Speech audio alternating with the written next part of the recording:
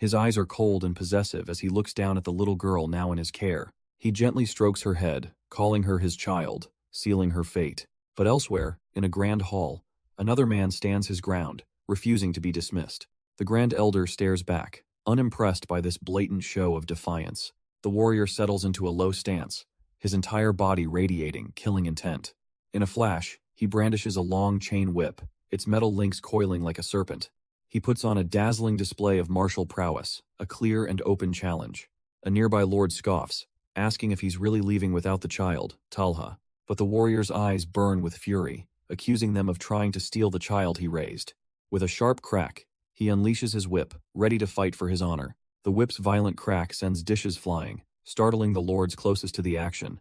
The rest of the audience, however, simply bursts into laughter at the audacious display. Only the Grand Elder remains stone-faced, his expression one of cold, silent judgment. Another lord speaks up, telling the young warrior that his point has been made and there's no need for this. He then asks if the boy isn't going to offer some parting gift or respectful words before he leaves. This lord scolds him, calling him a brat who only thinks about what he can gain from the situation. But the mustached lord suddenly pivots, aiming his frustration at the speaker, mocking his 10 years of fruitless research. Caught off guard by the jab, the researcher hesitates for a moment. He carefully explains that what he discovered isn't practical. Learning it now would set a warrior back years. Taking a slow drink, he reveals the truth. He was gone for a decade because he had to relearn his own martial arts from scratch. He explains that only last year did he finally recover his original strength after all that time. With a weary look, he asks his old friend if he still wants to learn this grueling technique. The mustached lord balks at the idea, exclaiming that he'd die before he could relearn his entire martial arts. He tries to laugh it off, saying he'll just take the secret when he retires or on his deathbed. But the elder's tone shifts, mentioning that he also needs to keep a close watch on Hangzhou. Whispers are spreading that the Blood Dragon faction is starting to gather its forces again. He warns his friend not to get complacent, because a threat from Hangzhou could blindside him.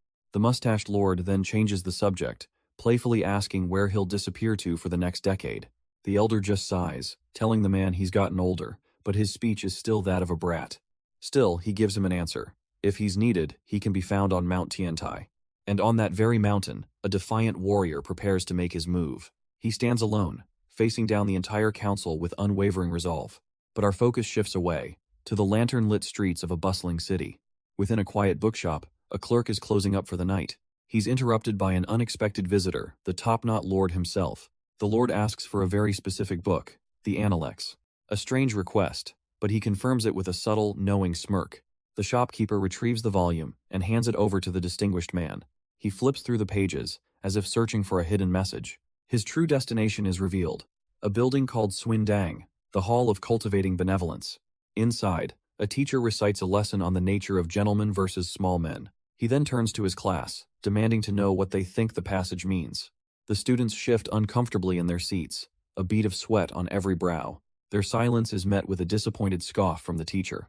One student glances over at a younger boy, wondering why this kid bothers with such lessons. After all, philosophy doesn't exactly fill your pockets, and money is all that matters. The teacher, fed up, clears his throat and points to one of the older students, demanding an answer. But the young man just looks down, completely stumped like the rest of them. The teacher sighs, muttering about how they've been his students for years yet learned nothing. But then, his eyes land on the young boy, Tongmi, who seems to have an idea. Young Tongmi stands and calmly recites the lesson he was taught. A gentleman, he explains, associates through righteousness, while a petty man is guided only by profit. The teacher listens, a flicker of memory crossing his mind. Has he taught this before? He confirms to the class that Tongmi's answer is perfect, a complete interpretation. Tongmi looks proud, but the teacher thinks that if it were any other child, he'd be overjoyed. Instead, a deep sense of regret washes over him, muttering what a complete waste this is. His frustration finally boils over as he slams the table, roaring at the other students. He demands to know why they show no improvement while Tongmi, who started late, excels. But the real lesson comes after class, as a pained cry echoes in the schoolyard. Tongmi is on the dirt, surrounded by the older students, who sneer at him for daring to outshine them. The ringleader sneers down at him, blaming Tongmi for showing off and getting them all in trouble. Bruised and on the ground, Tongmi doesn't understand why they're so angry. He tries to reason with them, reminding the leader he promised they could play together if he studied hard. But the bully just laughs, revealing he only ever said that out of pity. He shoves Tongmi back down, mocking his cheap clothes and telling the lower district boy to know his place. But as the bully grabs his face, he's met not with fear, but with a defiant, burning glare. In a flash, Tongmi explodes, grabbing the bully's arm with unexpected strength. He twists with vicious force, slamming the shocked ringleader face first into the ground. With one of his tormentors down, Tongmi stands over him, fists clenched and ready, his eyes blazing. He challenges the rest of the stunned group, screaming for all of them to come at him at once. Enraged by his defiance, the entire group descends on Tongmi, screaming about his arrogance. They rain blows down on him, determined to beat the lowborn boy back into his place. But Tongmi isn't just a punching bag. He moves between them, dodging and weaving through the chaos. With a sharp crack, he lands a solid punch right on one of his tormentors' faces. He follows up with another, his knuckles connecting with brutal, satisfying force. Just as he gains momentum, another bully grabs him from behind in a desperate hold.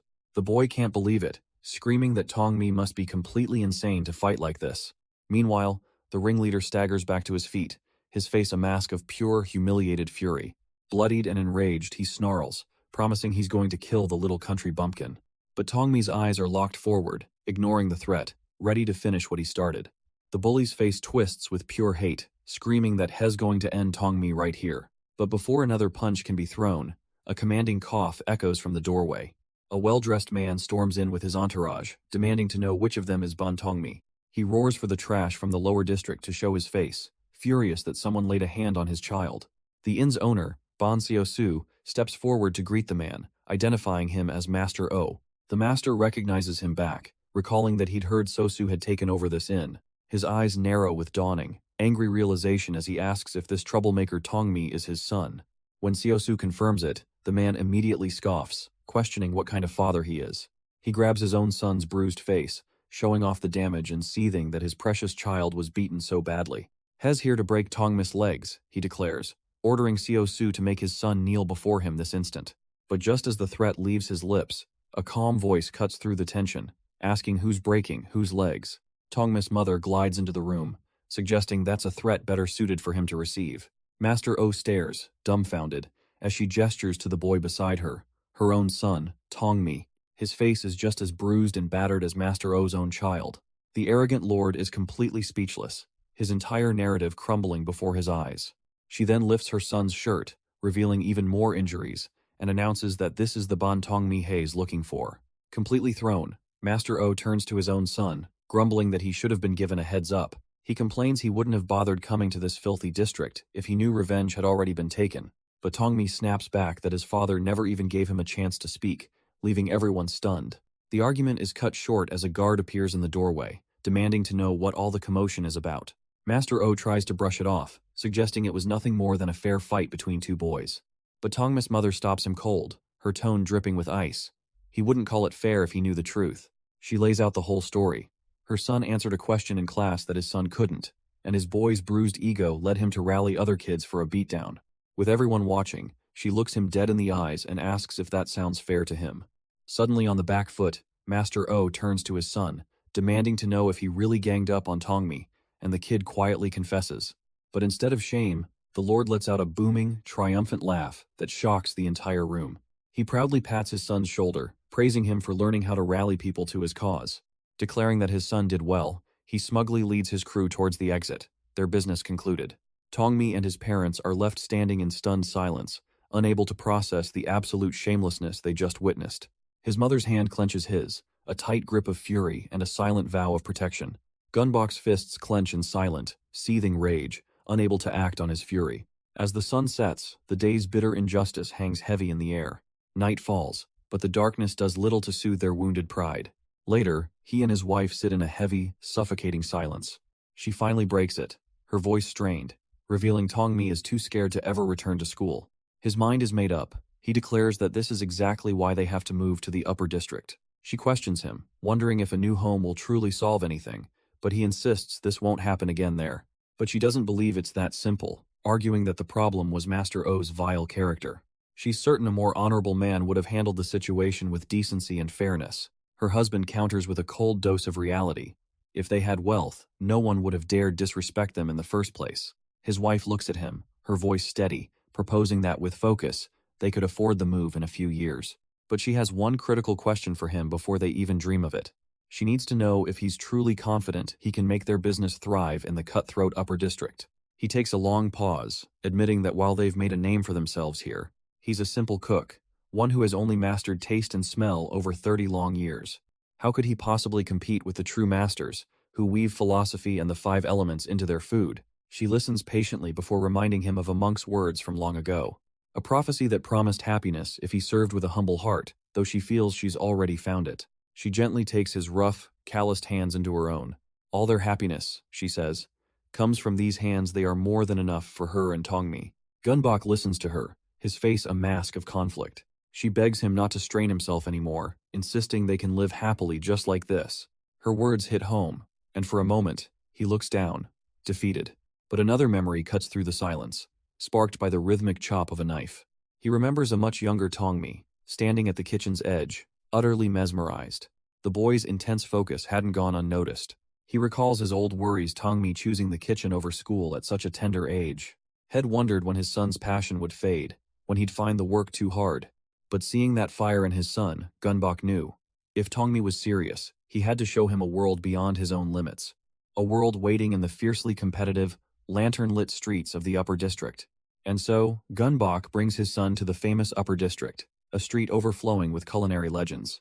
Young Tongmi is completely starstruck, his eyes wide with wonder at the sheer scale of it all. Signs for legendary establishments hang everywhere, each one a testament to the masters inside. As father and son make their way through the bustling crowd, their destination comes into view. But a loud, familiar voice calls out from the Drunken Dragon Pavilion, surprised to see Gunbok. An old acquaintance, a big brother, greets him with a hearty but questioning welcome. At his father's prompting, Tongmi steps forward and introduces himself with a formal bow. The pavilion master smirks, impressed by the boy's sharp and confident spirit. But he's no fool, and he cuts to the chase, asking Gunbok what business he really has here. With a dead serious look, Gunbok simply says they came to eat, leaving the man completely baffled. Gunbok finally explains the real reason they're here. Tongmi is eager to start his culinary journey. The pavilion master scoffs, comparing the boy's drive to his own lazy son, still failing to see the point. So Gunbok lays it out plain and simple. His son has one major misconception. He thinks his father is the best chef alive. To fix this, he needs Tongmi to witness true masters at work, to see a world of flavor beyond his own kitchen. A spark of understanding and pride flashes in the master's eyes. He accepts the challenge to prove his superiority. Another man humbly steps in, reminding Gunbok of his own legendary status and how much others have learned from him. With the air cleared, the pavilion master warmly gestures them forward, inviting them to enter his establishment. He leads the way into the Drunken Dragon Pavilion, Tongmi and his father following right behind. The young boy's gaze is sharp and focused, taking in every detail with a determined look. Inside, the restaurant is a grand and bustling hall, a perfect stage for a master to show his craft. The patrons buzz with talk of the menu, with the master musing that for a child, the green stir-fried shrimp is the obvious choice. With a confident smirk, he confirms his decision, noting they have an excellent dragon well tea that would pair perfectly. Gunbok leans in, explaining to his son that this restaurant is legendary, specializing in shrimp-based cuisine. It's why they call it the Drunken Dragon Pavilion. They use only the freshest seafood, brought all the way from Shanghai. The very thought of it brings to mind a vision of perfectly cooked, succulent shrimp. Tongmi's eyes go wide with wonder, and he practically begs the man to explain more about his cooking. The pavilion master chuckles, more than happy to oblige as the steaming dishes are set before them. He begins not with the food, but with the tea, describing its rarity, a treasure picked just before the Qingming festival. As he pours, he details its subtle, light taste, and the tranquil aroma that lingers long after the last sip. He notes that while locals praise other teas, his personal preference lies with this superior dragon well, a true connoisseur's choice. Following the master's lead, Gunbok takes a slow, appreciative sip of the fine tea. Tongmi does the same, letting the warm, fragrant liquid wash over his palate.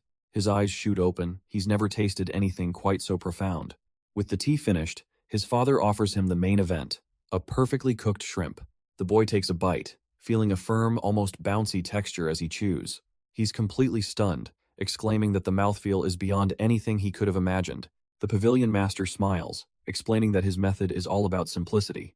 The key is just a quick stir-fry and a hot wok to bring out the shrimp's natural flavor. He chuckles, asking if it doesn't sound easy to the aspiring cook. But Gunbok directs his son's attention to the true masterpiece, the flawless knife work that kept the delicate shrimp perfectly intact.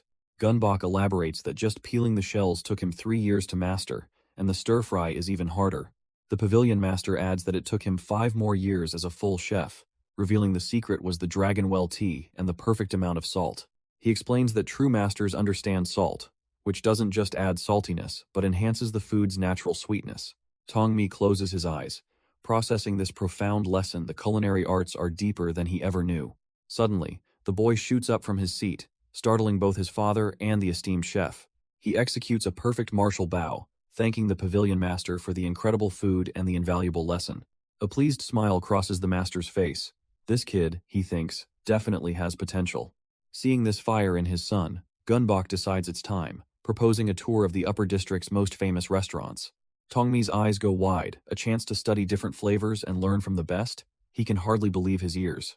And so, their culinary journey through the city begins, a quest to forge a master chef. Their first stop is a grand restaurant, where Gunbok explains the delicate balance of the dishes before them. He breaks down the composition of each plate, teaching his son to see beyond just the ingredients. They then move on to the bustling Neng Kai Xiangnan Lake Ancestral Hall, a place with a completely different energy. Tongmi wastes no time, digging in with wide-eyed excitement, his father watching with a knowing smile.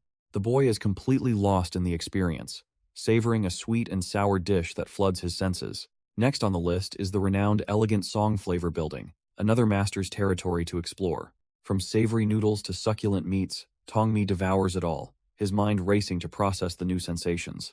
It all culminates in a single, explosive realization: this city is an absolute paradise of flavor. Their journey takes them across the beautiful city of Suzhou, a world of culinary wonders. As they walk, the weight and excitement of their quest settles in, a silent understanding passing between father and son. A hand rests gently on Tongmi's head, and the boy looks up, confused by his father's sudden change in mood. Gunbok sighs, wishing for his son's sake that he truly was the world's greatest chef. He asks Tongmi to think back on all the food they've tried, admitting that every single dish was elegantly delicious. The lesson is clear. Even in a city like Suzhou, there are countless chefs who have already surpassed him. So he asks the real question now that Tongmi's path is set: will he aim to become the best in just this city? But Tongmi's eyes blaze with a fire far greater. He declares he won't just be Suzhou's best, but the world's greatest. A proud, knowing smile spreads across his father's face. This was the answer he was waiting for. With that heartfelt promise hanging in the air, they continue their walk across the city bridge. Their footsteps echo, marking the final moments of this pivotal day in the young boy's life. And just like that, with a quiet transition, several years pass by in an instant. The years have passed, but the sound of his blade remains the same, a swift, rhythmic beat. A much older Tongmi is lost in his work, his focus absolute. His knife dances across the cutting board, a blur of practiced perfection. Nearby, another cook fumbles with his own prep, clumsily tearing at the greens. He grumbles under his breath, consumed with jealousy. Certain the master only taught Tongmi the secret techniques. A veteran waiter just scoffs at the idea, finding it absurd that there's a special art to chopping scallions. But their kitchen drama is cut short by an angry customer, demanding they stop the nonsense and bring out the rice. The flustered cook quickly assures him it's on the way. He opens the pot only to find it completely empty, as the furious patron asks if he wants to die. Just as the situation boils over, a calm request is made to wait just a moment. In a flash, the wok roars to life, rice and vegetables dancing in the flames. It's Tongmi, calmly preparing a perfect egg-coated rice, as his jealous coworker stares in disbelief. He presents the finished meal, a simple but elegant dish with a side of egg soup. Tongmi offers him a taste, explaining it's all he's allowed to make for now. The first bite is a revelation, his expression shifting from doubt to pure, unadulterated awe.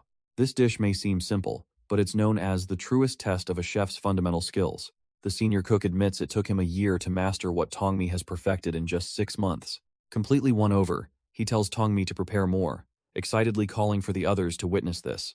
With his talent finally acknowledged, Tongmi begins preparing bowl after bowl with effortless speed. His once bitter rival is now his biggest supporter, eagerly helping get the food served. But just as things are looking up, the restaurant owner groans in frustration. That worthless bastard is here again. Tongmi's good mood evaporates, his eyes hardening as he recognizes the source of the trouble. Out in the main hall, a group of thugs has made themselves comfortable, their intimidating presence silencing the room. Their leader, a brutish man named Akgyun, lounges with an air of absolute ownership. He's flanked by his cronies, a collection of unsavory characters who look ready for a fight. One of them, a heavily scarred man in a red hood, glares out from the shadows of his cloak. Akgyun lets a smug grin spread across his face, clearly enjoying the fear he's causing. Across the room, Tongmi's father, Gunbok, watches with a look of pure hatred. But despite his rage, he bows his head subserviently, a sight that makes Tongmi's blood boil. Suddenly, a stern figure walks through the crowd. It's Tongmi's mother, and she looks anything but subservient. Without a word, she slaps a heavy pouch of money right onto the table for one of Akgyun's thugs. It's their hard-earned protection money, spilling out onto the wood. The thug looks up, startled, as she glares him down with pure contempt while he begins to count. From across the room, Tongmi watches this humiliation, his eyes burning with silent fury. He can't stand to see it, turning his back on the scene and stalking out of the restaurant. He storms into the bustling street, the noise of the town barely registering over his own anger. As he walks through the crowd, his rage begins to wrestle with a bitter realization. He admits to himself that if he were in his father's position, he would be just as helpless. It's not just Akgyun they have to fear. It's the entire Jungnok faction backing him. But logic can't quiet his heart, which screams at the injustice of handing everything over to such scum. He stomps through the street, cursing his own damn powerlessness. A quiet apology escapes him, a bitter admission of his own weakness. But his anger is cut short by another scene of public humiliation just ahead. A young girl clings to her father's leg, begging him to forgive her just this once. She buries her face in his robes, her desperate sobs echoing in the silent crowd. Tongmi can only watch, his own problems suddenly feeling so insignificant. The townsfolk recognize him, but their words are just background noise to the tragedy. The debt collector calmly states his business, as others remark it's fortunate she's only going to a red pavilion. Her father's face is a mask of tears, pleading for the man to just go and get it over with. He tells his daughter that this is their reality. A life of submission is the only way people like them can survive. Tears stream down the father's face as he tries to reason with her, saying at least she'll be fed. But his daughter can only sob and apologize, begging him not to make her go. He argues that with one less mouth to feed, her siblings will finally have enough to eat. The final gut punch. Her sacrifice might be the only way to afford medicine for their dying mother. Her younger siblings wail in the background, crying out for their big sister not to leave them. She looks back at her family, the weight of their desperation crashing down on her. Her hand, once gripping his robes for dear life, slowly lets go. She turns to her weeping family and utters her defeated consent. She will go. The debt collector nods approvingly, telling her she's made the right choice. He offers a sliver of false hope, saying if she works hard, she might even help her family one day. And so, with heavy steps, the girl is led away from her sobbing family. Her tears still fall, but her face is a mask of quiet, heartbreaking acceptance. Tongmi watches from the side, his expression hardening as he witnesses the grim transaction. The scene shifts to a lively pavilion later that night, lanterns glowing warmly. The owner bows and scrapes, asking a departing faction leader if he enjoyed the food. The leader offers a lukewarm response and a patronizing farewell, wishing him prosperity. But as soon as they're out of earshot, his men are already sneering with contempt. They swagger through the streets, their dissatisfaction growing with every step. One of the subordinates finally voices his complaint, asking what that meager meal was all about. He grumbles that he expected to eat until he burst, calling their host a stingy fool. The leader just stares, wondering if his man has completely lost his mind. He points towards a much better destination, telling his oafish subordinate to get a clue. A nearby pleasure pavilion glows warmly in the night, a promise of fine company and drink. The women inside are the picture of elegance and allure. This was the real plan for the evening, not some stuffy dinner. His men are struck silent, their eyes wide with dawning comprehension. The complainer is all smiles now, saying he should have just told them from the start. But the leader's mind is still on business, plotting the downfall of the White Gold Association. With a grin, he declares that tonight, everyone celebrates on his coin for their coming victory. But in the blink of an eye, a silent projectile cuts through the air, and 3 of his men fall. The faction leader's instincts scream, and he ducks just as another projectile zips past his head. With a swift movement, he deflects the dart, his reflexes saving him from a fatal blow. His furious gaze snaps to the rooftops, locking onto the silhouetted figure of the assassin. The man in the hood curses his miss, while the leader below seethes at the little rat who ambushed him. He roars at his men, ordering them to catch the attacker at all costs. The chase is on, a blur of figures leaping across the moonlit tiles of the pleasure district. But the pursuers run straight into a trap as a second figure lands, blocking their path. This new warrior unleashes a strange, flexible sword, its arc glowing in the dark. Before the crew can react, The whip-like blade smashes into the lead pursuer. The accomplice stands ready, having already neutralized one of their own with chilling efficiency. Another pursuer lashes out, but the accomplice simply weaves under the attack. He counters with his own whip blade, sending the man flying from the rooftops. Meanwhile, the original assassin lands with a bone-jarring punch aimed at the tiles below. The stone shatters under the force of his blow, a silent warning of his strength. He doesn't waste a moment, immediately sprinting along the side of the building. It looks like he's been cornered, brought to the ground as a warrior leaps down to finish him. The last pursuer, a man with a goatee, thinks he has the accomplice distracted and attacks. But his rope dart is parried with almost insulting ease by the shaved-headed warrior. And in that moment of shock, he realizes it was a trap, as the assassin appears above him, crossbow aimed.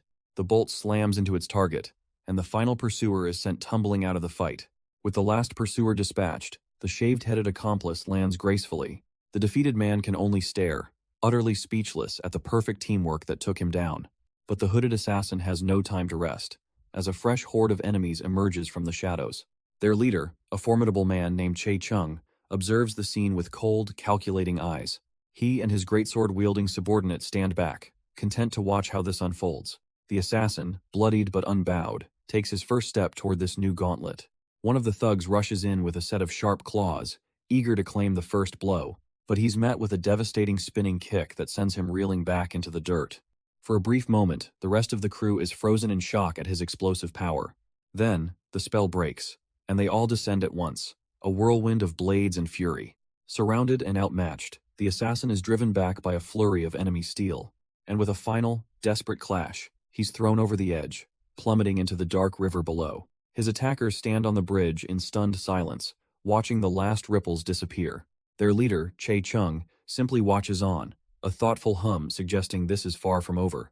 As if on cue, a new figure steps out of the shadows, followed by his own entourage. Before Che-Chung's men can even process the situation, this newcomer is already moving in. He weaves through a wild sword swing, his movements fluid and impossibly calm. The thug lunges again, desperate to land a hit, but he's already lost the fight. With a precise jab of his fingers, the newcomer shatters the man's grip on his blade. A final, decisive strike sends the disarmed thug plummeting to the stone path, utterly defeated. Without a word, Che-Chung explodes into motion, unleashing the flying horse iron leg technique. His strikes are a blur, a whirlwind of force that sends his opponents reeling. He pivots, his movements economical and deadly, already lining up his next target. One of the thugs is sent flying, completely overwhelmed by the sheer speed of the assault. The remaining men can only watch in horror as he cuts through their ranks like a storm. One lunges with a blade, only to have his sword arm sliced open for his trouble. A bead of sweat is the only sign of effort on Che-Chung's face as he presses the attack. He ducks under a wild swing and smashes his fist into another thug's jaw. A brutal stomp ensures the man stays down for good. He then twists another's arm, cleanly disarming him and claiming the sword for himself. With his new sword in hand, Che-Chung brings it down in one final, decisive arc. The last thug's eyes widen in sheer terror as his life is cut short. But before the dust can settle, a new crew arrives, their leader coolly assessing the bodies. He orders his men to find the survivor, even if they have to dredge the canal to do it. Che-Chung stands over his handiwork, a splash of blood on his shoulder, the only mark of the fight. A dark, almost predatory grin spreads across his face. He clearly enjoyed every second of it.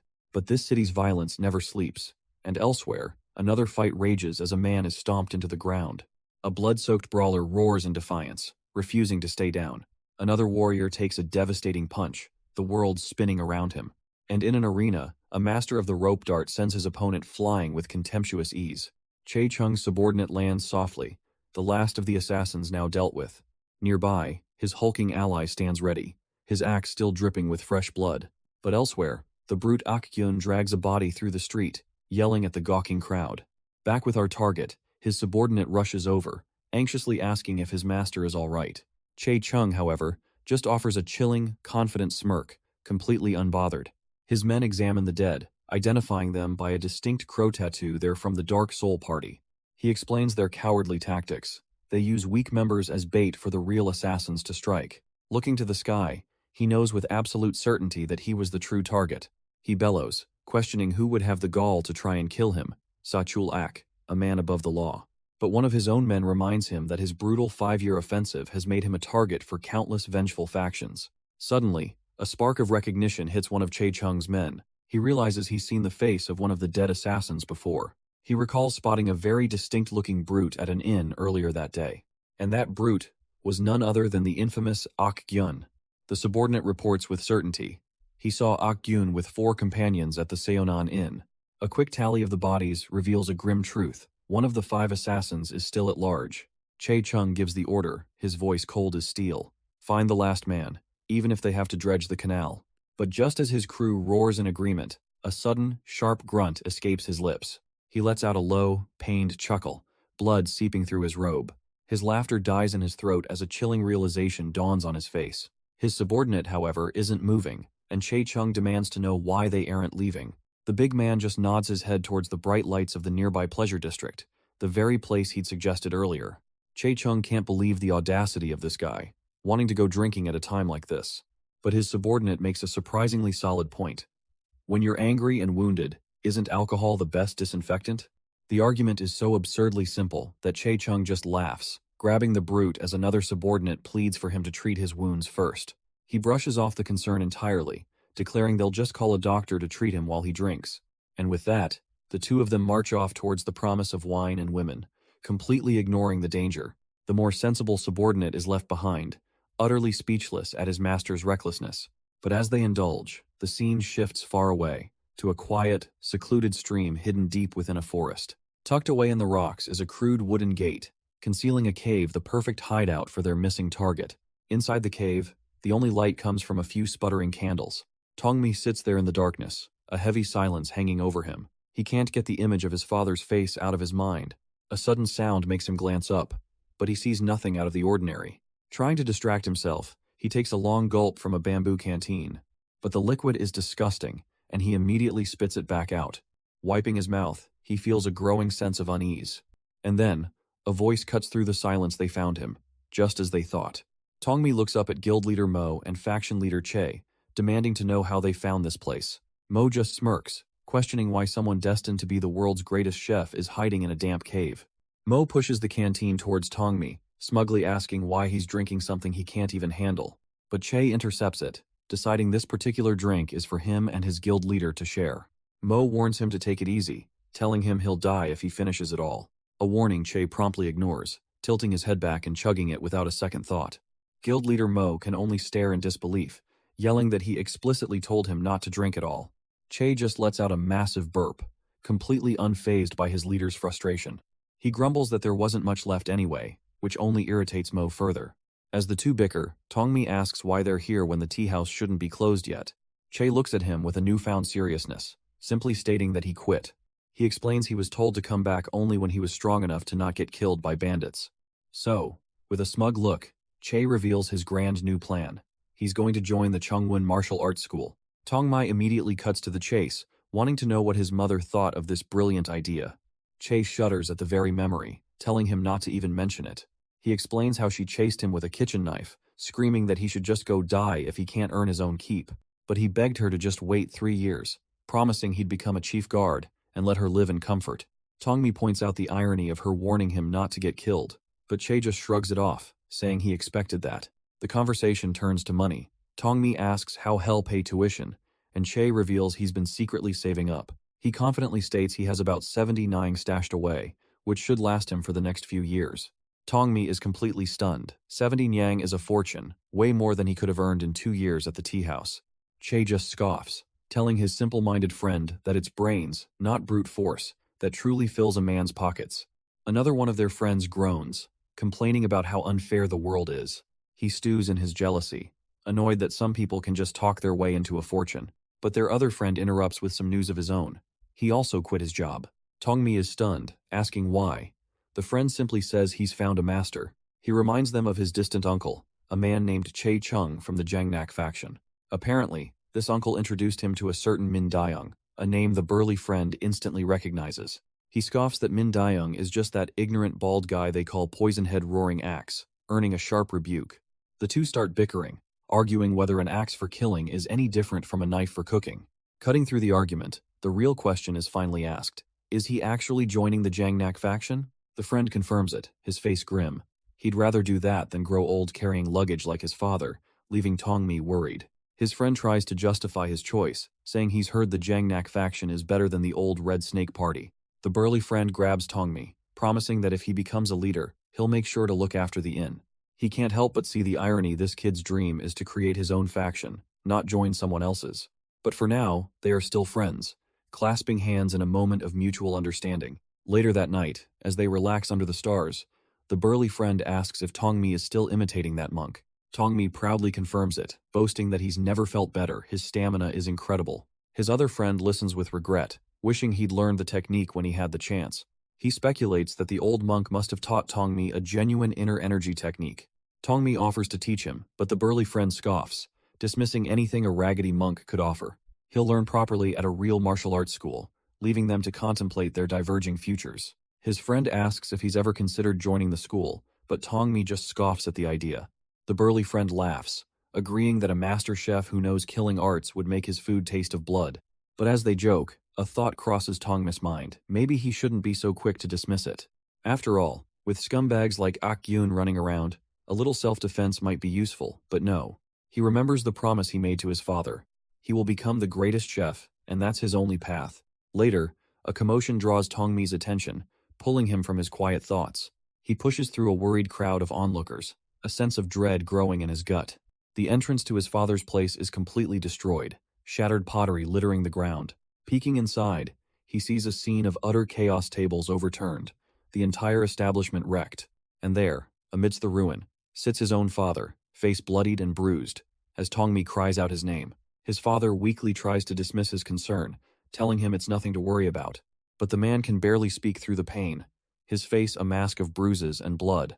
Tongmi's shock turns to tearful rage as he screams, demanding to know who did this. He turns to his mother, but she can only stand there, weeping silently. His father grabs his arm, a desperate, silent plea for him to calm down. But he offers no explanation, simply turning his back in what looks like shame. For the first time, Tongmi sees his father not as a rock, but as someone weak and frail. The thought fuels his fury, and he roars, demanding a name from anyone who will listen. He grabs one of the other merchants, his voice cracking as he asks who was responsible. Finally, the man answers, cursing the bastards from the Jangnak faction for their cruelty. With the name of his enemy revealed, Tongmi slowly rises, a cold fury settling over him. He turns without a word and walks with heavy steps back toward the kitchen. His hand reaches for the tools of his trade, but this time, it's not for cooking. He grabs a large knife, his eyes burning with intent as he marches back out to settle the score. Suddenly, his father lunges, wrapping his arms around him and screaming his name to stop. Tongmi struggles, roaring that he'll kill every last one of those bastards, demanding to be let go. But his father holds on for dear life, refusing to let his son throw his life away. His mother blocks the path, her arms wide, as she pleads with him that this isn't the way. The rage finally breaks, and tears stream down Tongmi's face as he screams, asking why they have to suffer like this. He cries out in anguish, demanding to know why they must live, cowed in fear, never once fighting back. His mother's tears stream down her face as she pleads with him to let his anger go. But Tongmi can only look at his beaten father, his voice cracking as he asks why a good man has to end up like this. His father hangs his head in shame, only able to mutter that he's sorry. The apology just confuses Tongmi more, his own tears flowing as he demands to know what his father did wrong. The three of them stand broken in their ruined restaurant, a picture of helpless despair. Elsewhere, in a quiet, ornate room, Yuk Sang-yang approaches the elder, Seo Gibong. The old master calmly takes a drag from his pipe, admitting he did something foolish. Their opponents are not to be underestimated. Yuk Sang-yang doesn't seem surprised, confessing he never expected the assassins to actually succeed. Failure was part of the plan, he reveals. A simple provocation to make their true enemies wonder who was coming for them. Seo Gibong smirks, wondering aloud what might have happened if they had won, reminding Yuk Sang-hyang it would only be natural for him to kill his own father's murderer. Yuk Sang-hyang shrugs, saying if the target had died, that's fine too. Why would he personally bother with someone so weak? He then coldly admits he barely remembers his own father's face. This quest for revenge, just a hollow obligation. His master, Seo Gibong, waves off an offer for tea, instead warning his disciple to be careful. He must not leave any more trails, because if a certain someone finds out, they'll come for him in a blind rage. Against that man, the old master admits, Yuk Sang-hyang would be helpless, and he himself is currently shackled. But Yuk Sang-hyang seems unconcerned, stating he's not a filial son and can find other ways to occupy his time. Seo Gibong simply sighs at his disciple's unique personality before complaining that the tea is cold. He'd much prefer warm oolong tea, and Yuksang-hyung immediately agrees to prepare it for him. The scene cuts away, shifting to the high, misty peaks of a lonely mountain. There, the swordsman Wan Nahan stands alone, his hand already gripping the hilt of his blade. His mind is a storm of thoughts as the wind whips through his hair. He stands alone, a solitary silhouette against the vast, dawning sky. From his vantage point, he can see smoke rising from a distant building, a sign of life, of home. It's about that time, he thinks. Just one simple step forward is all it would take to return. But his hand tightens on his sword as a wave of self-loathing hits him. How dare he even dream of it? It has been 40 years. 40 long years since he walked away from that place. After accomplishing absolutely nothing, what right does he have to show his face again? He must stop thinking like this.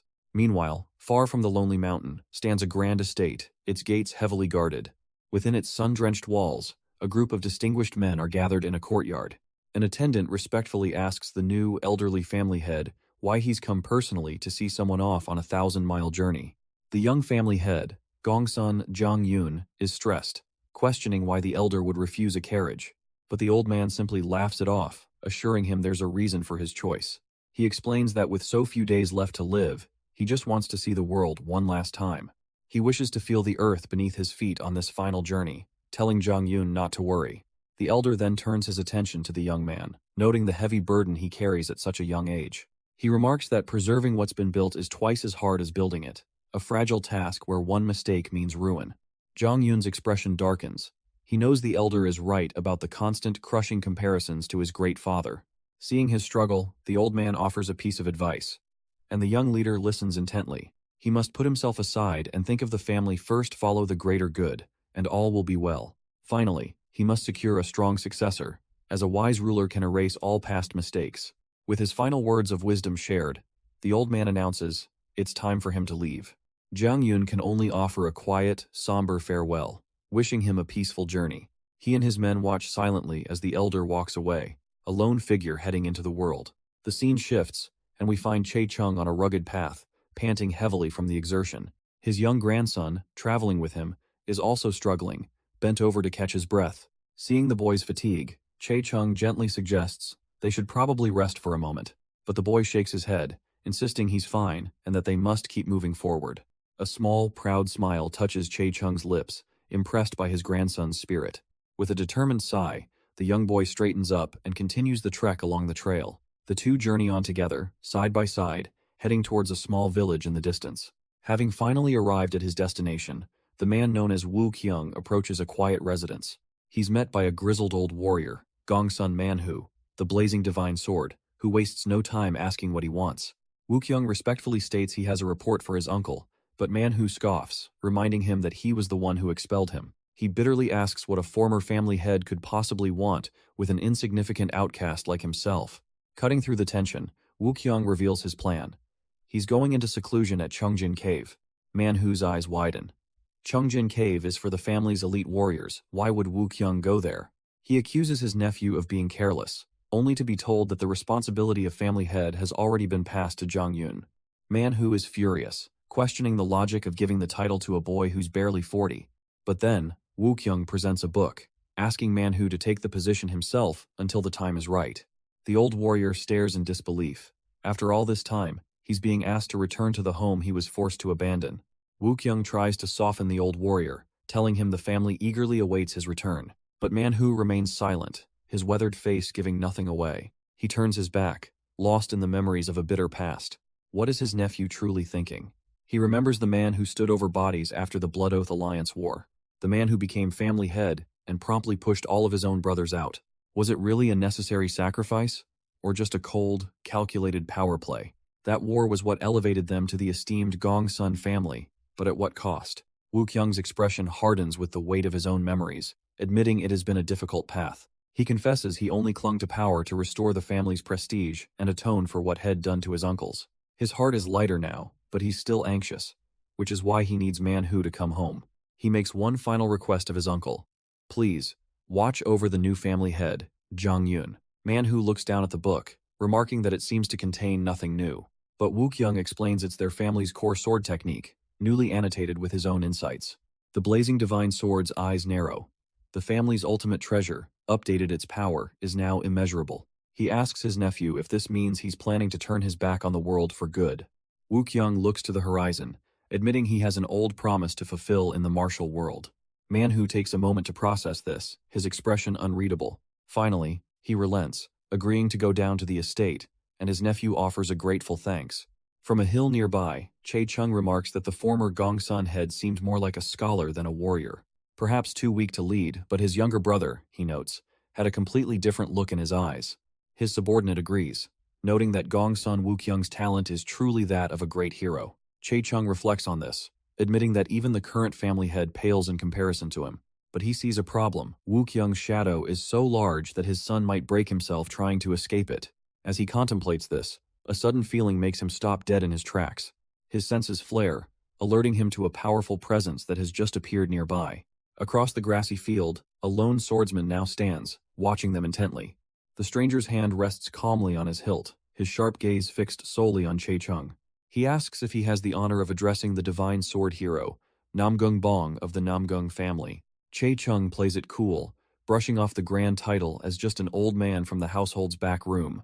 But the traveler introduces himself as Wan Nahan, bowing deeply to the senior he has clearly recognized. But Seogibong suddenly realizes something is very, very wrong with this picture. He quietly chides Chae-chung, telling him that the name Wan Nahan doesn't fit a simple martial artist. The old man insists that he needs to show this man proper respect. Immediately, the traveler then bows deeply, introducing himself not as Wan Nahan, but as Namgung Ilgi, a name Chae-chung certainly recognizes. Seogibong leans in, whispering a legendary and terrifying title, the Severed Limb Demonic Blade. The name hits Chae-chung like a physical blow, his eyes widening in shock. Seogibong confirms it. This man, Namgung Ilgi, is that very person from the old stories. And as the sun sets behind him, Namgung Ilgi looks every bit the legendary figure he's claimed to be. Chae-chung admits the man was active before he was even born, unnerved by such a gruesome title. The swordsman then speaks, noting that he's admired the divine sword hero from afar, and now they're all alone. Seogibong explains that at his age, nearly 90, most things in the world feel futile. He asks Namgung Ilgi what could possibly bring him out of his 20-year retirement. The swordsman simply states that he is now on his way to the Gongsun family. The time has come, he says, to fulfill a promise made a decade ago, and Seogibong realizes he means the vow with Wookyung. Namgung Ilgi then turns the question back, asking if the old man has heard the recent news. He brings up the topic of the family head position, wanting to confirm the rumor that Seogibong and Wookyung have already fought 5 times. The old man affirms that Wookyung is so determined he's already begun secluded training for their battle. Namgung Ilgi's hand rests on his hilt as he realizes Wookyung has already cast aside his duties to prepare. Chae-chung finally speaks up, asking if this man is truly as remarkable as they say. Seogibong explains that even his own legendary great-grandfather and father acknowledged Wookyung's incredible skill, stunning the younger warrior. As the sun begins to set, Namgung Ilgi announces it's time for him to rest, and for them to make their move. He grips his blade, introducing himself under the alias Ban Nahan, and formally challenging the senior master to a duel. Seogibong is completely floored. He demands to know if the man is serious, reminding him of his impending battle with Wookyung. The old master can't fathom it. Is he willing to risk a fatal injury, or does he simply believe an old man is no threat? This isn't the swordsman. He knows one who doesn't chase fame or bloodshed. He demands to know the real reason for this challenge. Namgung Ilgi looks to the horizon and explains that before his current title, he was known as the Autumn Sword Demon. In those days, he only dueled other swordsmen, seeking to understand the very origin of his blade technique. Seogibong listens intently, trying to connect this story to the sudden, reckless challenge. But the real reason, Namgung Ilgi admits, was to find someone who recognized the sword style of the father he's never seen. He looks down with a hint of sorrow, revealing that after all this time nobody ever knew.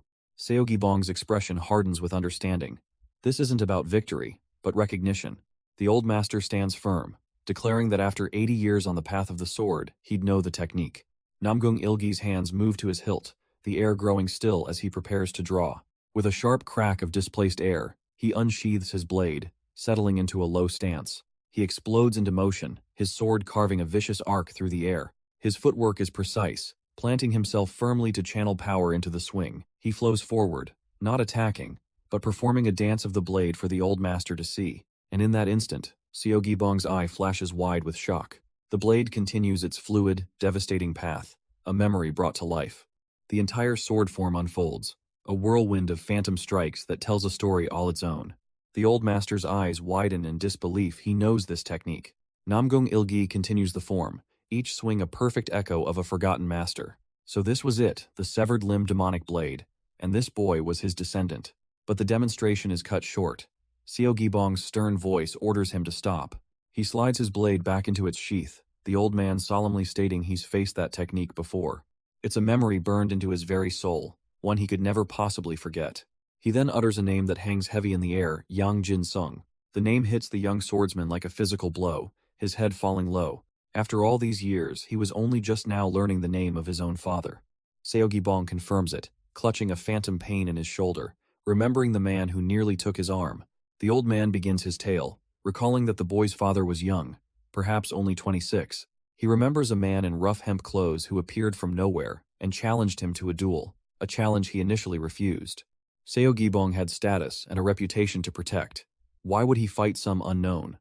But the man was relentlessly persistent. He wrote him off as a fool, but admits that at 29, he himself was just as hot-blooded and arrogant. So he finally accepted, planning to teach this nobody a lesson, completely underestimating the man before him. For the first time in his life, he felt the cold terror of a true deathmatch, a fight where one of them would not walk away. They both gave it their all, and in the final exchange, his sword found its mark in his foe's stomach, just as the demonic blade carved through his own shoulder. The pain was unlike anything he'd ever felt, staring in shock at his own broken bone. After tending to his wound, he saw Yang Jin Sung clutching his gut, offering a deep, respectful bow. Then, without a word, his father turned and simply staggered away, leaving nothing but a memory of defeat and respect. With his story finished, Seo Gibong wonders aloud if the man died, confused how such a master remained unknown. Wan Nahan listens in silence, his expression unreadable as the full weight of the past settles on his shoulders. The old master's tone shifts, his resolve hardening as he calls out to Ilgi, telling him to hand over his sword. He reminds his great-grandson that this will be a proper duel, and he needs to understand what that truly means. With a series of sharp cracks, he works the stiffness from his old knuckles, preparing for a fight. A few groans and creaky stretches later, he feels the old warrior spirit stirring within him once more. He takes the blade, his weathered hands gripping the hilt with a familiar and deadly certainty. Standing tall against the setting sun, Seo Gibong declares that this old man is finally ready. He challenges Wan Nahan directly, reminding him that the son is honor-bound to kill his father's enemy. So, what's the hesitation? After 40 years of wandering, there must be a conclusion, a price to be paid. Seo Gibong opens his arms, his invitation hanging in the air. Come and face him.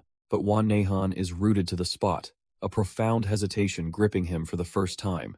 He questions himself, is this feeling because his 40 years of wandering are finally at an end? His great-grandfather claims it was a proper duel, and perhaps the only way to repay that is with a proper duel of his own. A memory flashes through his mind, his own father, Yang Jin Sung, once wondering about a future challenge. His father had predicted that the child would wait until he was old and weak, too feeble to properly wield a blade, and then he would dare to call that a proper duel.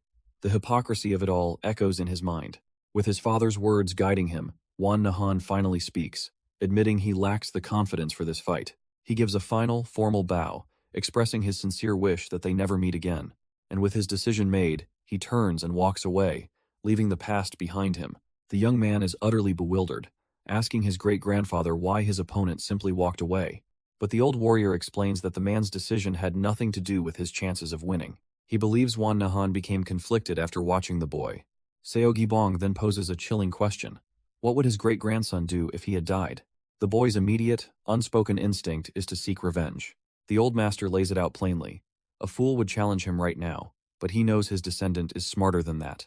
Instead, he would wait until he was skilled enough, continuing the exact same cycle of vengeance.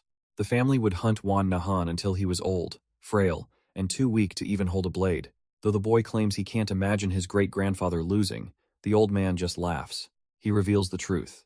Wan Nahan walked away not from fear, but because he couldn't justify the duel to himself. With the conflict resolved, Seo Gibong tells Ilgi that it's time for them to go. The two warriors walk away side by side, their long shadows stretching out as the sun finally sets. The story shifts to a stark, colorless memory of a different swordsman, Che Chung, as he draws his blade. He faces a lone opponent in a desolate, wintry forest, the air thick with tension. In a blur of motion, Chae-chung explodes forward, his sword singing through the air. His form is perfect, his grip unwavering as he prepares the finishing blow. A single, decisive slash cuts his enemy down before they can even comprehend what happened. He flows through the motion, a master of his craft, a phantom of death in the quiet woods. But then, a faint rustle from the undergrowth breaks the silence. He freezes mid-stance, his senses screaming he's just realized he is no longer alone. A young man bows deeply, apologizing to his grandfather for the intrusion, but Chae-chung just brushes it off as a simple sword dance. He then hands over a rolled-up letter, explaining that this is what demanded his attention. Chae-chung's expression hardens as he reads the contents. A summons from Ban Nahan at Taihu Lake on the 1st of August. Taihu Lake. So it's there again. He calculates quietly, realizing he has 2.5 months to prepare. Turning to his grandson, Jane, he asks him to come along on the trip, an offer the boy immediately accepts. As Jane leaves, Chae-chung looks out over the desolate landscape, lamenting that life is too short to master everything. He was so close too, just on the verge of truly understanding the wind before that little rascal interrupted his flow. He scoffs to himself, thinking of another student, Woo Kyung, who is still too caught up in things that are long over. Now his thoughts turn to an old acquaintance, wondering if his brother Ban has aged much over the years. Staring into the mist-covered mountains, a single thought solidifies his resolve. His expectations for this meeting are high. Arriving at the glittering waterfront of Suzhou, Jain naively asks if this is the famous scenic spot he's heard about. Chae-chung answers with a lesson, explaining that outsiders see the splendor, but not who creates it. He gestures to the weary laborers on the docks, telling the boy that this city is built on their hard work. Spotting some locals, he approaches them to ask for a decent place to eat and rest for the night. An old man is happy to help, pointing them toward the Seonan Inn, known for being clean, cheap, and having excellent food. His friend chimes in, adding that the liquor there is absolutely top-notch as well. With a simple word of thanks, Chae-chung turns to lead the way, his mind already made up. But Jain hesitates, confused, asking why they're heading toward the shabbier side of town. Chae-chung explains he prefers the smell of real people to the sterile, bustling areas. The grandson can't help but look disappointed. He was really hoping for a bit of sightseeing. Seeing his grandson's face, Chae-chung offers a compromise. They'll stay for days on the return journey. And with that, they step into the courtyard of the Seonan Inn, a place buzzing with evening activity. A woman with a calm demeanor greets them at the entrance, asking if they need a room or just a meal. Chae-chung gets straight to the point, confirming they'll need both food and a place to sleep. With a polite nod, she invites them inside to find a seat. She guides them through the lively common area, the warm light of lanterns illuminating their path. Once they're seated, Chae-chung requests their largest and cleanest room. The hostess smiles, assuring him all their rooms are spotless, and asks for their dinner order. He keeps it simple: beef soup, plain rice, and tea instead of alcohol. The order confirmed, she turns and instructs a staff member to prepare the upper room for their new guests. As they wait, Jain watches his grandfather, who seems to be enjoying the simple, lively atmosphere. All around them, the other patrons are lost in their own meals, completely oblivious.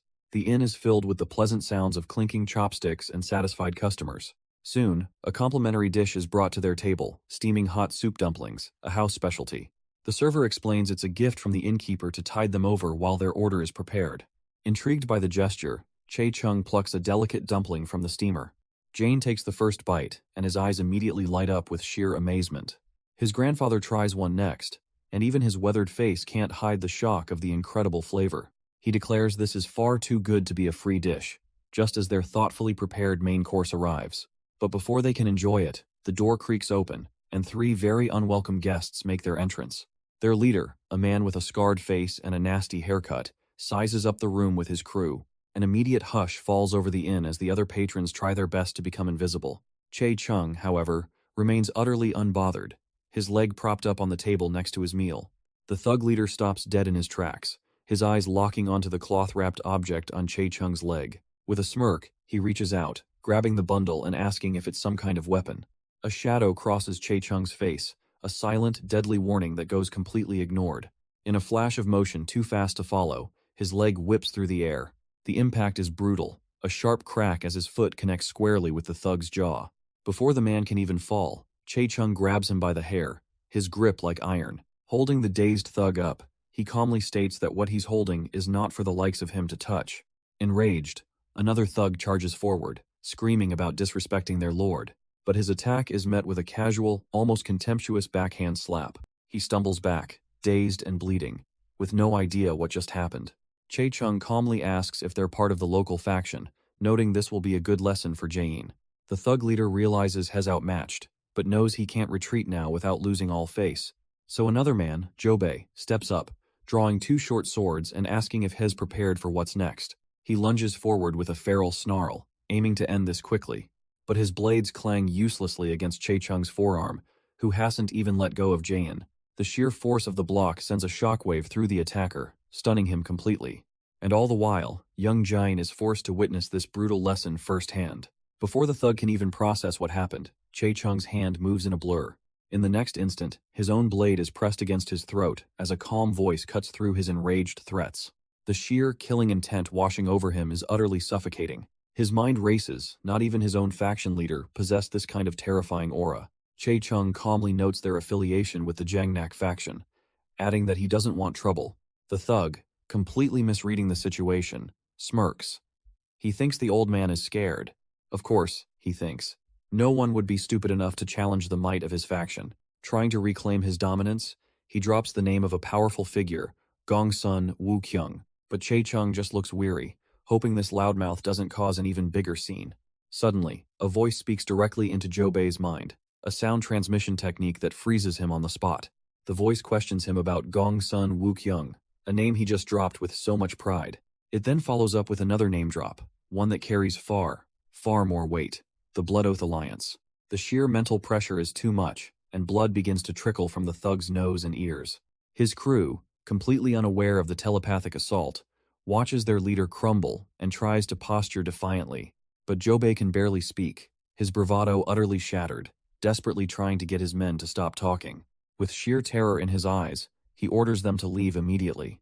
His clueless underlings protest, but their leader begins physically dragging them toward the exit. The entire inn watches in stunned silence as the boisterous thugs are unceremoniously hauled away. Once the commotion is over, Chae-chung turns his attention to the worried innkeeper. He calmly reassures her that what just happened will cause no trouble for her establishment, giving his personal guarantee. The inn hostess gratefully tells Chae-chung to call on her for anything, which he accepts with a quiet laugh. She breathes a sigh of relief, thinking how proud her son, Tongmi, would have been to see that. Meanwhile, at the Azure Cloud Martial Arts School, the sounds of intense training echo through the night. The school's master, Gi-woon, tries to focus on his book, looking thoroughly unamused. He can't complain about diligent students, but as he slams the book shut, he mutters that he needs his rest too. Glancing out the window, his suspicions are confirmed. He knows exactly who's making all that racket. He watches with a contemplative scowl as two figures spar with relentless energy in the courtyard. It's none other than Tongmi, trading blows with the seasoned warrior Seo Gi-bong. The young chef shows impressive agility, ducking under a powerful swing from his mentor. But Seo Gi-bong is faster, leaping into the air to bring his training weapon down in a crushing blow. Seo Gi-bong can't help but be impressed, praising Tongmi's perfect execution of the flying swallow technique. But as Tongmi lands, the sheer force of his movement sends splinters flying as his wooden training weapon shatters. He plants his feet with a solid thud, the maneuver complete, leaving his master watching in the distance. The commotion, however, draws the ire of one of the twin axemen, who stomps over looking absolutely furious. He starts ranting about how much effort goes into carving a single axe handle, but Tongmi just laughs it off. The axeman's anger quickly turns to disbelief, his mind reeling. How could Tongmi possibly possess such power?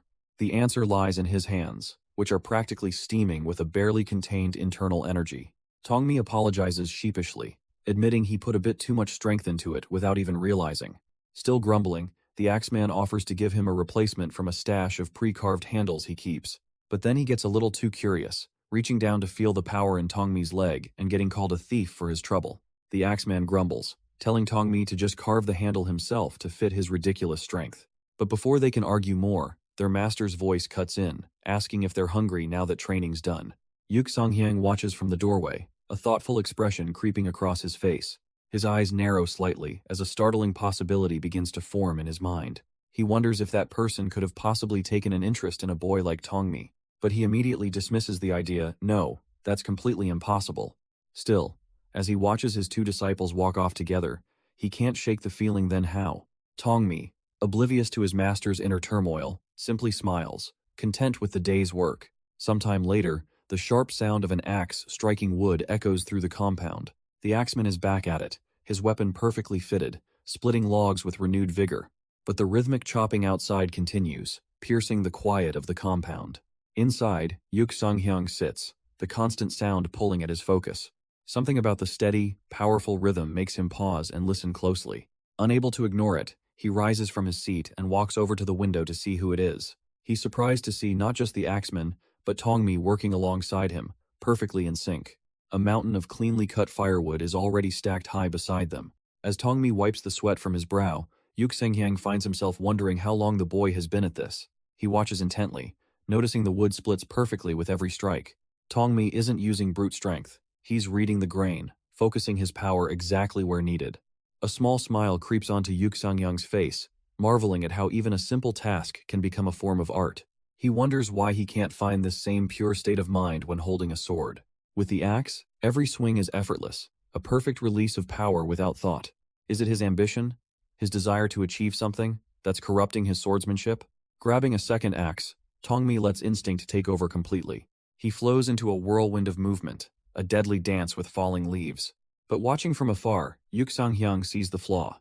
The beautiful form is killing the raw momentum. The sight triggers a memory of him as a boy, standing nervously before his own grandfather. He recalls asking what had done wrong, confused by the old man's heavy silence. He had bowed his head, just like that, desperately asking for guidance. His grandfather's voice was firm, commanding him to bring his sword and recite the heart sword precepts. The young Yuk Sung-hyung obeyed without question, presenting the blade to the old master.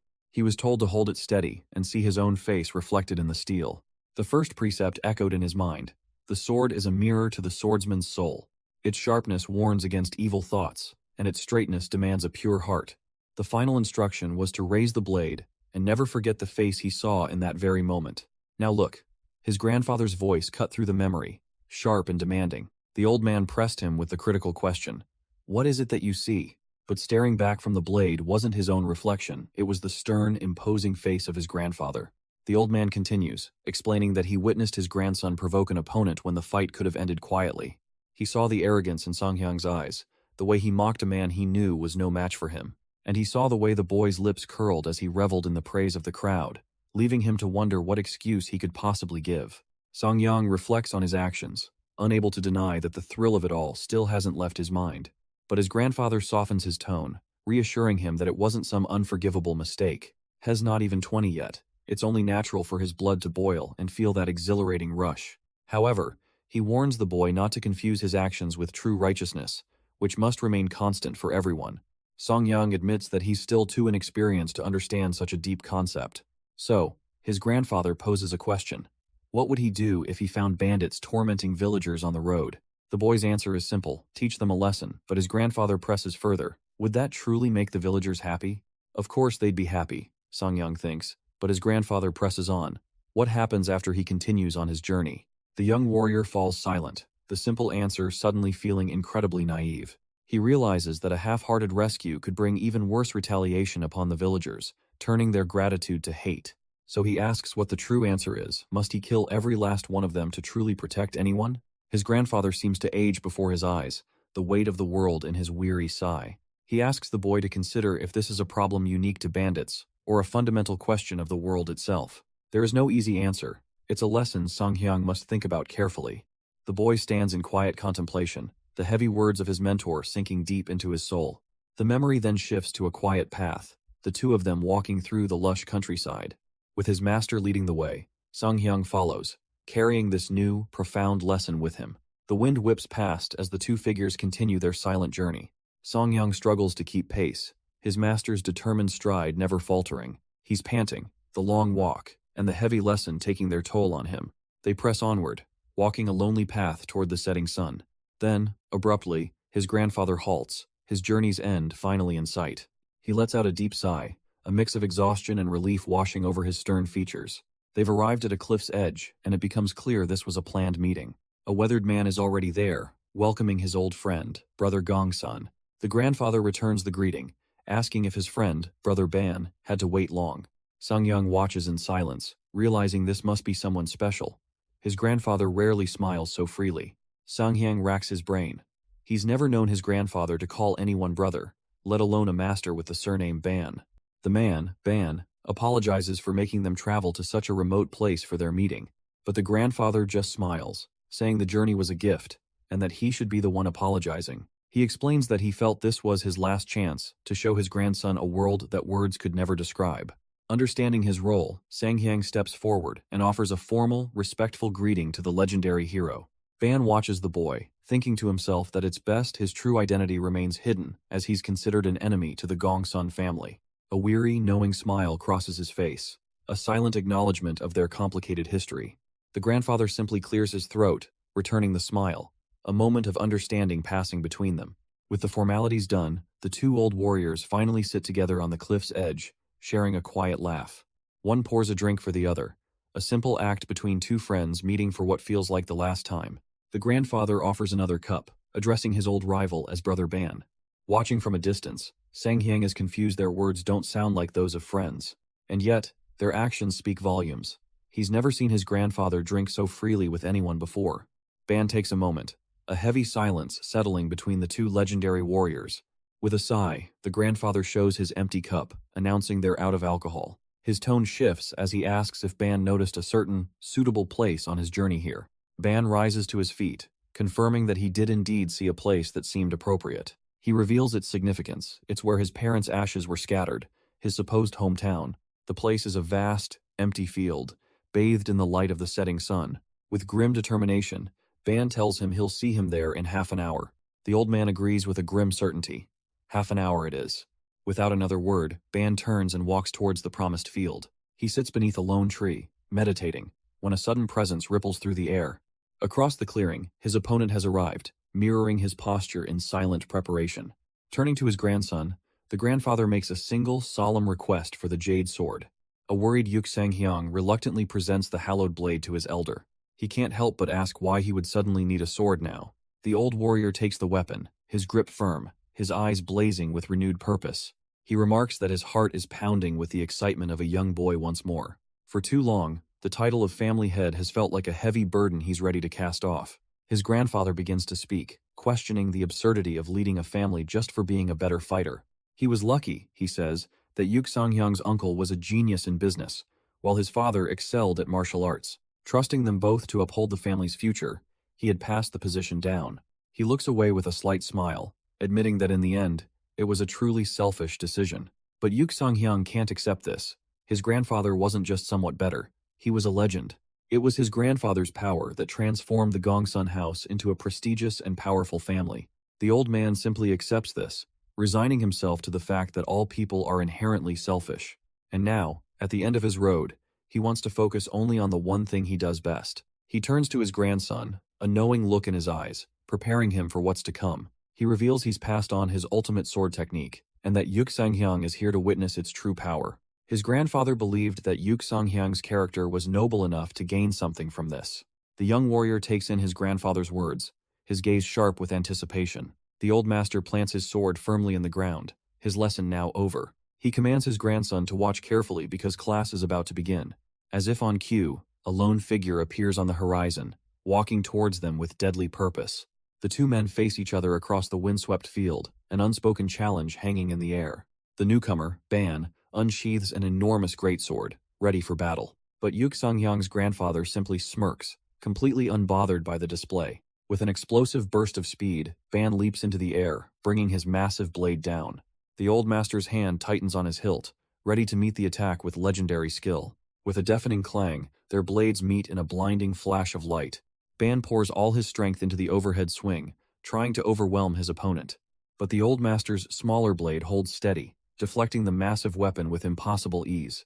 A slight glint in his eye shows he's analyzing every move, every twitch. He pivots, using Ban's own momentum to throw him off balance for just a moment. The grandfather flows into a counterattack, his blade a blur of motion. He glides forward, his footwork a masterclass in efficiency and speed. Steel grinds against steel in a rapid exchange, a dance of death across the field. Ban braces himself, preparing another brutal, bone-shattering strike. But once again, the old master is there, perfectly parrying the blow with the tip of his sword. But the greatsword's raw power is met by the grandfather's blindingly fast blade. Ban leaps high into the air, preparing to bring his entire weight down in one final, crushing blow. Watching from the sidelines, Yuksang is in utter disbelief. How could anyone possibly match his grandfather's might?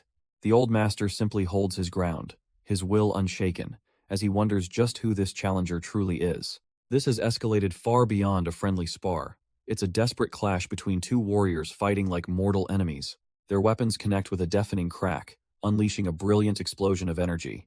The impact point detonates, sending a massive shockwave across the battlefield. The blast is so powerful that Yuksang is thrown back, forced to cover his face. Peeking through the dust and smoke, his heart hammers in his chest, desperate to know who won.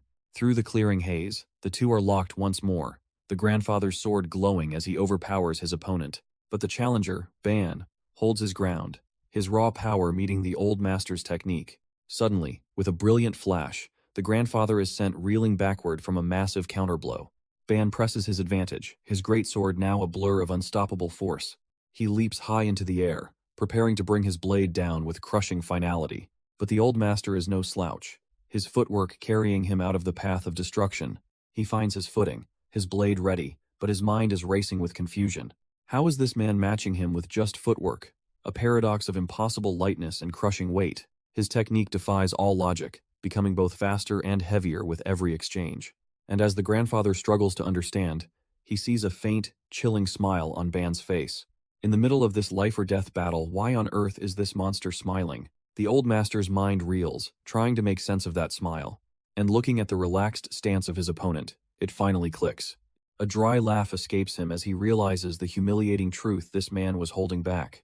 Ban simply acknowledges it, saying this exchange is the true joy of their battle. Understanding that the warm-up is over, the grandfather orders his attendant to get clear.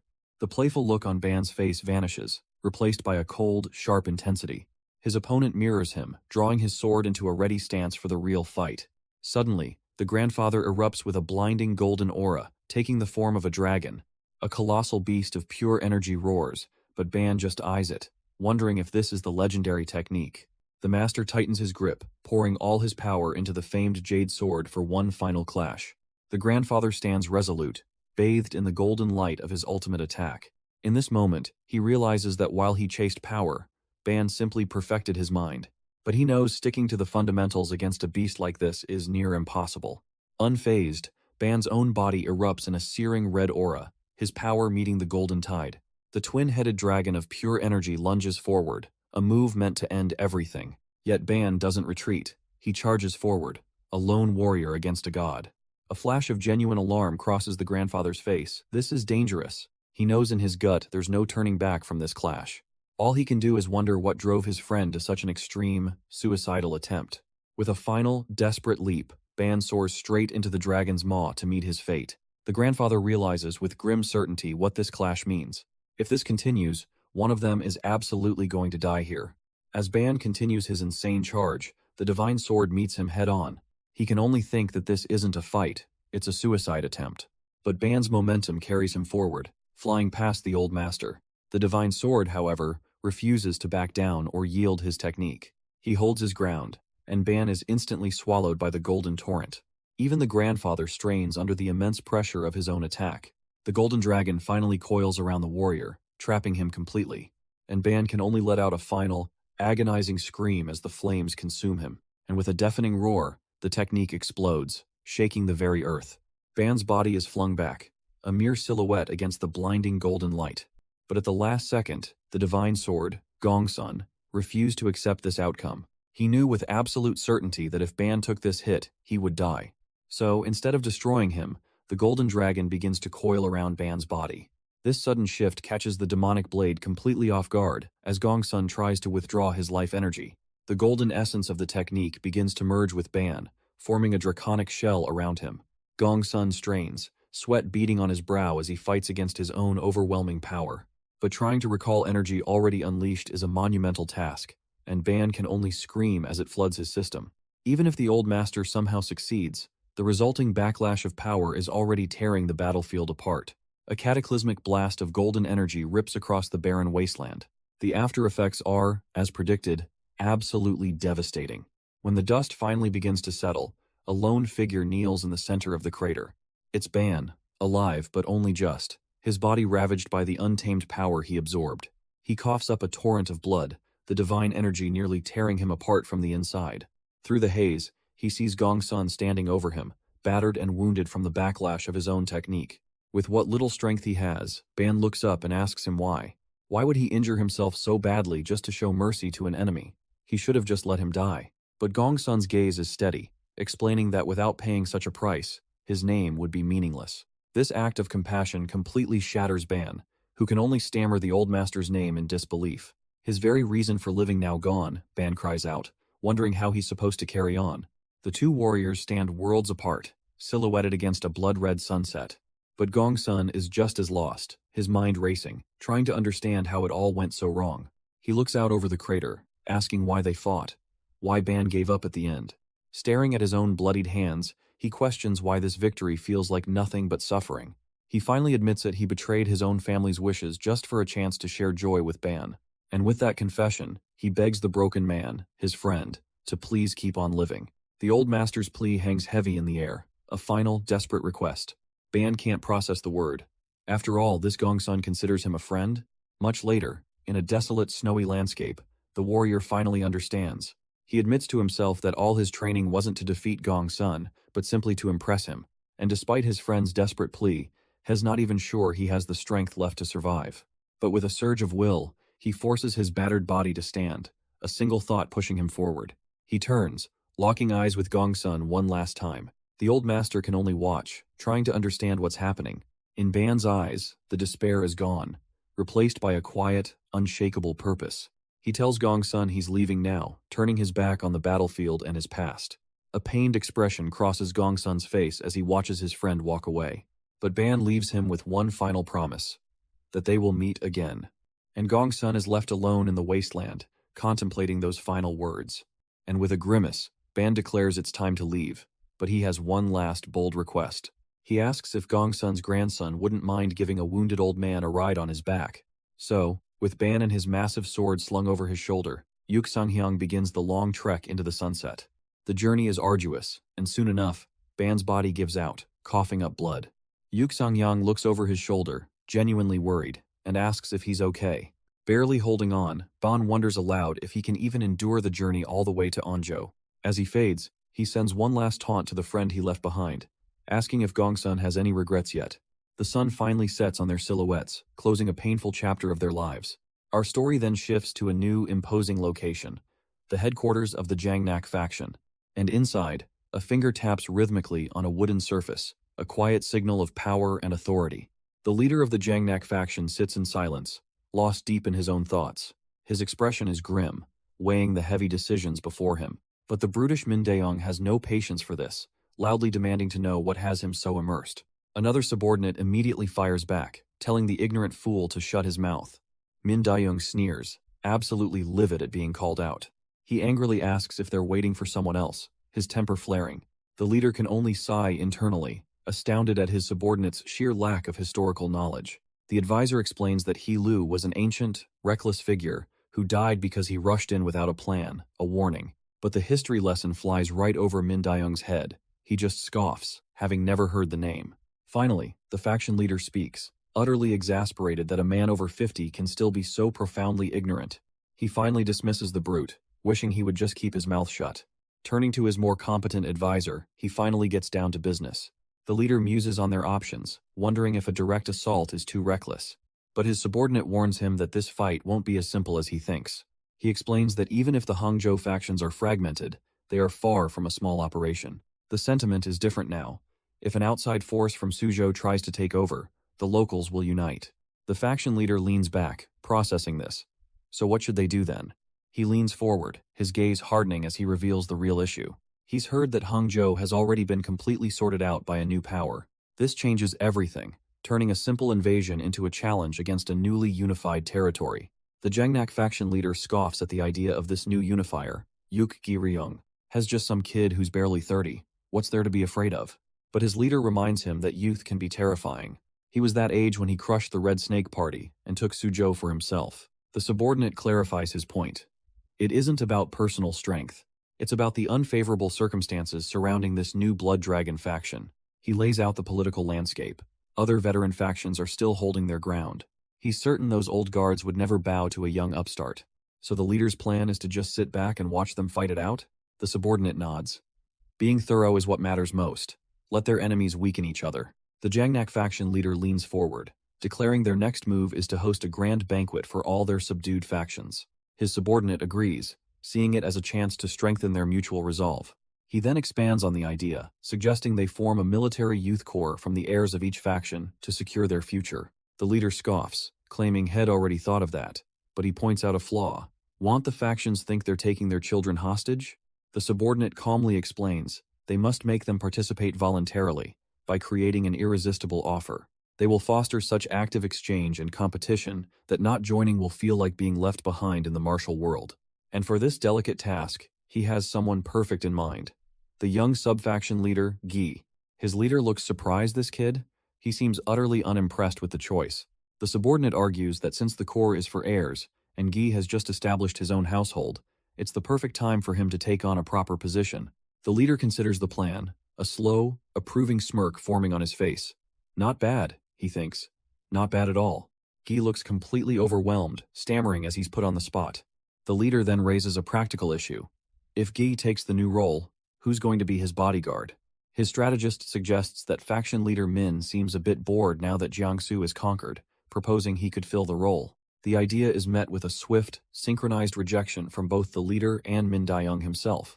The faction leader is completely baffled by the sudden, unified protest. But Min Dayoung's reason is simple. If he becomes a bodyguard, when will he find the time to drink? Fed up with the complaints, the leader points and roars, ordering them to do as they're told. No excuses. He dismisses the assembly, commanding his subordinate to have a detailed plan ready by morning. The scene shifts, consumed by a sudden, intense inferno. And from within the flames, the scarred, hardened face of the warrior Ban appears. The story cuts to a flashback, revealing a desolate stone chamber where a lone figure kneels. A delegation arrives, announcing they seek an audience with the former faction leader. But the man, Ban, keeps his head bowed, his face a mask of pure exhaustion and grief. His only response is a low, guttural command for them to go back. The leader pleads, invoking Ban's grandfather and reminding him how desperately the faction needs his strength. But Ban's voice is hollow, stating that his connection to them died, along with the great master. Frantic, the man begs, asking what it would take for him to return, calling him by his true name, Yuk Gi-ryung. Yuk Gi-ryung offers no reply, his back turned to their pleas. Then, with a sudden, decisive movement, he pushes himself up from the ground. He doesn't turn around, simply walking away, leaving them and their desperate hopes behind. But just as they've given up, Yuk Gi-ryung stops and turns, his eyes burning with cold fury. With a guttural roar, he tears the ragged cloak from his body. The leader can only stare in shock at the horrifying web of scars covering his back. Yuk Gi-ryung's voice is gravel, asking if these wounds of betrayal can simply be erased. Shaken, the leader falls to his knees, confessing that even his own father regretted that day. He describes how the man drowned his guilt in alcohol, dying while weeping apologies. He begs for forgiveness on his father's behalf, vowing to rebuild the Blood Oath Alliance. His plea crescendos into a desperate roar for Yuk Gi-ryung to finally come back. But the warrior's eyes remain empty, unmoved by the man's anguish. Defeated, the leader declares he will go alone, leaving the scarred man to his solitude. With his last bit of hope, the leader calls out a childhood name, Harry Uncle Gu. He reminds the warrior of the little nephew who used to hang on his arms. That same nephew is now begging for forgiveness on behalf of a foolish father.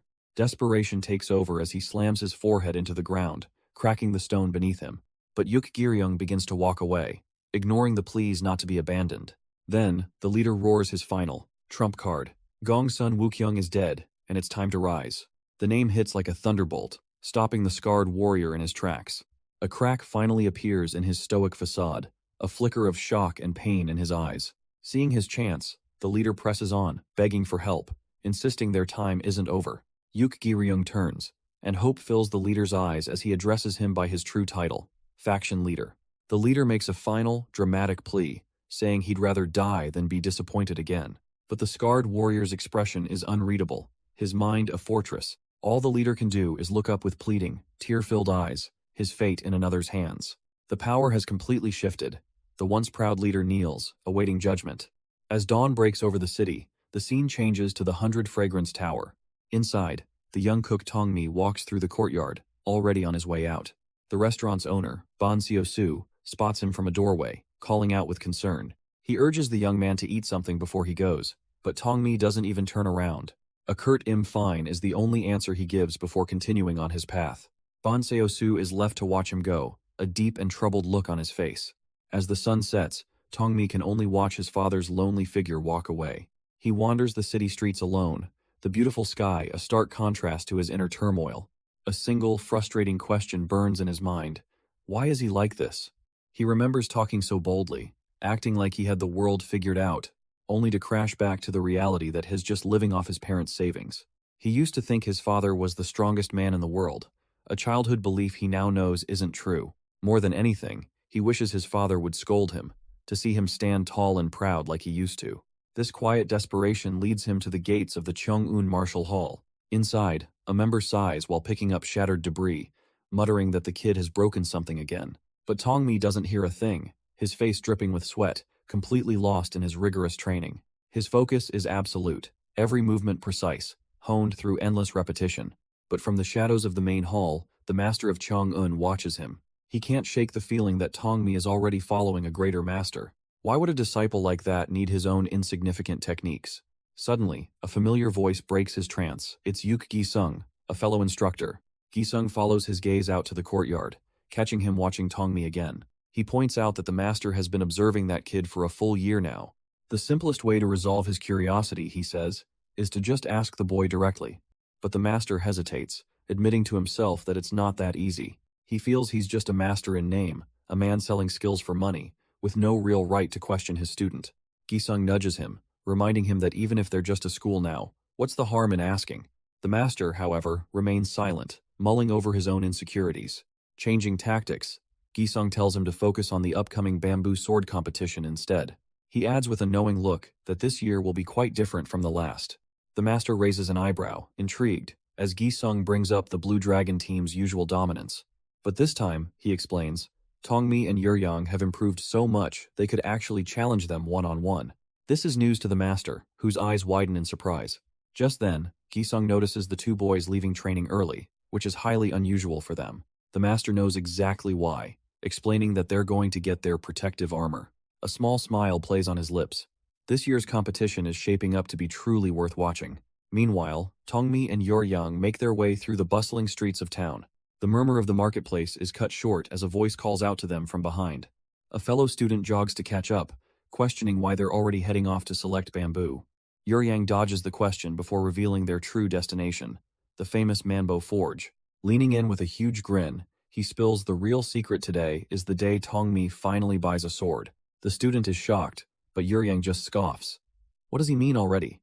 They've been training for 2 years. Besides, their promotion to the Blue Dragon team is just a month away. It's high time they got proper gear. Their friend worries their master will be furious, but Yuryang couldn't care less. That old man only forges farming tools. He gives a sly wink, letting him know he's already found the perfect blade there. It might be a little pricey, he admits, but it's a top-quality weapon worthy of their rising status.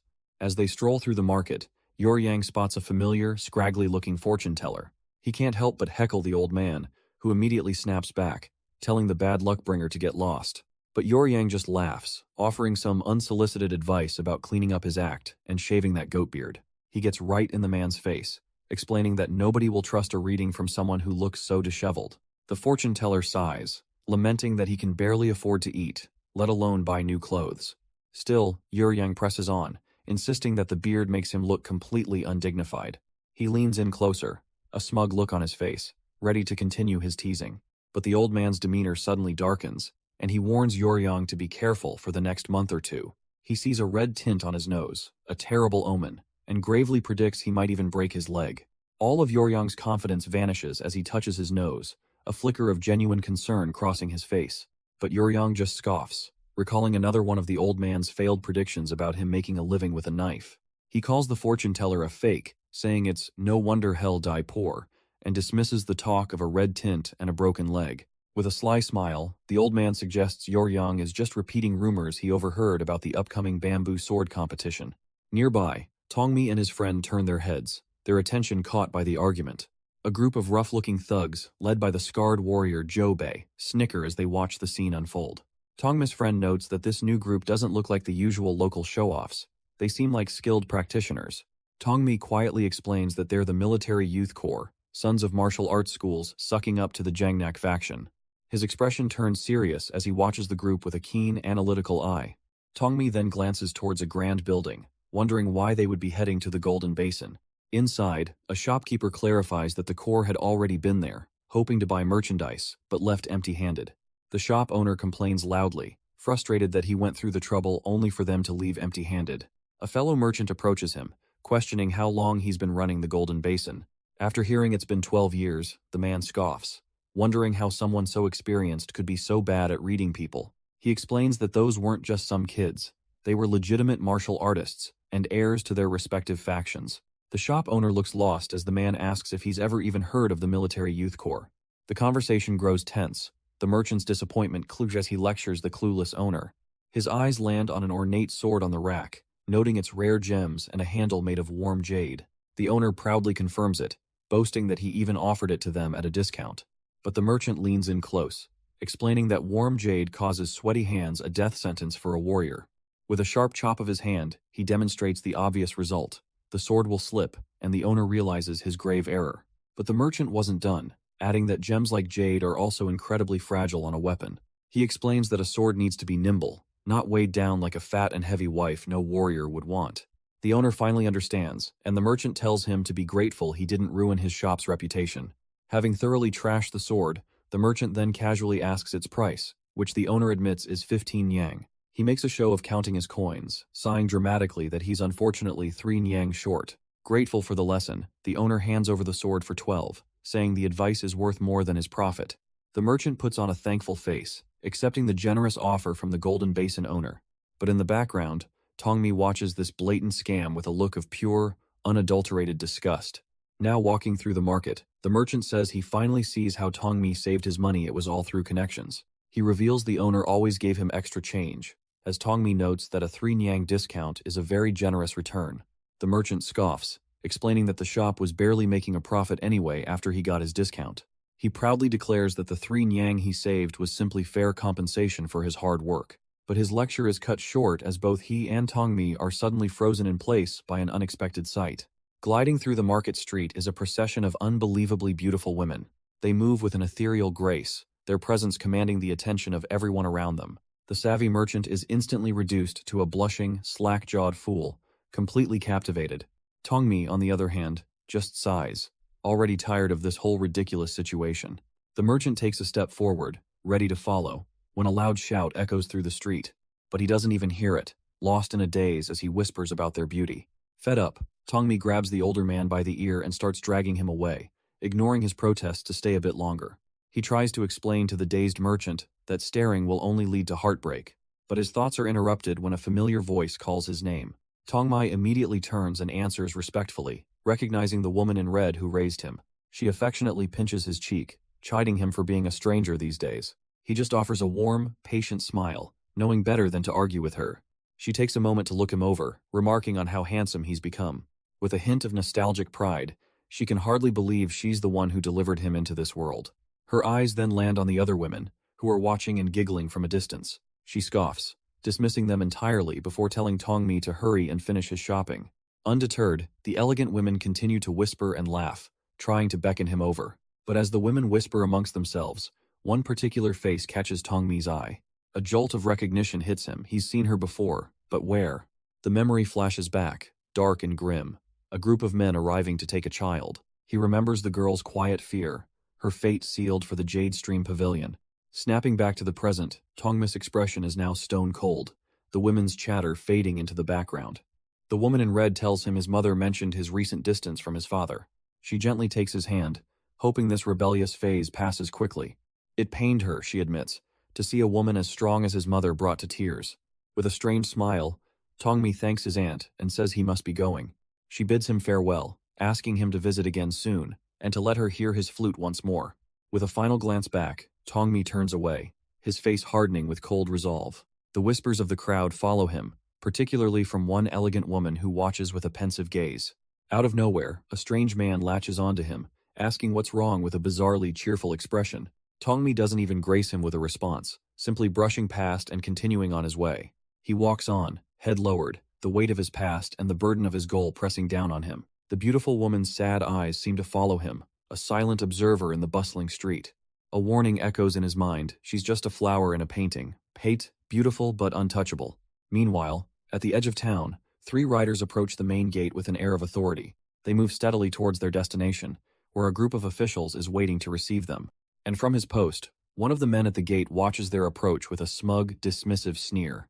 And here they are, the 3 riders, their expressions as hard as the stone path beneath them. Leading them is Gongsun Jangwoon, the esteemed head of the Gongsun clan, a man who commands respect. But as they ride into the sunset, the air is thick with unspoken tension. One of his companions finally breaks, his voice seething with indignation over the disrespect they were just shown. This man, Zhang Griong, can't believe they were forced to endure such a slight, especially so soon after their father's death. But Jangwoon calmly reminds him to swallow his pride. Jane is watching, and at least they were allowed through the front gate. Zhang Griong scoffs at that, declaring he would have drawn his sword immediately if they'd been sent to a side entrance. His rage boils over how dare they send sons to greet the head of an equal clan. Jangwoon finally silences him, asking if he even understands the meaning of the name their father gave him. He explains that a tiger is just fierce, but a dragon has wisdom and acts only to preserve balance, a lesson his hot-headed brother desperately needs to learn. But Zhang Griong can't accept this, demanding to know if his brother thinks that treatment was justified. Jangwoon calmly explains that the world simply tramples the weak, it's the law of nature. He admits he never realized just how vast their father's protective shadow was until this very moment. Coming here so soon after his passing, he concludes, was a foolish and arrogant mistake. They must burn the memory of this day into their minds and never forget this humiliation. With his grip tightening, he declares they will return home and fortify their family so no one can ever shake them again. Until that day comes, they must endure, even if he has to do so until the day he dies. He swears an oath, ensuring that this will never happen again, if not in his generation, then in Jane's. Zhang Griong finally falls silent, the weight of his brother's cold resolve sinking in. Jangwoon then gives a final order, tell no one, especially not their volatile brother Zhang Peng. And Jayin is to keep this from his father as well. Riding alongside his uncle, Jayin reflects on the overwhelming shadow his grandfather left behind. He questions if he could ever bear the same burden, a deep desire for that strength blooming within him. How could he possibly achieve it? He realizes the only way is to completely devote himself to his own path. With newfound resolve, he vows to master the way of the sword as their silhouettes fade into the sunset. The night passes, stars blanketing the quiet, rugged mountains below. Elsewhere, a young man named Mo Gukju is diligently crafting with bamboo strips. He tells his friend that he recently met with Zhang Pyodu of the Daryuk escort agency. After the upcoming festival, they'll be recruiting, and Zhang promised to put in a good word for him. Mo Gukju admits his skills aren't perfect, but he's been offered a spot as a trainee. His friend's face lights up, exclaiming that this is finally happening, asking if he understands the gravity of this opportunity. But the friend's joy quickly fades as the reality of the situation sinks in. This means he and Mo Gukju can no longer train together. He lets out a long, drawn-out sigh that echoes into the quiet night. Mo Gukju turns to him, asking what he plans to do now, suggesting maybe it's time to go back to the kitchen. He pushes, asking if his friend has abandoned his dream of becoming Soju's greatest chef, admitting that seeing him like this just irritates him. But the friend deflects, his thoughts drifting to his family. At least his mother is predictable, he says. She just yells when she's mad. His father, however, his expression darkens as he calls the man utterly pathetic. He can't understand why his father lives that way, working tirelessly from morning to night. And when the man finally gets a moment to himself, all he does is sit quietly, sipping tea. What kind of life is that? Mo Gukju listens intently, a thoughtful expression on his face as he processes his friend's rant. The two of them stand there in silence, a heavy mood settling over them on the lonely cliffside. Mo Gukju finally asks him what's next, suggesting maybe it's time to head back to the kitchen. He presses harder, reminding his friend of his dream to become the best chef in Soju, admitting that seeing him like this is infuriating. But his friend just deflects, his thoughts drifting to his family. At least his mother is predictable, he says. She just yells when she's mad. His father, however, his expression darkens as he calls the man utterly pathetic. He can't understand why his father lives that way, working tirelessly from morning until night. And when the man finally gets a moment to himself, all he does is sit quietly, sipping tea. What kind of life is that? Mo Gukju listens intently, a thoughtful expression on his face as he processes his friend's rant. The two of them stand there in silence, a heavy mood settling over them on the lonely cliffside. But then, Mo Gukju lets out another huff, this time with the faintest hint of a smile. His friend whips around, his eyes narrowing. He can't believe it is Mo Gukju laughing at him. He lunges forward, grabbing his friend and demanding to know what he's babbling about. But Mo Gukju is completely unfazed, calmly asking why he's so upset. Is he trying to blame his father's misery for his own ruined dreams? He shoves him back, asking if he has any clue how hard it is to actually live a life like that. Because even if he thinks his father is pathetic, at least he has one. His friend is just too spoiled to see it. Mo Gukju then lays his own life bare, speaking of the 3 years he spent groveling just to save a little money. And what about him? Complaining to a father who still gives him money, while acting like a useless, disobedient brat. The words land like a punch to the gut, leaving his friend speechless. Mo Gukju reminds him that this is just how most people in the world live. With a frustrated sigh, he turns away, the weight of his words hanging in the air. He adds that the more he listens, the more infuriated he gets, saying if his mother were here, she'd have already put a knife in his forehead. And all his friend can do is stare at the ground, filled with a sudden, crushing regret. If only his father had said those things, if only he'd disciplined him. But instead of scolding him, his father just apologizes for everything he couldn't provide. He knows he should tell him it's okay, but the frustration is just too much. In a fit of self-loathing, he strikes himself, only for Mo Gukju to grab his fist mid-air. His friend tells him to just quit being a martial artist if this is all he can do, or else go pick a fight for real. He tells him to at least beat the man half to death for his own closure, before going back to the kitchen. But then, Mo Gukju's advice shifts, no. First he needs to get stronger, strong enough that no one would ever dare complain about his food unless he allowed them to. The strange encouragement lands, and a small, determined smile finally breaks through the gloom. Mo Gukju warns him that he'll never make it at the main martial hall. With newfound purpose, the young cook looks to the sky, deciding he'll find his own path in the world. Gazing at the night sky, Mo Gukju reflects that in the end, they all live and die by the sword. His friend agrees, wondering aloud how long it's been since they last saw their companion Ilsan. As it turns out, Ilsan is currently at the infamous Jangrekbang training hall, and he's not exactly thriving, huffing and puffing through his basic stances with a pained expression. The poor guy struggles to hold his form, muscles trembling with exhaustion. Suddenly, a menacing instructor looms over him with a wooden stick, announcing that the real lesson is about to begin.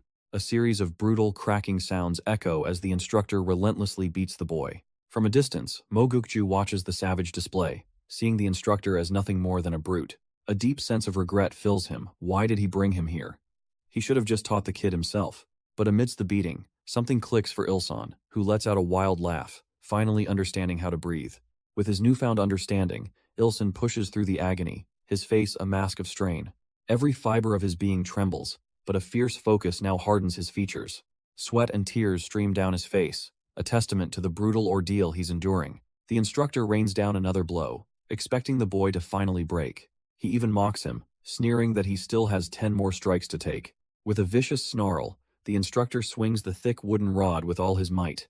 But instead of a scream, a loud crack echoes as the weapon shatters against Ilsan's back. The instructor looks on, a flicker of annoyance crossing his face. He declares the training over for the day, since his bamboo sword is now broken. Yet, as he turns to leave, he calls out, asking Ilsan just how many more strikes were left. With a bruised face, Ilsan meekly corrects his master, reminding him that there were only 9 strikes left. But the instructor explodes, accusing the boy of trying to outsmart him and stubbornly insisting the number is 19. He clutches his head, completely unhinged, screaming that the number 19 is stuck in his mind, and that's all that matters. Ilsan's face falls, tears of despair welling in his eyes as he realizes this torture is far from over. In another room, head instructor Yuk Gi-sung sighs, a look of pure exhaustion on his face. This isn't training, it's just sadism. The instructor grabs a new, thicker wooden rod, his face a mask of fury as he prepares to resume the beating. The sickening thud of wood on flesh echoes as the instructor bellows out a completely new number, 21. Ilsan's desperate cries that it was 19 are completely ignored, drowned out by the instructor's insane count. All that can be heard are the boy's raw, agonized screams piercing the sky. Finally, it's over. Ilsan sits alone, his back a bloody mess, letting out a shaky breath of relief. He made it through. But the instructor isn't finished, letting out a short, unimpressed scoff. He orders the boy to control his breathing, warning him that giving in to the pain makes all this suffering worthless. Ilsan grits his teeth, sweat pouring down his face as he tries to regain his composure. He forces a long, steady breath, steam rising from his mangled back. Every muscle screams, but he pushes the agony down, focusing only on his breath. Suddenly, the instructor's finger jabs into a fresh wound, testing his control. He watches Ilsan's reaction, giving a slight nod of approval. Not bad. But he follows it with a grim lesson. Surviving a slash is possible, but a stab is instant death. With that, he declares the day's training is over and turns to leave. Then comes the real prize. Tomorrow, he will teach him the twin serpent's whirling axes. Ilsan's eyes go wide. The twin serpent's whirling axes, a legendary technique Head only seen once. He stammers out a thank you, but his new master is already bored and turning to leave. But of course, there's a catch. Starting tomorrow, the training is being upped to 150 strikes. The reason? His progress is too slow, and it's cutting into the instructor's precious drinking time. As they walk away, Ilsan thinks of his old peers at this rate. Tongmi and Yoryang would just end up as corpses. He catches himself. No, he shouldn't be complaining or even thinking about them. While they were living the easy life at the Cheonggun Martial Hall, he has been transforming into a warrior beyond their wildest imagination, and soon, he'll prove it. Up above, the instructor watches this display of renewed resolve with a smug grunt of approval. Meanwhile, across town in a lavish hall, a murmur spreads through the crowd as something unexpected unfolds. It's Tongmi and Yoryang, stepping into a high-class establishment to enjoy the finer things for once. But before they can even settle in, a familiar voice calls out, shocked to see his friend. He can't believe his eyes, teasing Yoryang for being the biggest cheapskate in town. With a proud smile, Yoryang explains he used to be a busboy here and wants to finally see it from the other side. His friend scoffs, telling him he should be grateful, since his shabby clothes would have gotten him thrown out otherwise. Yoryang just smirks, musing on a world where even with money, you can't just drink tea anywhere. It's all about appearances, his friend insists, to keep the wealthy regulars comfortable. But Tongmi finds this logic flawed, questioning why the rich can go anywhere, but the poor are kept in their place. Despite the class commentary, a waiter leads them through the bustling hall to a seat. And when the time comes to order, Yoryang calls for a premium tea, savoring his moment of victory. But Tongmi immediately scoffs at his friend's choice, calling him out. He explains with the authority of a chef that Yongjiang tea is a terrible pairing for their meal. Not backing down, the friend challenges him to pick something better, but Yoryang just laughs. He admits he's not crazy. One expensive indulgence is more than enough for today. His friend bursts out laughing, seeing Yoryang's bravado for what it is, but then his laughter cuts short. His attention is stolen by a group of elegantly dressed elites walking past their table. Tongmi glances over as well, his expression darkening slightly as he recognizes the familiar arrogance. The friend's face hardens, a bitter memory surfacing as he spots one particular smirking face in the crowd. He's thrown back to the past, watching that same boy being praised by his father for his supposed greatness. And another memory follows, of that same smug kid sneering down at him, mocking his cheap clothes and telling him to stay in his lane. And just as that bitter memory returns, the past walks right up to their table in the present. The smug rival stops, looking them over with mock confusion as if they were bugs on the floor. He then points, remembering their names out loud for everyone to hear. Leaning in, he tells them to stay within their means, sneering that their kind will ruin the atmosphere for the upper class. Yoryang's friend snaps, jumping to his feet, but the bully just feigns being scared by his outburst. Before things can escalate, Tongmi calmly grabs his friend's sleeve, silently telling him to sit back down. The rival continues his verbal assault, wondering why his old target is suddenly trying to act so refined. He tells him to go back to getting drunk and scribbling on walls like a dog, and his entourage roars with laughter. They all find it pathetic, two men sipping tea together the day before a festival. With a final, enjoy yourselves, the group saunters off, leaving the friend seething with humiliation. Instead of getting angry, Tongmi calmly asks his friend if he's ever read Darok by scholar Jangwon. Yoryang is confused by the sudden question, but Tongmi just nods knowingly. He has read it, and he begins to recite a passage about the virtues of drinking in small, refined groups. Continuing, he explains the text deems large groups to be excessive, a mere indulgence. With his voice raised for all to hear, he looks over the other patrons, noting their crowd is clearly not here for quiet leisure. He openly wonders which of them are here to flaunt their wealth, and which are just pretending to be high class. Then, loud enough for the whole pavilion, he orders a pot of Tai Luo Han. The crowd murmurs in confusion. They've heard of other famous teas, but what on earth is that? One of the rival's cronies laughs, mocking him for ordering some unheard-of cheap swill. Tongmi just takes a sip, musing that it's one thing for a rich master to be uncultured, but for tea lovers to be so ignorant? Pathetic. He privately scoffs. How could these fools know Tea Luo Han is another name for Da Hong Pao, the finest of Wuyi rock teas? The elegant ladies in the corner begin to whisper, their eyes fixed on the unfolding drama.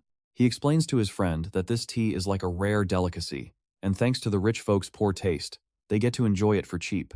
The smug rival can only sweat, his face contorting in silent humiliation.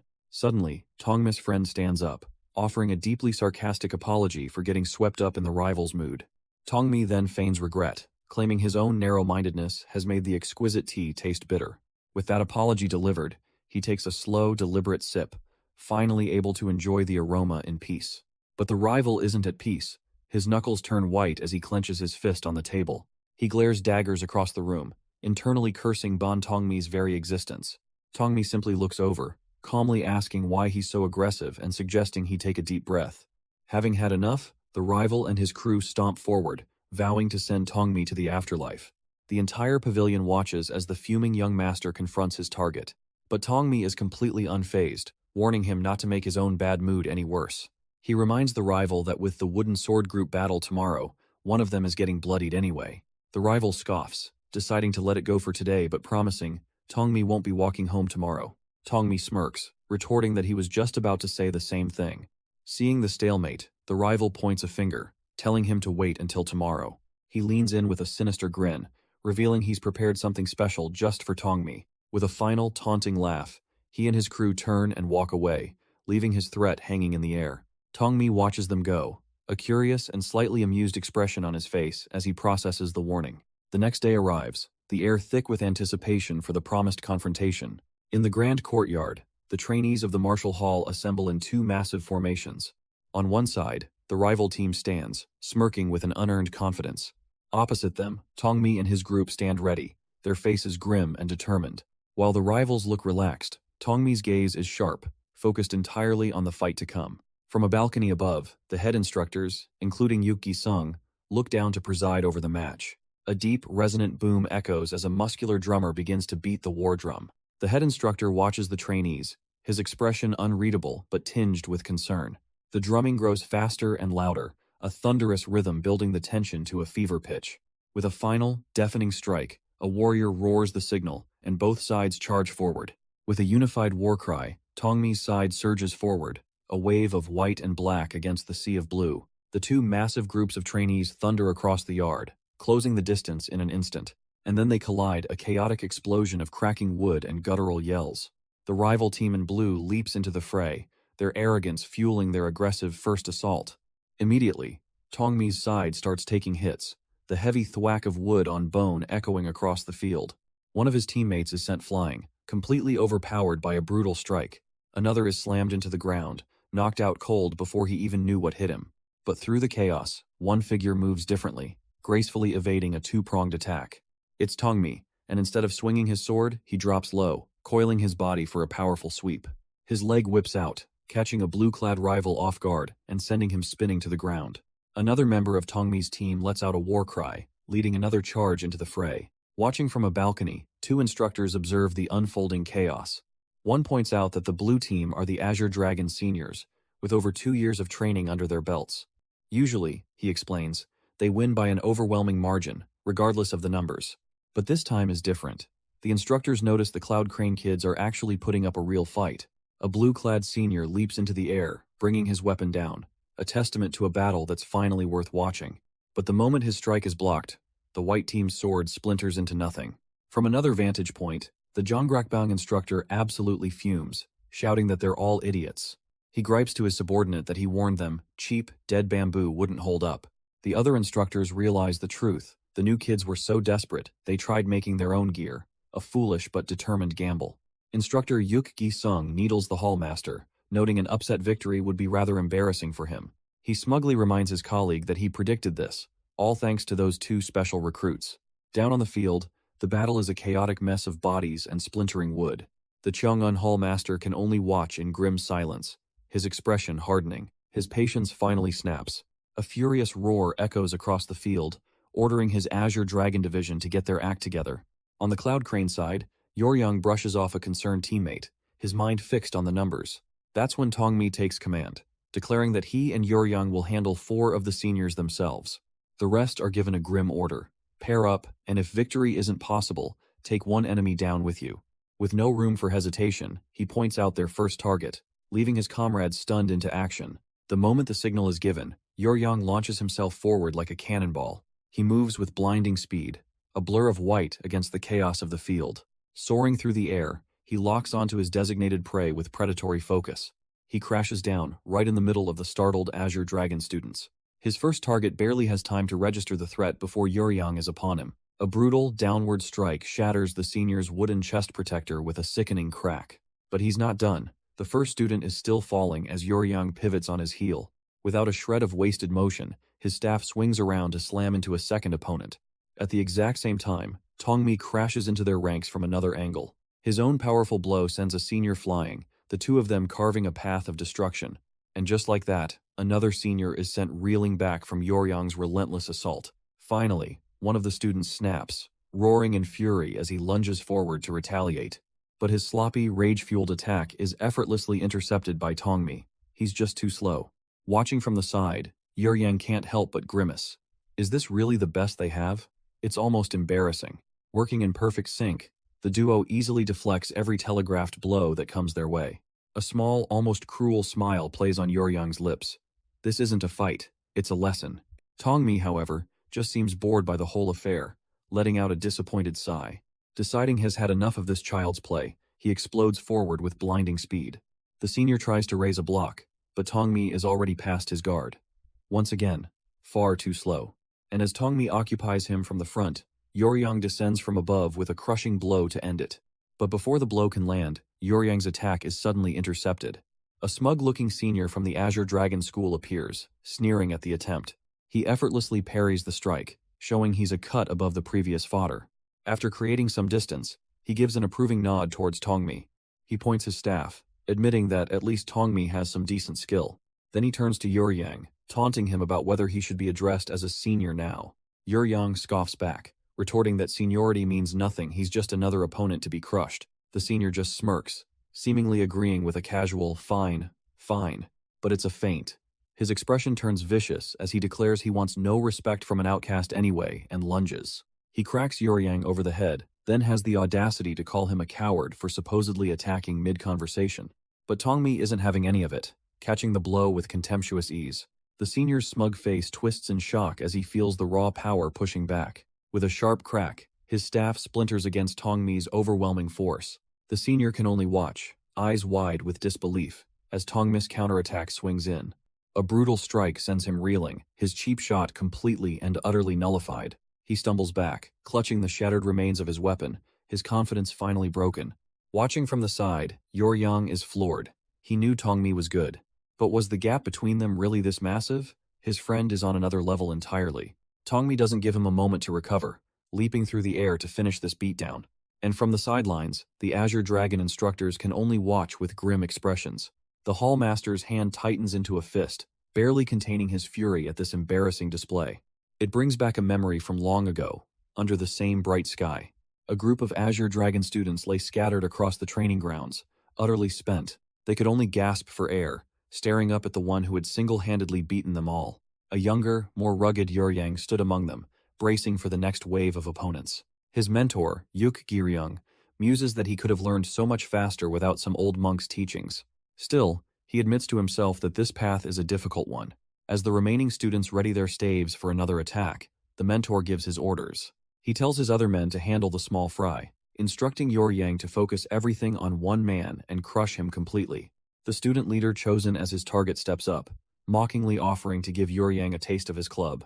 But Yuryang simply explodes forward, shouting at his own men to take care of the other two. The remaining students surge ahead with a unified battle cry, ready to swarm him. He pays them no mind, a blur of motion as he warns everyone to clear a path. Yuk Giryung points from the sideline, confirming the order this is the man to break. The student leader swings down with all his might, but Yuryang is already too close. Their eyes lock, and in that instant, the student realizes he's made a fatal error. A brutal kick lands squarely on his torso, the impact echoing across the training ground. Yuryang barely spares him a glance, a quiet laugh escaping as his opponent is sent flying. But in another corner of the grounds, Tongmi braces himself, sweat beading on his face as he holds his ground. The Chung-un Hall master can't believe his eyes. Is his prize student actually being overpowered? He and Yukgi-song murmur to each other, speculating that perhaps the boy is just getting tired. But the master knows better. While Tongmi's technique has room for growth, raw power has never been his weakness. He realizes it's not a struggle at all. The opponent's staff is just bouncing off Tongmi as if he were an iron wall. The force of his own blow sends the attacker stumbling backward, completely off balance. His hands are tingling from the impact, a bizarre sensation he can't comprehend. It wasn't like blocking a person at all. Before the student can even process it, Tongmi coils and springs forward, his own staff a blur of motion. A brutal crack echoes as he connects, sending the boy in blue flying effortlessly across the yard. But with one opponent down, Tongmi's eyes are already blazing with anticipation for the next.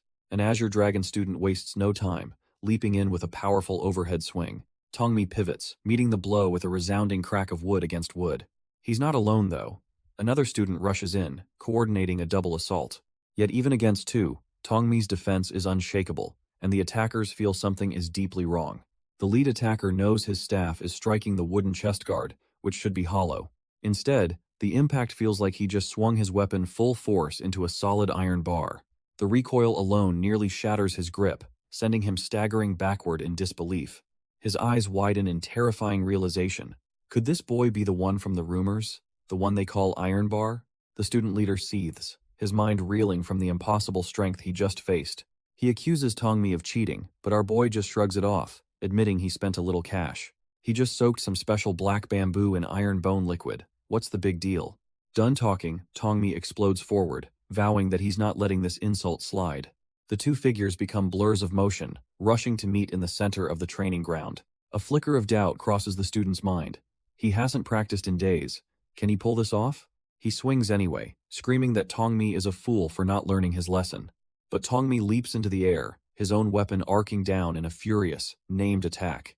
With a devastating crack, the student's staff shatters, his arrogant assault completely broken. The student's eyes widen in horror, a single thought echoing in his mind. This is possible because it's bamboo. But before he can process it, Tongmi's reinforced staff smashes down with brutal force. The arrogant student can only grit his teeth, the impact rattling him to his core. Tongmi gives him no time to recover, leaping through the air like a predator. He twists his body, bringing his weapon down in a devastating overhead strike. The student is sent flying, his mind finally catching up an iron core in bamboo. How is that possible? Even the head instructor, Yukgi-sung, lets out a tense breath, sweating at this unexpected turn. The crowd of students erupts into a frenzy, their jaws on the floor at the sheer spectacle.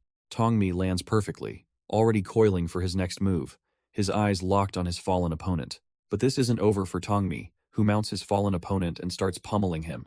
The head instructor, Yukgi-sung, screams his name, demanding to know what he's doing when the match is over.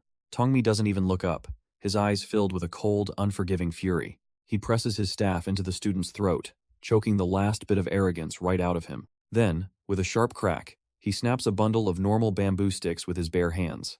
He asks the terrified boy if he likes iron bone liquid now, dropping the shattered pieces beside him. His lesson brutally delivered. Tongmi finally turns and walks towards the fuming instructor. A tense moment passes as they stand back to back, a clear line drawn between them. Yukgi-sung watches as the humiliated student staggers back to his feet, completely broken. Yukgi-sung can only seethe, his fists clenched as he mutters Tongmi's name in pure fury. But Tongmi couldn't care less, turning instead to offer a hand to his friend Yoryang. With a bloody nose and a grin, Yoryang takes it, boasting this is nothing for a future leader. Tongmi just smiles, admitting that watching him fight was incredibly satisfying. All around them, the victorious squad helps their bruised comrades, the tension finally broken. And as the arena settles, the time for the official announcement has come. An official from the Martial Hall unrolls a scroll, his voice booming with the result. The Blue Dragon Squad has won. The entire team erupts in a massive roar, their fists punching the air in pure elation. But elsewhere, at the prestigious estate of the Gongsun family, a storm is brewing.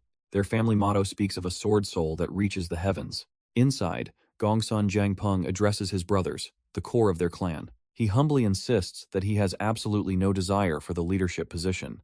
Yet, he knows the decision to name his own son as successor will be disastrous. His brother, Zhang Riong, can't stand it, reminding them of the humiliation they were ordered to keep quiet about. Zhang Peng's expression hardens, demanding to know what his brother means. It means their eldest intends to just endure the shame, pretending it's someone else's problem. Faced with this weakness, Jung Peng asks his brothers what path they should take. The room falls into a tense silence as they all contemplate their family's fate. The silence hangs heavy, but inside, Zhang Ryong knew this moment was inevitable. His mind made up, he declares with cold resolve that they will do it. Zhang Peng's eyes narrow, absorbing the weight of their treasonous pact. Zhang Ryong is quick to explain, admitting he personally likes their elder brother far more. But in this crisis, he believes the weaker man is unfit to lead, making Zhang Peng the necessary choice. Another brother speaks up, cautioning them that bloodshed must be their absolute last resort. Zhang Peng clenches his fist, assuring them he understands. The man in question is his only blood brother. He vows to try and resolve this through words first, a foolish attempt at peace, but one he must make. The others remain silent, their faces grim and unreadable. The decision hangs in the air, a heavy promise of the rebellion to come. Within a martial hall, a scroll proclaims a powerful creed. Sword Soul reaches heaven. A lone, imposing figure stands in the center of a vast, empty training ground. He stoops down, his hand wrapping around the grip of a thick, heavy wooden staff. With the weapon in hand, he rises, his presence dominating the courtyard under the setting sun. But he's not alone for long, as another warrior appears, his face a mask of fury. He accuses the man of taking disciples, snapping his own staff in a burst of sheer frustration. With the accusation hanging in the air, he turns and walks away, his point made. The staff wielder is left alone once more, a solitary silhouette in the fading light. The scene shifts to a tranquil garden, the sun reflecting off a peaceful pond. Here, another powerful player, Zhou Bangon of the White Gold Association, calmly pours tea. His disciple, Oh Chu-su, watches on with a serious expression. The two men sit together, their organization a mere subordinate to the powerful continental Thousand Houses. Zhou Banghun savors the pleasant aroma, taking a slow, deliberate sip. But their quiet moment is interrupted by an approaching figure. Gongsun Zhang Ryong arrives, and the old man calmly invites him to join them for a drink. He approaches the table, remarking on the delightful scents of the place. He takes a cup, but Zhou Banghun has business on his mind. He slides a small book across the table, a large sum of money for a special task. Zhang Ryong scoffs, questioning why they'd bother with a trivial iron sword the great general used as a boy. But Zhou Banghun is firm, its authenticity is confirmed, and he wants it brought back without fail. Gongsun Zhang Ryong agrees, assuring them he'll get the sword, and then casually asks for more tea. He lets out a hearty laugh, declaring his intention to savor every last drop before he leaves. The deal is sealed, their laughter carrying over the tranquil, sunlit garden. Meanwhile, in another part of town, Yoryang lets out a sloshed, mischievous giggle. He stumbles through the crowded night market, swaying and completely out of it. His friend looks back, clearly annoyed, as Yoryang staggers dangerously behind him. With a clumsy bump, Yoryang crashes into his friend, slurring apologies over and over. The friend sighs, thinking what a mistake it was to give such strong liquor to a novice drinker. He groans under Yoryang's weight, complaining that for a chef's son, he's disgustingly heavy. Yoryang clings to his friend for dear life, whining about how the world won't stop spinning just to tease him. He drunkenly reminds his friend that he promised some top-shelf wine for their group battle victory today. But his triumphant cheer is cut short by a violent, wet hiccup that makes his friend cringe in disgust. Before his friend can even process it, the night's festivities come rushing back out. He collapses in a heap, and his friend rushes over, calling out his name Tongmi.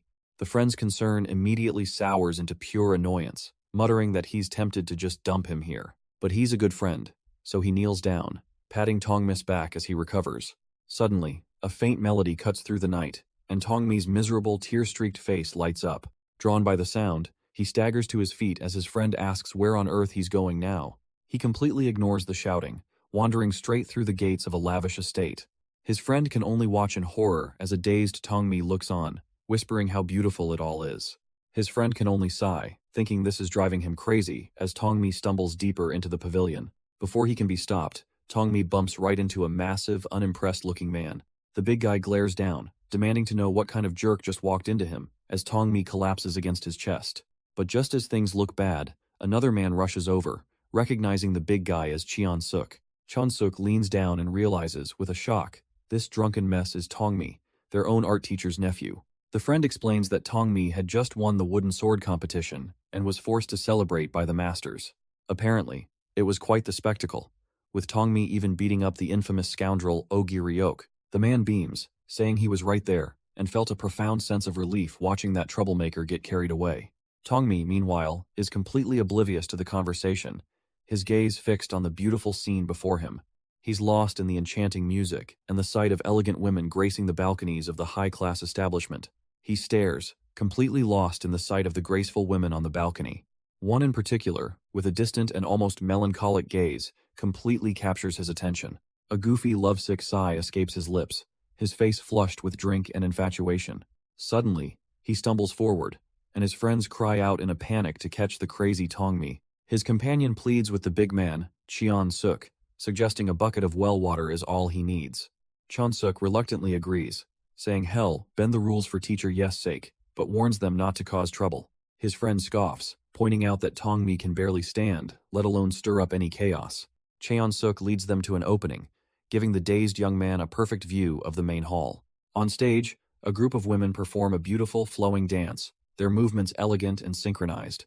And for a moment, one of the dancers turns, her sharp, knowing eyes seeming to lock directly onto him. A lovesick sigh escapes his lips as his entire world narrows down to her. A sly, confident smirk forms. He's sure she just looked right at him. The next thing he knows, his head is plunged into a basin of ice-cold water. He surfaces, coughing and spluttering, the romantic fantasy brutally washed away. Drenched and disoriented, he finds the unimpressed face of Cheon-suk staring down at him. He dazedly asks what's going on, and Cheon-suk explains that Yor-yang requested this little intervention. The big man scolds him for drinking himself into a stupor, and all Tongmi can do is apologize.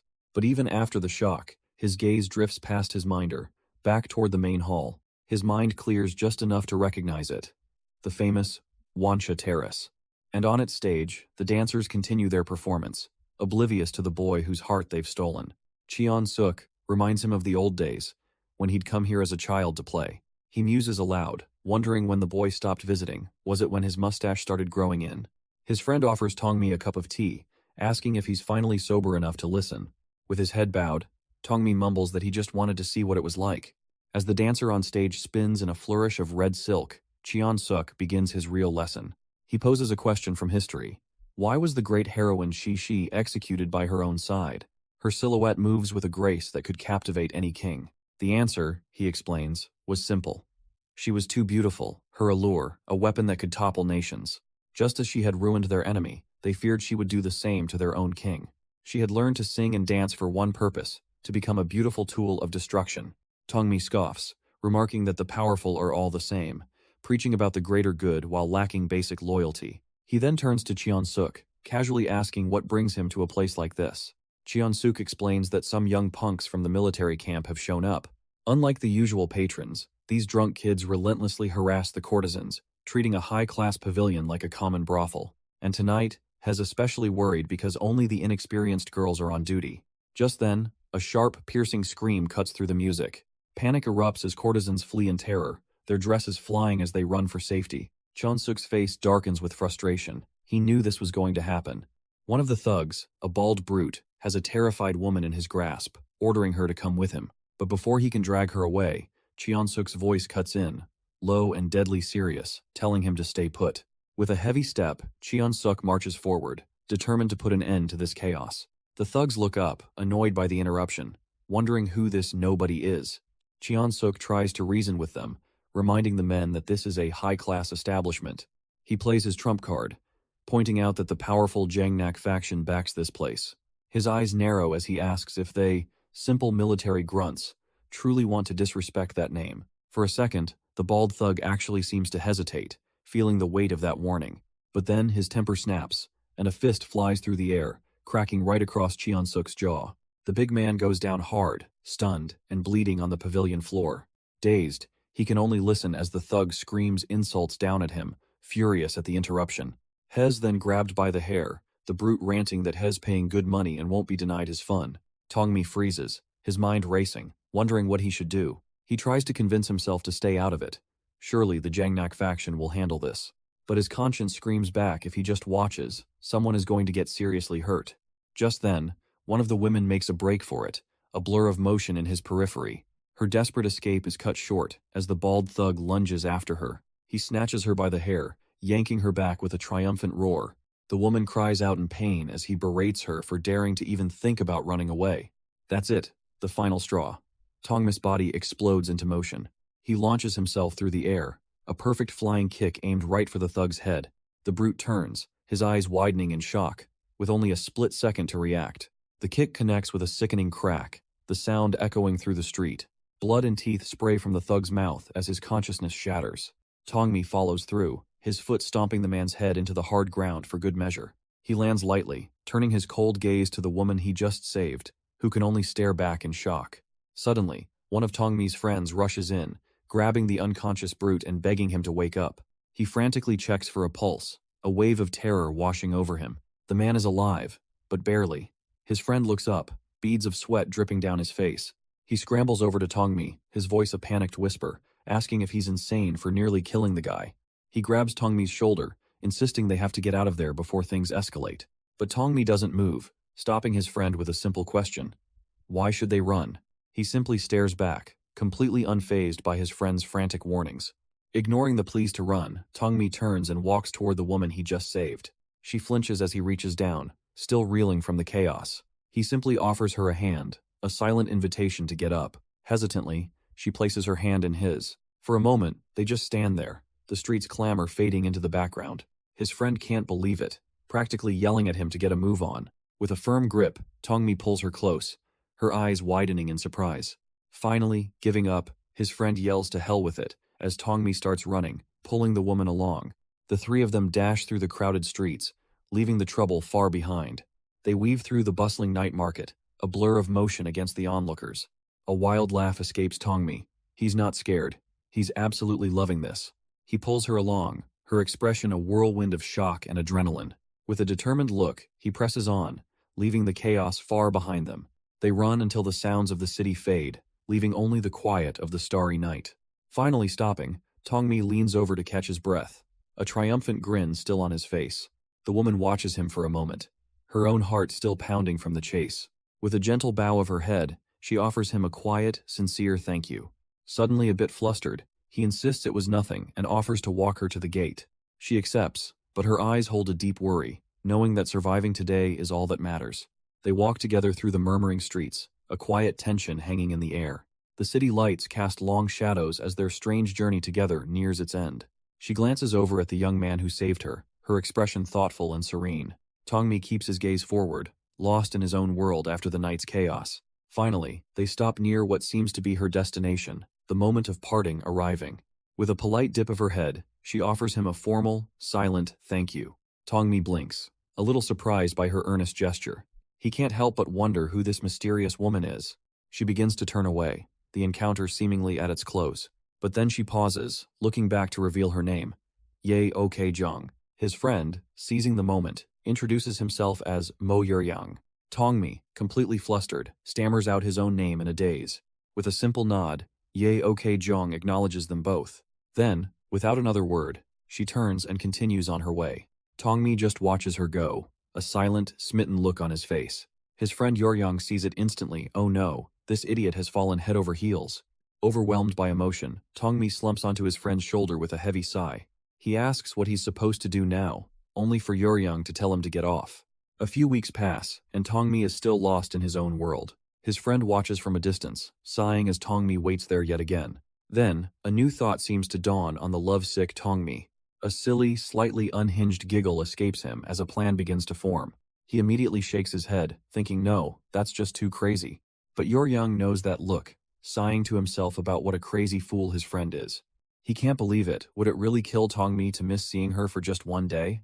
But no. Like clockwork, he watches his friend rush off like a ghost every single day. And Tongmi runs with a blissful smile, feeling like he's floating on air. He weaves through the bustling streets, his eyes locked on his destination. Finally, he spots her. Yahello pauses, turning to look at the man who keeps appearing before her. He simply offers a warm, genuine smile, content with just this small moment. An observer notes that while the incident was resolved, it had an unintended consequence. From a window above, the hulking Cheon-suk sees that a connection has now formed between the two. He worries that if their feelings deepen, it will only bring trouble for them both. A few days later, Tongmi is back again, this time holding a small bouquet of flowers. He hides by the entrance, barely able to contain his giddy, love-struck excitement. With a slightly crazed look, he peeks around the corner, calling out for Miss Ok-jong. But the face that greets him is not the one he was hoping to see. The stern older woman crosses her arms and, with an unreadable expression, simply invites him in. Completely flustered, Tongmi can only stammer in agreement, calling her auntie.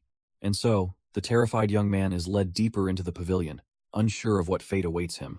Tongmi sits with his hands clenched in his lap, the picture of pure anxiety. The aunt cuts right to the chase, asking if he and Okejong are in a loving relationship.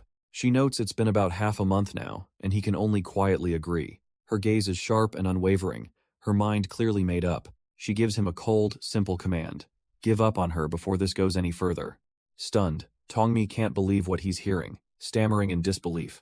But his shock quickly hardens into resolve as he looks back at her. He flatly refuses, demanding to know why on earth he should give up. So she begins her lesson, reminding him of Okejong's real name and her ties to the Hong family. She then reveals that she was the one who gave Okejong her new name, a fact he was already aware of. She explains that giving Okejong her surname was a sign of how much she cared, which only makes Tongmi more confused. He passionately declares he can endure anything, but she dismisses his bravado, claiming she can already see what lies ahead. This isn't about him, she says, predicting his parents will inevitably give in after some fussing. The real issue is Okejong, who was sold to this house and isn't free to leave on her own.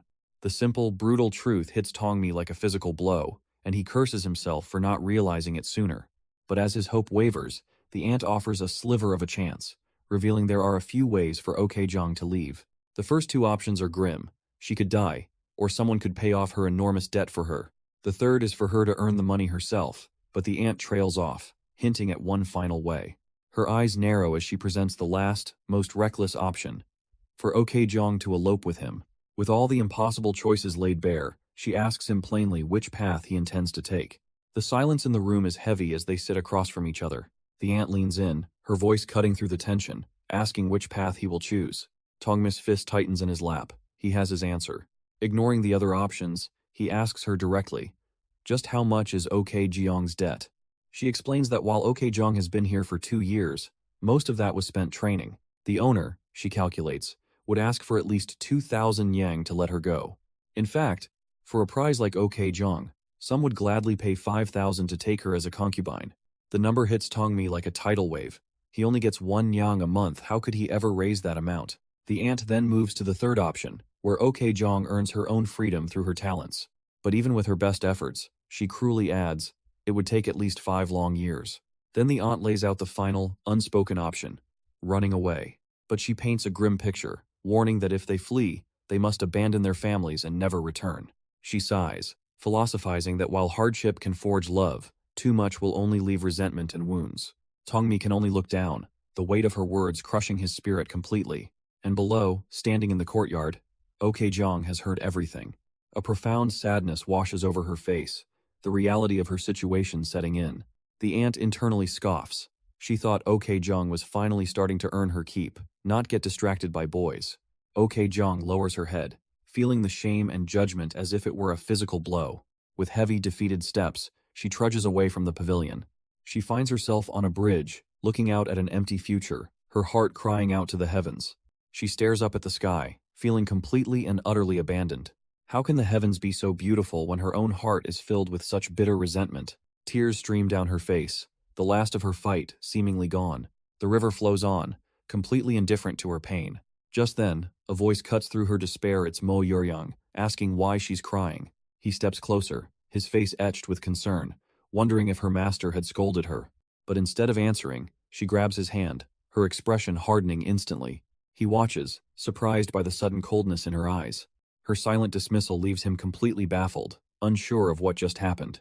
With a new, steely resolve, she turns and walks past him, leaving him standing alone on the bridge. He ponders her sudden change, wondering if she'd somehow figured out the truth. But before he can finish the thought, a sharp smack cracks against the back of his head. Stunned, he whips around, demanding to know who would dare strike him. It's Cheon-suk, who scoffs at his outrage, asking what he's even talking about. But the act drops in an instant as Cheon-suk reveals he was the one who escorted Okejong to their master. His eyes narrow suspiciously, grilling Mo Yuryang on how he knew she was scolded.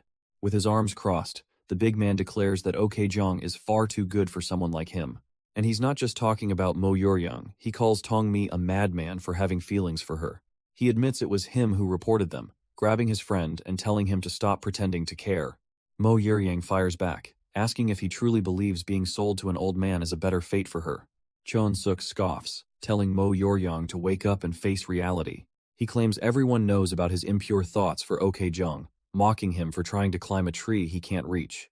Furious, Mo Yuryang demands to know how that makes Tongmi any different from him. Cheon Suk looks at him with pity, explaining that Tongmi is the son of a famous innkeeper. He's not some nobody struggling to make ends meet. He can provide for her. At least with Tongmi, he argues, she wouldn't suffer and might even find happiness in their mutual affection. Mo Yuryang explodes, shouting that status shouldn't matter, but Cheon Suk cuts him off. That's exactly his point. He lays down the harsh truth. Ok Jong likes Tongmi, but has she ever once spared a glance for him? With a final, dismissive snort, Chon Suk turns and walks away, leaving his words to sting. But as he goes, Mo Yuryang clenches his fist, muttering that with enough resolve, there's no tree in the world that can't be climbed. Mo Yuryang shouts after him, vowing that he'll do whatever it takes to capture Ok Jong's heart. But his determination curdles into something sinister as he adds a dark ultimatum. The chilling implication is enough to make Cheon Suk halt, turning back in disbelief. With a twisted grimace, Mo Yuryang's thoughts spiral into a dangerous obsession. Shaking his head, Cheon Suk finally walks away, leaving the desperate man to his dark promise. The scene shifts to the front of a lavish building where a commotion is brewing. A man is shouting at two small, ragged children trying to shoo them away. The little ones, a brother and sister, cling to each other, looking for their older sibling. They look so lost and out of place, waiting anxiously for their protector. And right on cue, their faces light up as their big sister, Ye Ok Jong, appears. The doorman is stunned to see Ok Jong, wondering why she's here. She ignores his confusion, confirming that yes, she knows these children. Kneeling down, she asks her little brother how they ever made it all this way.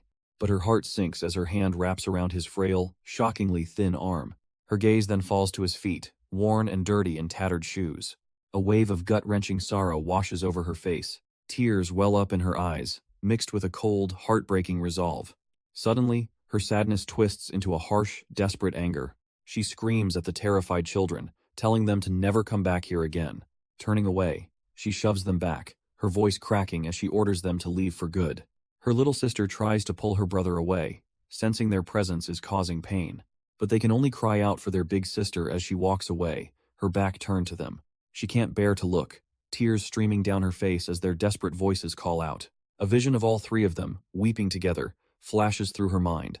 Her resolve shatters completely as the children run back towards her, arms wide open. In a blur of motion, she spins around and catches them in a desperate embrace. She cups her little sister's face, her heart aching for her poor, suffering siblings. The little boy can only apologize, not understanding the weight of her sacrifice as the doorman watches on. And in that moment, she finally understands the constant sorrow of the women in this place. How could anyone enjoy luxury, knowing their family was starving somewhere far away? And so, sometime later, another attempt at a family reunion begins. Ok Jong gently cleans her little brother's face, but he only calls out for their other sibling. Her expression hardens with a familiar sadness. Her little sister confirms her fears. Their big brother refuses to come. The elegant earring she wears feels like a heavy, mocking weight. As her own stomach rumbles from hunger, she's lost in her thoughts. A dark resolve begins to form in her mind. Maybe it would be better to just die. If this life of luxury can't even save them, what is the point of enduring it? At least in death, she thinks. Her siblings would finally be free from this suffering. But just as she spirals, a young man in red appears, his voice cutting through the gloom. He addresses her simply, cutting through her despair with an unexpected offer. A hint of a smirk plays on his lips as he recognizes the desperate family. Leaning down, he bluntly points out that all of them look absolutely terrible. But his voice is warm as he tells Ok Jeong to forget her worries and just come inside. He then turns to the kids, promising them a feast so good it will melt in their mouths. Ok Jeong can only stare, completely caught off guard by this man's sudden generosity. He's leading them to the Azure Cloud Martial Arts School, a place of strength and discipline, and it becomes clear why, as we see this kind stranger is also a viciously effective fighter. Every movement is a blur of controlled violence, an elbow smashing into his target. His strikes are fast, brutal, and delivered with the precision of a true master. Another opponent stumbles back, his face contorted in pain from the heavy blow. But Tongmi gives him no room to recover, unleashing a high kick aimed right for the jaw. The impact is clean and brutal, snapping the man's head back with a sickening crack. He collapses dramatically, feigning death and wailing about his mortal wounds. But the moment Tongmi turns away, the man's eyes shoot open, revealing his pathetic trick. He leaps through the air, aiming for a cheap shot from behind, thinking he's so clever. He didn't notice Tongmi calmly scooping up a stone from the dirt path. With a flick of the wrist, the rock is sent flying like a bullet. It smashes right into his face mid-air, followed by a powerful kick for good measure. And with that, the second-rate actor is out cold, leaving Tongmi to calmly assess the aftermath. The man he just beat, Mo Yuryang, groggily sits up, complaining about Tongmi's heavy-handedness. He asks what's got him so down, sarcastically wondering if he just got dumped. Tongmi mutters that it's far worse than a simple breakup. He feels completely trapped with no way out. Mo Yuryang presses him, noting that eloping is clearly off the table. An uncomfortable silence hangs between them, both men lost in their own thoughts and frustrations. Suddenly, Mo Yuryang leans in with a brilliant, or perhaps insane, idea. They should just rob Ogi Ryok's house. Tongmi scoffs at the plan, calling him an idiot for targeting a place that has no money. But Mo Yuryang insists there must be valuable promissory notes or maybe some concubine's jewelry lying around. For a split second, Tongmi actually seems to consider it, which gets Mo Yuryang's hopes up. But he quickly snaps out of it, kicking his companion and telling the love-crazed gentleman they're not smart enough to pull it off. But Mo Yuryang isn't done, suddenly shouting about a ledger that's where the real wealth must be hidden. Tongmi looks on, stunned, as his friend realizes this might just be a serious, viable plan. The two sit in silence, letting the sheer audacity of the idea hang in the air between them. That night, the plan is put into motion at an opulent, brightly lit estate. But this is no simple theft. It's a massacre, with bodies strewn across the courtyard. A grim-faced leader and his men arrive to find the bloody aftermath, demanding answers. They grab the lone, battered survivor, questioning who would dare attack their master's home. The mysterious killer slowly pulls down his mask, revealing a familiar, chilling face.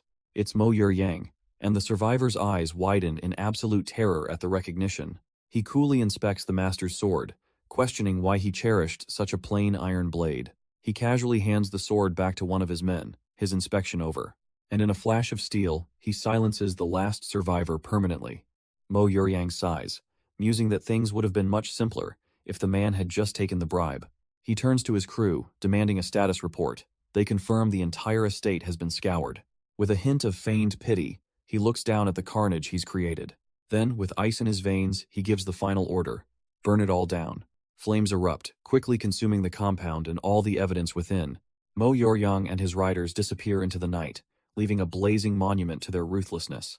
Our attention is then drawn elsewhere, to the stately and peaceful home of the Gongsun family. Inside, a powerful-looking man is lost in his calligraphy, introducing himself only as Jang In. Jang In is met by the eldest brother of the Gongsun family, who calmly invites him to sit. This is Gongsun Jang In, a man with a heavy title, guardian of the secret chamber. He gets straight to the point, reporting that the family's other pillars are gathering in their brother Jang Peng's room. Jang In seethes internally. Their intentions are obvious. So why is the head of the family just standing by? He urges his brother to lift the ban on the family protection chamber and detain Jang Peng before it's too late. But the eldest brother simply calls his name, a cold and quiet interruption. He then rises to his feet, a silent assertion of his authority in the room. His question is a deliberate jab. Was Jang In even officially informed about this meeting? And that, he reveals, is precisely why he himself has decided not to intervene. A chilling decision that leaves the family's most powerful secrets locked away and vulnerable. And so, while Jang In fumes, the mutinous meeting begins with a bold declaration. One of the leaders claims that even the family head's orders are now meaningless. He has a trump card, something that will make even the ambitious Jang Peng submit.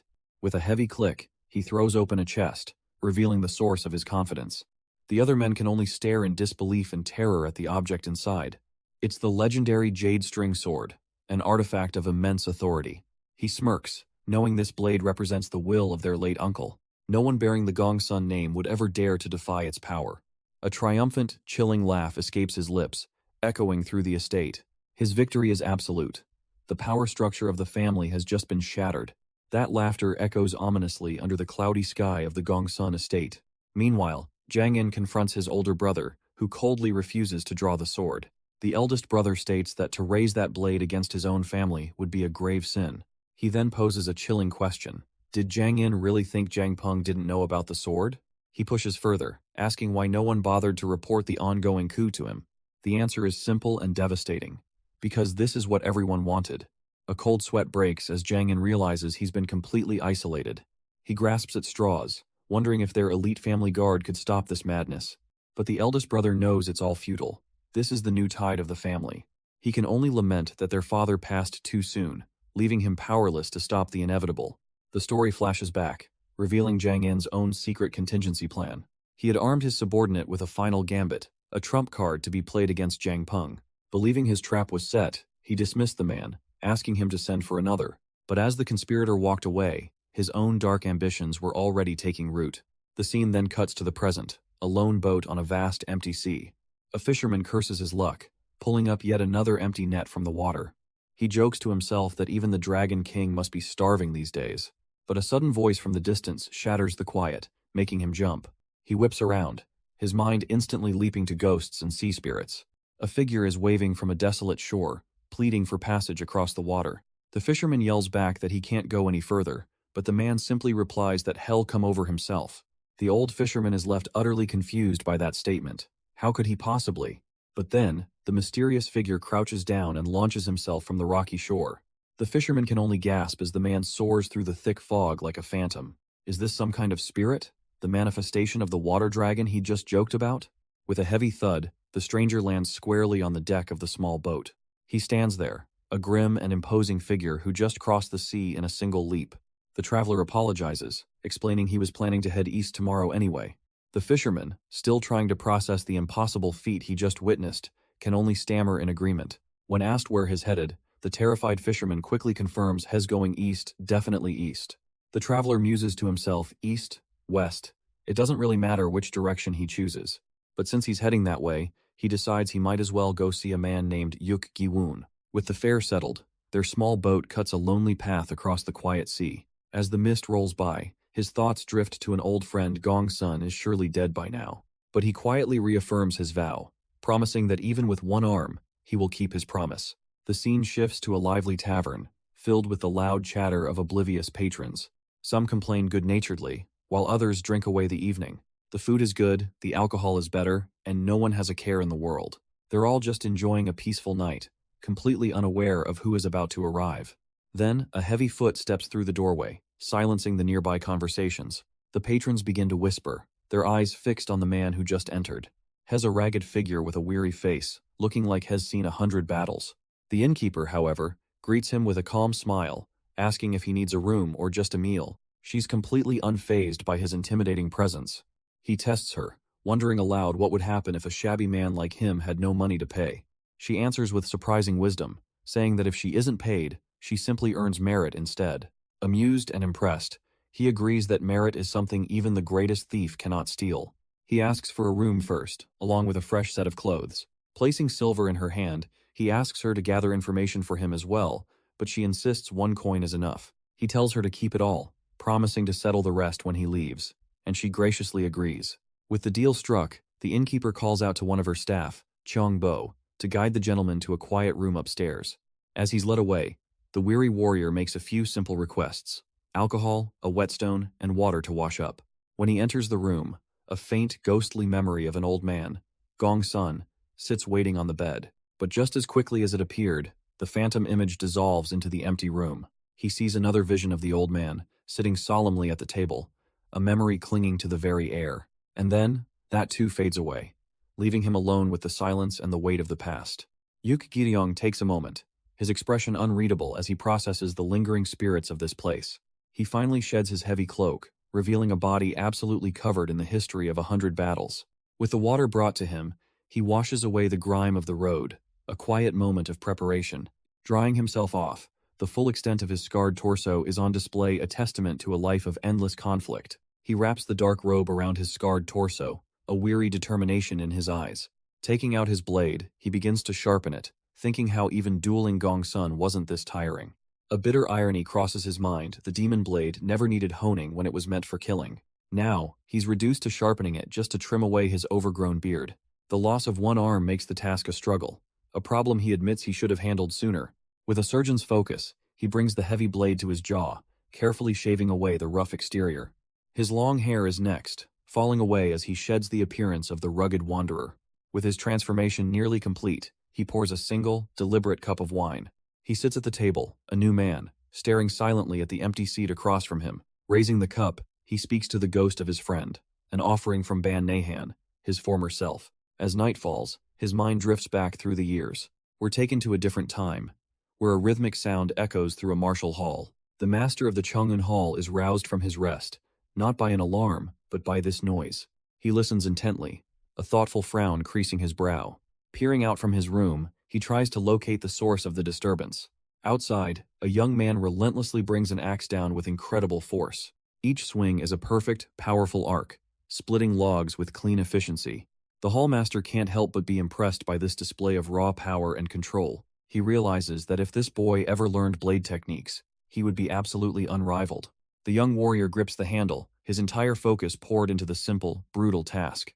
The young man swings again and again, each strike fueled by raw, untamed energy. But the hallmaster just scoffs internally. What a shame. His form is killing the momentum. As the warrior continues, a strange energy begins to swirl around him. The master's eyes narrow. Wait a second, what is that movement? He recognizes the pattern instantly. The legendary flying swallow catches butterfly technique. The young man's powerful back is no longer just a display of brute strength. Suddenly, it all clicks. This kid, he must have a connection to Yug Gi-woon. But could he be mistaken? He watches the simple silhouette against the rising sun. He thought he saw the mark of another school, a red-blue flag, in his movements. Shaking his head, the master decides to wait. The truth will reveal itself tomorrow. The next morning arrives, clear and bright. Inside the inn, the air is calm and quiet. The innkeeper approaches the master, asking if he slept well. She mentions how her husband was worried, especially since he left so much of his delicious meal. He explains that it was the first proper food he'd eaten in almost a year. He was just being careful, he says, not wanting to overwhelm a long-suffering stomach. She listens, a hint of playful skepticism in her eyes. She laughs it off, saying her husband is a man who loses all confidence the moment he leaves his kitchen. Watching the couple, the master finds their simple affection surprisingly touching. He looks on, realizing that perhaps this quiet, human life is what it's all truly about. A quiet understanding dawns on the master as he thinks of his late brother, Gong's son. He finally grasps the reasons behind the choices his brother made all those years ago. The innkeeper snaps him out of his thoughts, fussing that he must be hungry. The master humbly requests just a couple of dumplings, saying it's enough for breakfast. The employee, Cheong Bo, pours him a cup of steaming, high-quality tea. He takes a sip, a spark of surprise in his eyes. This is no ordinary brew for a common guest. The master admits his life was too crude to truly know tea, but even he can feel how this one clears his head. Cheongbo proudly names it as Biluochun tea from Lake Tai, confirming its quality. He then apologizes, worried that the sound of a young man chopping wood might have disturbed his guest. The master waves it off, more impressed than annoyed, asking where he can find this surprisingly nimble boy. Cheongbo scoffs, muttering that the boy is just shirking his duties to his father under the guise of learning martial arts. But the master simply smiles, taking a sip of tea and dismissing it as the folly of youth. He finishes his drink, the last wisp of steam rising from the fine teapot. With breakfast concluded, he gathers his things, thanking the innkeeper and promising to return that evening. And with that, the imposing master strides out, leaving the inn staff to watch him go. The scene shifts to a grand martial hall, bustling with the energy of its young disciples. A crowd of trainees gathers, their attention on one boy who seems mesmerized by a simple wooden sword. He holds it with a strange intensity, as if it were a legendary blade. Another trainee sidles up to a shaggy-haired Tongmi, teasingly asking why he hasn't gotten a real sword now that he's in the Blue Dragon Squad. Tongmi just smirks, coolly stating that he doesn't need one. A real blade might make him spill blood, and he already feels like half-killing anyone who crosses him. His friend finally catches up to him, asking where he'd disappeared to yesterday. He correctly guesses Tongmi was out feeding those kids again, chiding him that the Sonnen Inn's finances can't handle his charity. Tongmi just sighs, admitting it's a difficult situation.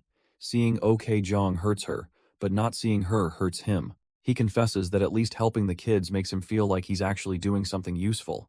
Brushing it aside, Tongmi asks why his friend was looking for him anyway.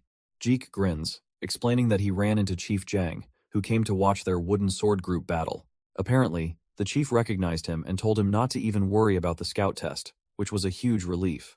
Tongmi scoffs, calling him a fool for ever being worried, though his friend admits he was secretly stressing out. But that wasn't the main reason.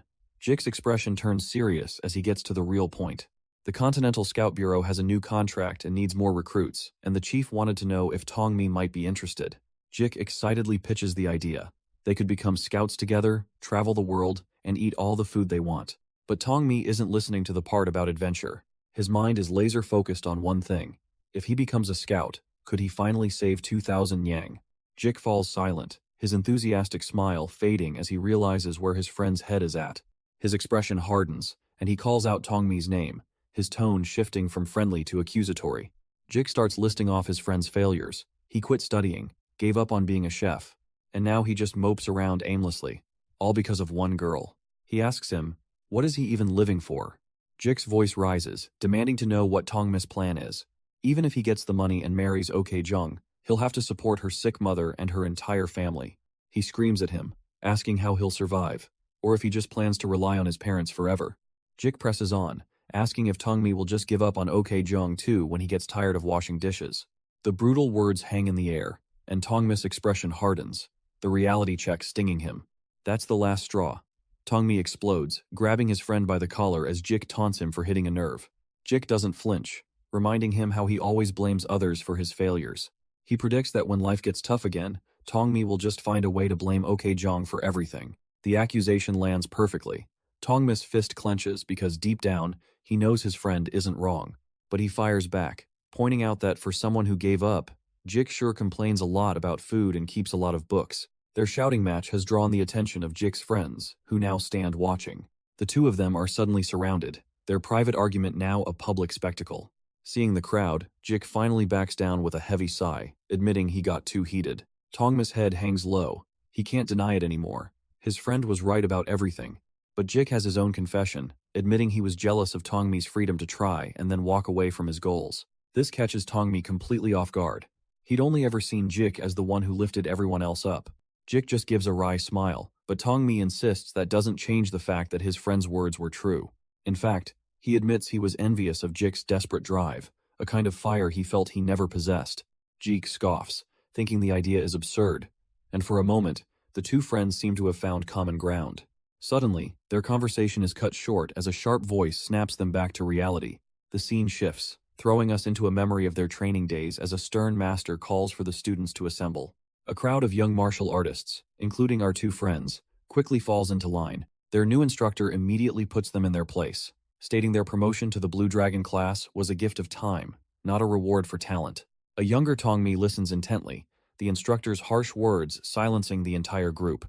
The master drops a bombshell. From this day forward, they will be training with real swords. He reminds them that wooden blades only cause bruises and broken bones. A real sword, however, can dismember, disembowel, or kill in an instant. The students, including Jik, look absolutely terrified by this sudden escalation. The instructor's lesson is simple: don't chase victory, but learn to fear your own weapon. Then, his entire demeanor shifts, as if to show them what he truly means.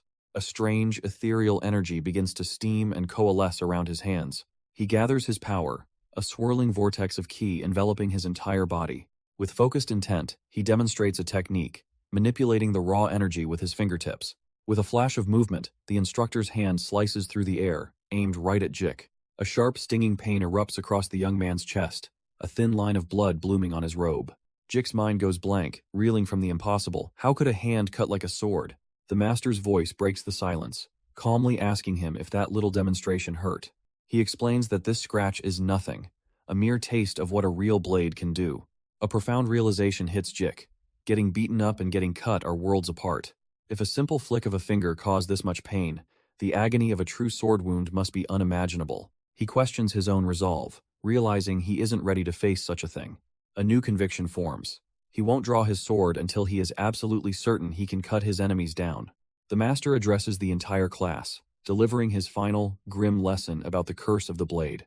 The students look on, their faces pale with a mixture of fear and dawning understanding. He warns them not to let the blade's power tempt them, for it leads only to ruin and suffering.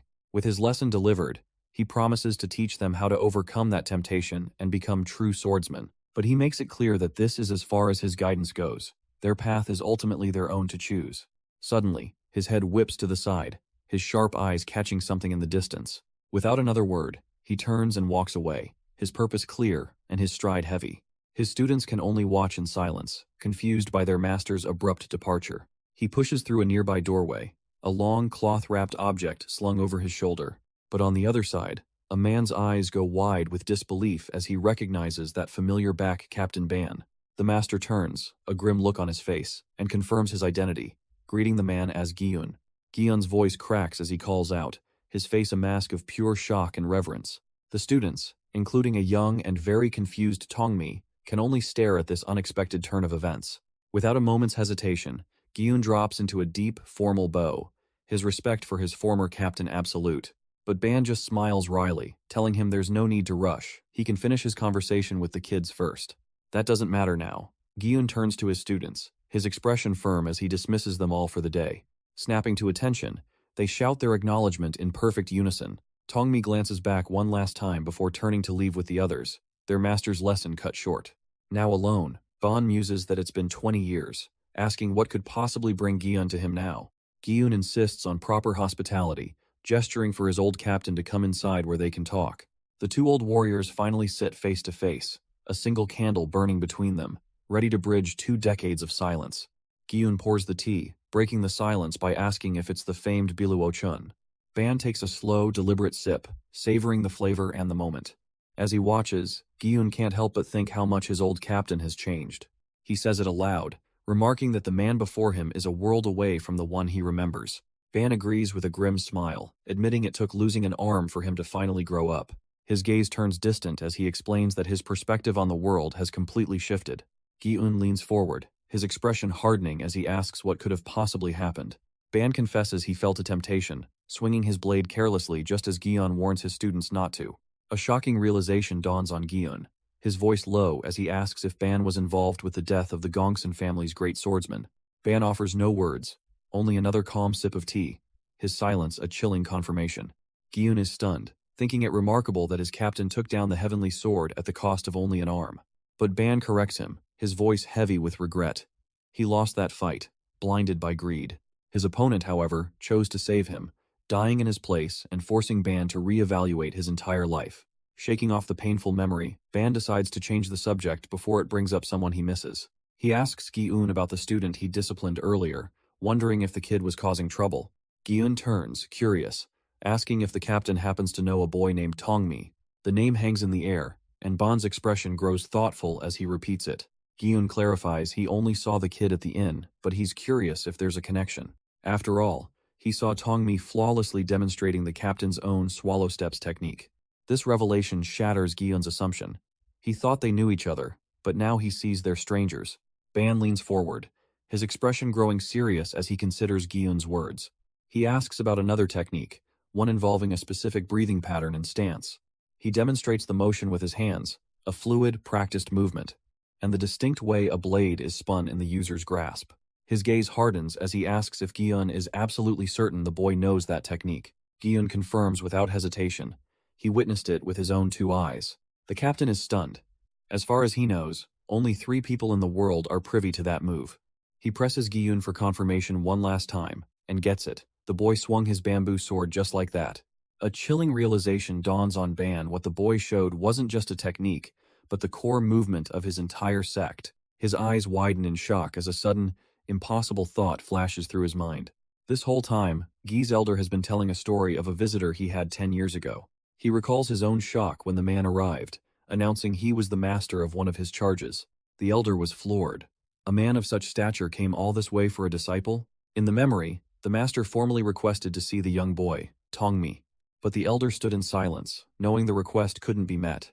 He had to regretfully inform the master that Tongmi had just finished treating his wounds and already left. Without a word, the master simply stood up, his purpose here now finished. The elder pleaded for him to wait, just in case, but the master's mind was made up. He would go see the boy's parents instead, leaving the elder to watch him depart.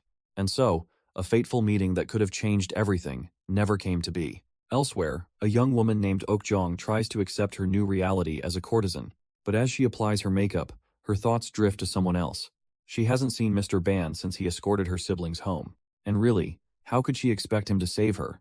That was just selfish. She tells herself to give up on him, to live the life she's been given. Her only path forward is to charm wealthy men and provide for her family. She has fine clothes and good food, she should just be grateful for that. But in a quiet, sunlit pavilion, a furious voice erupts. One man is livid that his subordinate didn't just buy a sword, but killed to acquire it. The elder simply asks what's next, knowing his master always intended this bloody outcome. The elder warns that by raiding a civilian household, they've invited government scrutiny. But his master, Guy, seems almost panicked, demanding they just deliver it and stop worrying. The old man calls him a fool, reminding him everyone knows that sword belongs to the Yue estate. Guy just smirks, holding up a finger. He didn't steal it, you see, he bought it. He explains that he paid another group 10,000 taels, a group that's now joyfully spending that cash all over the region. A flicker of realization crosses the elder's face. This wasn't a simple smash and grab. G continues, explaining that when the authorities investigate, they'll find the deposit statement, verifying the transaction. The elder finally puts it all together. Guy bought the sword from thieves, his own people. Guy plays coy, shrugging it off. How could they be his people if he doesn't even know their names? The plan's final, ruthless logic is laid bare. The original owner is dead, and the new one is far too powerful to be questioned. The elder relents, figuring he'll just hold onto the sword until things cool down. But Guy has already moved on, and he's immediately given his next assignment, a trip to Hangzhou. His subordinate is puzzled why there, of all places. The elder's new plan is set in motion. Guy is to deliver a staggering 200,000 taels to Gyuryoung of the Crimson Dragon Gang. He explains that with Ugyong Gongsun out of the picture, now is the perfect time to finance the gang's revival. Guy smirks, putting the pieces together. So they're just bankrolling another faction to take out their competition for them. His elder gives him a stern warning not to cause any trouble, but Guy just grins, promising he knows how to behave mostly. The scene shifts, and we see a much younger Tongmi approaching a gatekeeper, Mr. Cheon, on a stone bridge. But the man stops him cold, stating that his teacher has given explicit orders not to let him inside for a while. All the fight goes out of the young man, who can only bow his head and apologize for whatever he's done. And we see now where this deep-seated sadness comes from. It all goes back to one question that haunts his memory. Why? A past confrontation with his mother, demanding to know why he had to stop pursuing a certain girl. She was resolute, ordering him to stay away from her, no matter what. He couldn't understand it, pleading that she was a kind person. But his mother's prejudice was set in stone. She would never accept a courtesan as a daughter-in-law. Tongmi snapped back, calling out the hypocrisy and reminding her of his own humble station. She coldly agreed that was exactly her point. How could a boy like him ever take responsibility for her? She painted a grim picture of their future, trapped together in this small inn. He'd be stuck in the kitchen, while drunken men who knew her past would constantly try to cross the line. She hammers the point home, asking if a hothead like him, now armed with a sword, could ever handle that kind of life. Tongmi is stunned into silence, the brutal truth of her words echoing in his mind. His mother's gaze is like steel, her decision absolute and unbreakable. The argument ends, leaving the two of them standing in a cold, heavy silence. That memory fades, but the hardened look on Tongmi's face remains. A familiar figure, the legendary Yuk Sanghyang, watches him with a knowing glance. The two stand together on a stone wall, one lost in thought, the other patiently waiting. His mind flashes back to a different time, a memory of pure chaos erupting in a tavern. Bodies are sent flying with explosive force, a whirlwind of destruction tearing through the building. And through the mayhem, a voice shouts his name, confirming exactly who was responsible for this rampage. Snapping back to another memory, Tongmi stands frozen in place, his expression grim. A gruff voice cuts through his thoughts, demanding to know what he's just standing around for. He looks up to see gatekeeper Cheon, and immediately asks where Okjeong is, his desperation clear. But Cheon forbids him from ever coming back, explaining he almost got punished for their secret meetings. Even the higher-ups caught wind of it this time, and the scolding he received was severe. Tongmi apologizes but begs, just pleading for one more chance to see her. The gatekeeper sighs, admitting he once turned a blind eye to their young love. But now he tells him to give up, not to risk his job and his family for a lost cause. Tongmi refuses to back down, swearing he'll find the money and convince his parents. But Cheon scoffs at the idea, informing him it would take 2,000 taels just to start a conversation. Tongmi, undeterred, makes one simple request. Promise him the meeting, and he'll return prepared. With that, he turns and trudges away, his fists clenched with a new, grim resolve. Gatekeeper Cheon watches him go, a heavy sigh escaping his lips, full of regret. He can't help but feel he's doomed the boy by letting this go on for so long. But from the shadows, another figure watches his own father, Gunbok, sneering at his son's efforts. He scoffs to himself, absolutely certain there's no way Tongmi could gather that kind of money.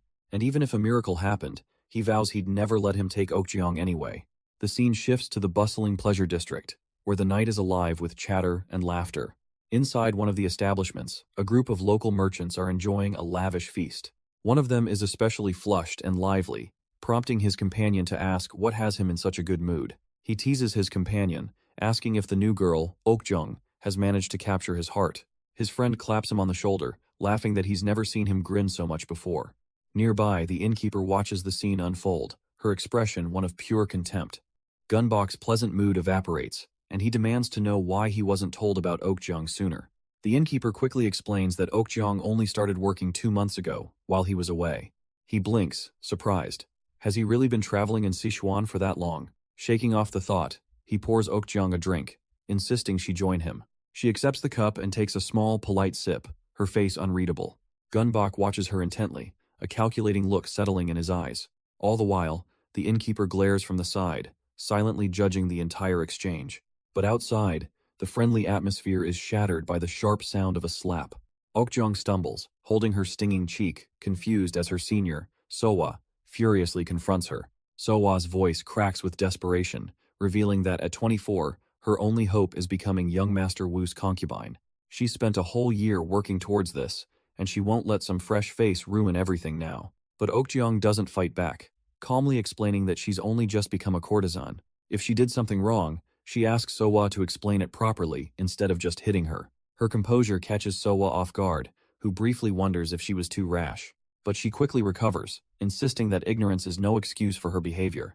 She lectures the newcomer, stating that their job is to serve customers with a clear mind, not drink alongside them. Okjung bows her head in understanding, accepting the lesson and promising to be more mindful from now on. Sowa finishes her lecture with a fake olive branch, telling Okjung not to take it personally. But as she walks away, confident she's put the rookie in her place, Okjung's demeanor shifts. The newcomer thinks to herself, "Oh Sohwa, you have no idea tonight was just practice." She was simply honing her skills, because all men are the same except for one, Mr. Ban. A cold fury settles on her face. Sohwa really shouldn't have slapped her. If she hadn't, her true target might have remained a secret, but now the game is on. She'll play by Sohwa's rules, making the young master so desperate for her attention that he'll forget Sohwa ever existed. As schemes brew in the pleasure house, the city's nightlife murmurs on, oblivious. A lone figure lurks in the shadows, a silhouette weighed down by his own troubles. It's Ban himself, completely unaware he's the grand prize in a courtesan's game, focused only on his desperate need for money. But then, his eyes lock onto a potential opportunity. 2 men walking ahead, their bags full, completely oblivious. His heart starts to pound in his ears as a dark idea takes root. With grim determination, he begins to close the distance. But he freezes mid-stride, a cold realization washing over him. What is he even doing? He scolds himself internally. This is absurd. This isn't who he is. Don't be rash, he thinks, his better judgment wrestling back control. With a shake of his head, he lets the moment, and the impulse, pass him by. But a voice cuts through the night, observing that he seems a bit green for a thief. One of his would-be targets turns around, a smug look on his face. Disappointed, the boy chickened out. Tongmi tries to end it, telling the strangers he's leaving and to go on their way. But his target just scoffs, declaring it's too late for that as he unleashes a long, braided whip. In that split second, Tongmi realizes he's made a terrible mistake. The whip cuts through the air, but he instinctively drops, the blow whistling just over his head. With a surge of adrenaline, he lunges forward, his face a mask of grim determination. He moves like a blur, weaving inside the arc of the next attack. Suddenly he's on the offensive, swinging a massive bone he must have grabbed from the street. He stands his ground, now armed and ready, facing down the whip wielder. The man's smugness fades, replaced by intrigue. Was that just luck? Or does this kid actually know how to fight? He shoves his companion aside, telling him to stay back. He wants to handle this one personally. Tongmi pants, clutching the makeshift weapon, a cold dread washing over him. This man is no ordinary punk. The whip cracks again, a vicious circle of death slicing through the night air. But he holds his ground, now armed with what looks like a heavy wooden practice sword. His attacker lets out a laugh, mocking the boy for bringing a wooden blade to a real fight. Tongmi tries to de-escalate, pleading that he doesn't want to fight, he just wants to leave. But the man coldly refuses, explaining that he can't risk anyone discovering their identities. The boy insists he has his own responsibilities and would never say a word, even if he knew who they were. It's a nice thought. But his opponent lives by a simple, brutal rule. Leave no witnesses. Leave no room for failure. With all negotiations off the table, the whip lashes out for the final blow. In that instant, Tongmi realizes he will die if he doesn't fight back, and his survival instincts take over. The man's chain whip cuts through the air, relentless and deadly. But Tongmi knows he can't just keep deflecting these attacks forever. He deflects one last strike and charges forward, closing the distance. The boy's mind is made up. To survive this, he has to go on the offensive. His attacker watches the desperate rush, a flicker of surprise on his face. Tongmi surges forward, getting inside the whip's effective range. The man whips the chain back, trying to create space for another strike. But the boy is too quick, ducking under the whistling chain with ease. In a flash, Tongmi leaps into the air, wooden sword raised high for a decisive blow. The assassin's eyes widen in shock. He never expected this level of skill. The man just barely gets his weapon up in time to parry the attack. Tongmi brings the wooden blade down with the force of a falling meteor.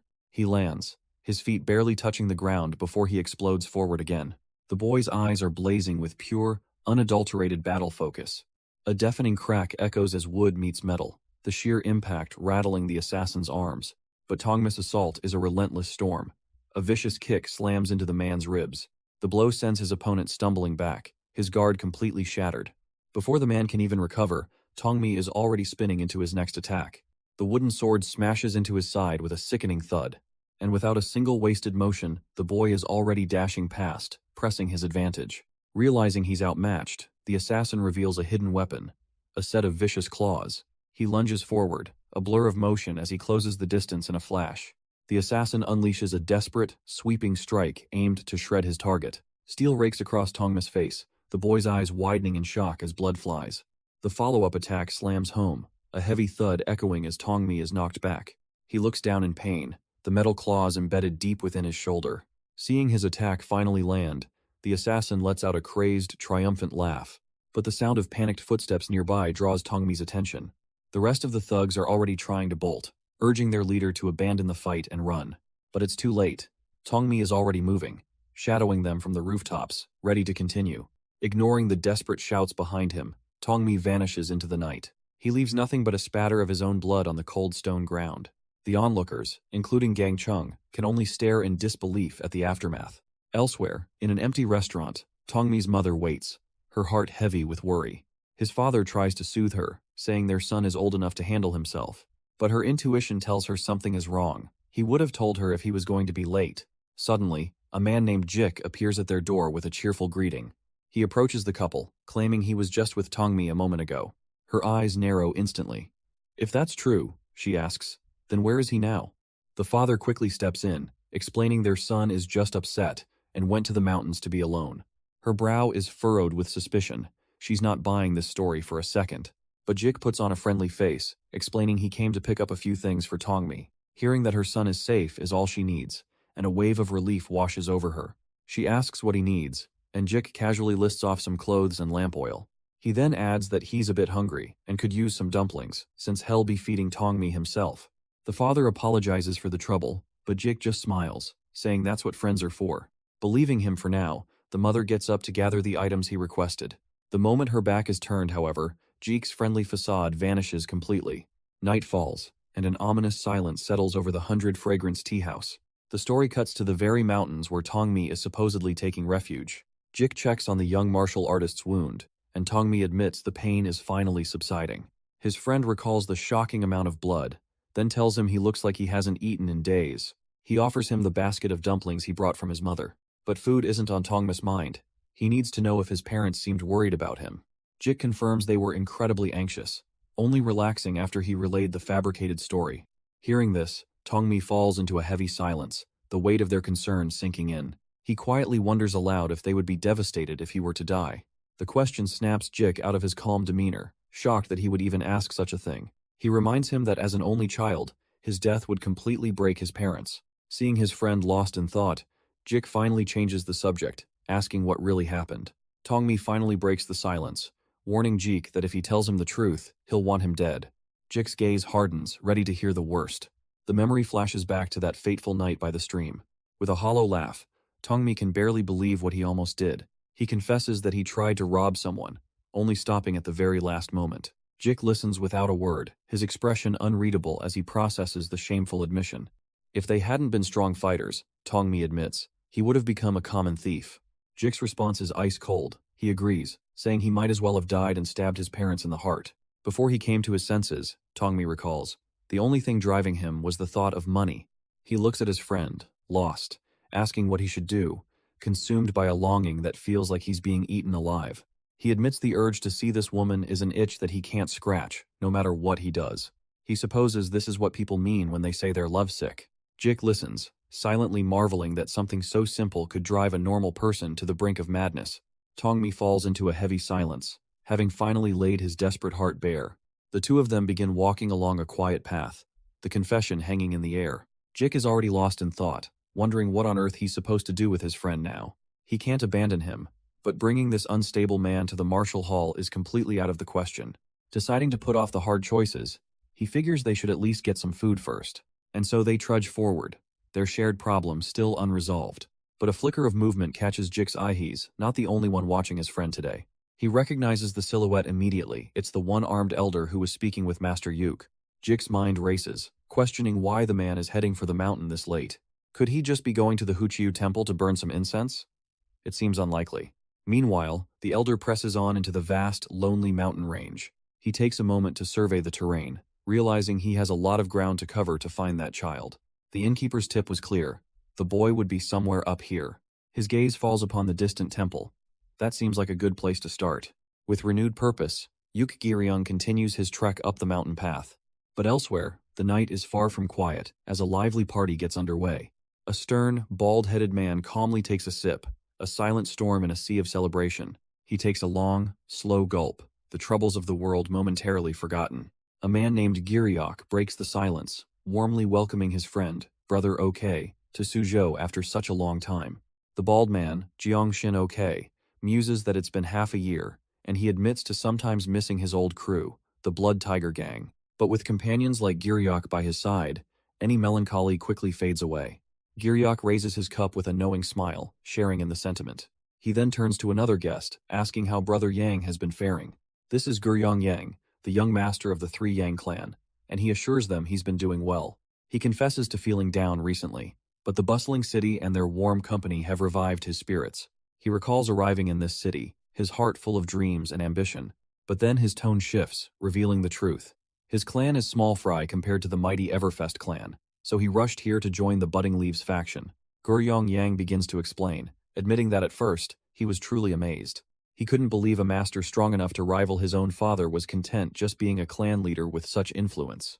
After sparring with the other members of the Budding Leaves, he felt a sense of pride, believing he'd grown much stronger. But recently, his confidence was shattered when he witnessed their commander, Gi, in training. Giryok leans in, curious, urging him to continue and asking if this commander was as incredible as he made it sound. Yang looks down, confessing that while he knows martial arts aren't everything, it's hard to deny their importance when faced with such raw talent. He states with conviction that even if 5 of him attacked at once, he would have no chance of defeating Commander Gi. The claim stuns Giryok. He thinks back to his own spar with Yang, remembering he barely managed to push him back. In a real fight to the death, he isn't even sure he's superior to Yang. So if 5 of Yang isn't enough, the whole table wonders could all of them together even hope to defeat this one man? Yang continues, explaining he saw one of the iron hoof techniques, a circle of 10 thick logs. The others listen in disbelief as he claims Commander Gi split them all without his feet ever touching the ground. Jiangshin OK scoffs, suggesting he probably just knocked them over, right? But Yang's grim, unwavering nod confirms the impossible. In his mind, the memory plays back a whirlwind of motion as Gi shatters every single log in one explosive leap.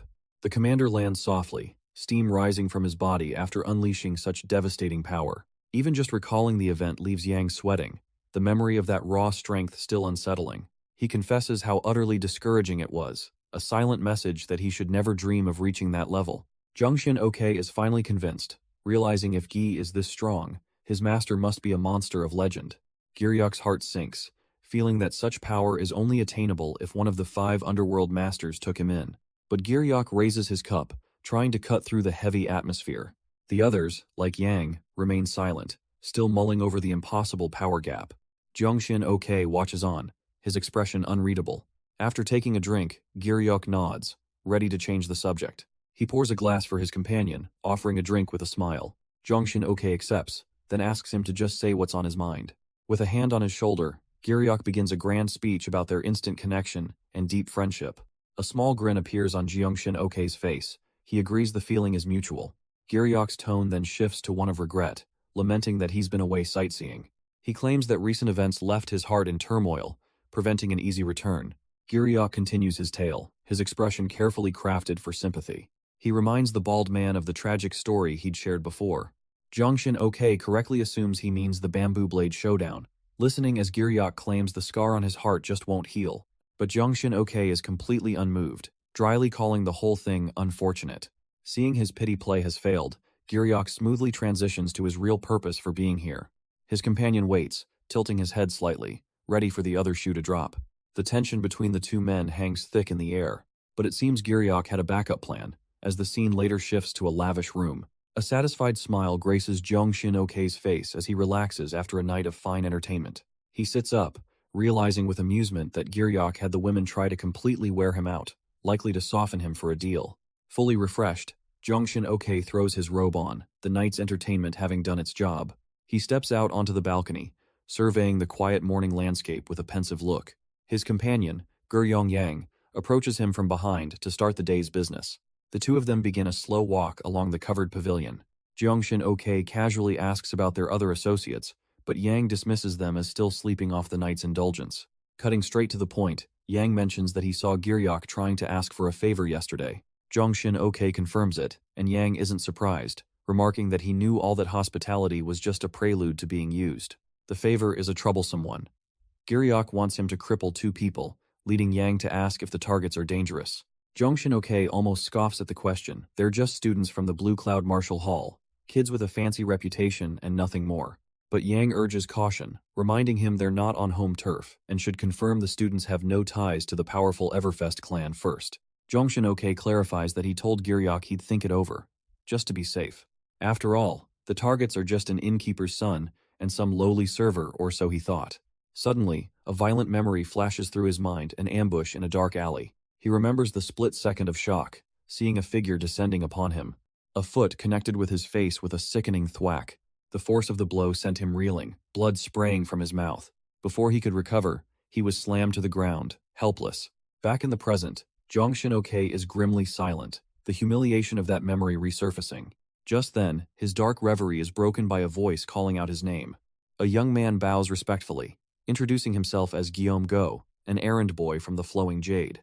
Jeongshin Ok scoffs, enraged that a mere errand boy would dare speak his name. But the boy's mention of that day catches his attention, and his anger gives way to a flicker of cold curiosity. Leaning in, Guillaume Go asks if he knows a man by the name of Tong Mi Ban. The weight of that name seems to shift the very air, pulling us away to another place entirely. Inside a formal meeting room, three influential figures are deep in discussion. We're introduced to Giryong Yu, the imposing leader of the Crimson Dragon Gang. He questions his guest, the young master of the White Gold Association, wondering what brings him here. The envoy begins with flattery, speaking of how the old Crimson Brotherhood protected smaller clans from the ruthless Everfest clan. Another leader at the table, Jungseo-gu, bitterly agrees, adding that the Brotherhood's protection was far cheaper. Giryong acknowledges the truth in their words but cuts straight to the point, asking what this past has to do with the present. The White Gold envoy thoughtfully lays out the grim reality of their situation. He explains that nearly every clan in the province has already bent the knee to the Everfest clan. His own clan is holding out, but they're isolated and on the verge of being crushed. He then delivers a pointed message. His master hopes the Crimson Dragon's plans won't repeat past mistakes. To emphasize his point, he slides a small, red package across the table. The simple cloth bundle sits there, carrying the weight of their desperate proposal. Giryong Yu's expression darkens, a flicker of annoyance in his eyes. He demands to know what this is, but the envoy calmly urges him to see for himself. Impatient, Jungseo-gu reaches over to inspect the offering. Unfolding the cloth, he reveals a thick stack of promissory notes, a blatant and very expensive request for aid. Jungseo-gu's eyes widen as he announces the staggering sum, a full 200,000 taels. Giryong Yu, however, is far from impressed, coldly asking the meaning of this blatant bribe. The envoy calmly explains their strategy. They want to befriend a distant tiger to keep a nearby wolf in check. But Giryong Yu sees the danger, questioning what happens when that funded tiger consumes the wolf and gets hungry again. The envoy just smirks, dismissing it as a problem for a later date. Hez confident they'll have time to prepare, and he doubts a young tiger can truly defeat a whole wolf pack anyway. Gir Young-yu narrows his eyes, asking if they truly wish for nothing but the Crimson Dragon's growth. The envoy confirms their success would force the Everfest clan's attention southward, giving his own faction breathing room. He's laid his cards on the table, his intentions are clear, and the money is real. Gir Young-yu knows there's more to this deal than meets the eye, but he's out of options. He accepts, solemnly vowing to repay this debt to the envoy's master, no matter how long it takes. The envoy smirks, amused by the vague yet heavy promise, but agrees to relay the message exactly as stated. With the deal struck, Gir Young-yu extends a formal offer of hospitality during the envoy's stay. The envoy thanks him, promising one last visit before his departure. He turns and walks away, leaving the Crimson Dragon leaders to their thoughts. The moment he's gone, Gir Young-yu immediately turns to his two advisors, demanding their honest opinions. Jung Seo-gu is all for it, seeing the proposition as a timely blessing with no apparent risk. His other subordinate, however, is wary. While the White Gold Association is powerful, the sheer size of the offer feels dangerously too good to be true. Guillaume Go remains silent, his face etched with deep concern over the suspicious deal. But the White Gold envoy simply walks away, leaving the Crimson Dragon to their paranoia. A smug smile creeps across his face. He can already imagine them tearing their hair out. He thinks to himself that they can search for a hidden meaning all they want, but they won't find one. After all, he hid nothing. His goal is to make them strong enough to fight the Everfest clan, whether they like it or not. That night, at the 100 Fragrance Tea House, a different kind of tension fills the air. Steam rises as a pot of tea is quietly poured. Tongma's mother approaches his father, Gunbok, with bad news. It seems their son won't be coming home tonight either. Seeing his grim expression, she asks with a worried look what exactly he needs to speak with Tongmi about. His voice low, Gunbok brings up a name from the past, a monk named Bojang. He then makes a startling confession. He was once that very monk's disciple. A shameful disciple, he admits, who ran away convinced the mountain was too small for him. Suddenly, his wife's eyes widen. That's right. The monk they met was looking for his student. Gunbok explains he'd only planned to be gone for a few years, but somehow, 40 years slipped by. Now, he feels he's lost all right to return, buried under the weight of his shame. Seeing the profound regret on his face, she gently calls out to her husband. She insists that he should have gone back, and that it's still not too late to return. But her words only seem to deepen the sorrow, the decades of regret weighing on his soul. In the quiet of a desolate courtyard, a lone warrior centers himself. His hands begin to move, a blur of practiced, lethal grace. He forces himself to remember, to recall the very reason for this path. He thinks back on everything he sacrificed, all the long years he endured. It was all for a single, driving purpose: to solely dedicate his entire being to the art of training. Every punch is a testament to that vow, thrown with explosive force. He asks himself why he chose this life, so different from any other. Each palm strike, each defensive block, is an answer to that question. He stands firm, his body honed into a living weapon, his resolve absolute. But his solitary focus is shattered by a call from the front, a group order for Tongmi. Instantly, he's at the wok, the clang of his ladle echoing with the same speed as his fists. As flames roar around the sizzling ingredients, he reflects on his new, seemingly impossible goal. All the discipline, all the power he once honed for combat, is now poured into this craft. He wonders to himself, is it strange for someone like him to pursue such an ordinary dream? Is it because this simple life is a goal that any normal person could easily achieve? He serves the finished meal, contemplating how all stories seem to end with living happily ever after. But as he meticulously cleans his tools, he knows that simple ending deserves a second thought. Was the process to reach that peaceful conclusion ever really normal? No, he realizes with a final dash of seasoning the extraordinary process is what gives a normal life its true meaning. And so, he clings to his dream. A normal life, filled with simple happiness. He once believed that achieving something so ordinary would be effortless. He never acted special, keeping his head down amongst his colleagues during the busy rush. After all, he had good friends who would quickly call him out if he ever got too full of himself. And he had his amazing wife, whose sharp wit left no room for loneliness. Having people like them on his side, that was truly the greatest treasure. But as he turns away to prepare, a quiet, somber thought takes hold. He must be careful. He knows all too well that a long life of happiness can vanish in a fleeting moment. He understands just how fragile that peace is, and how easily it can be destroyed. And that is precisely why he will protect this ordinary life with everything he has.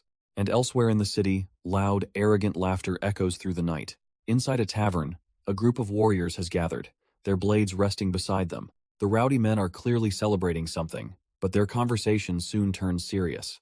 The leader, a large man with a thick mustache, is in the middle of a discussion with his men. He asks with a cynical glint in his eye if they're sure no one will interfere with their plans. His subordinate is confident, reporting that since the Jangrakbang disappeared, there's no real competition. But the leader is a bit more cautious, pointing out that there must still be some smaller forces around.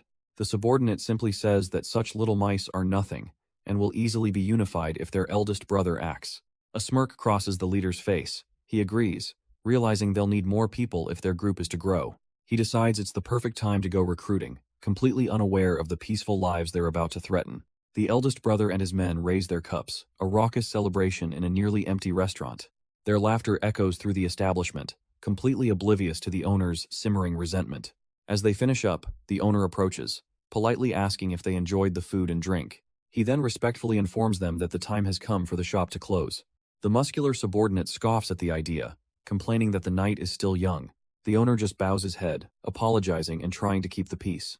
Surprisingly, the eldest brother calms his man down, agreeing that it's time to leave anyway. One of his lackeys smugly tells the owner he's lucky their boss is in a good mood. With a final command, the leader turns to leave, his men following close behind.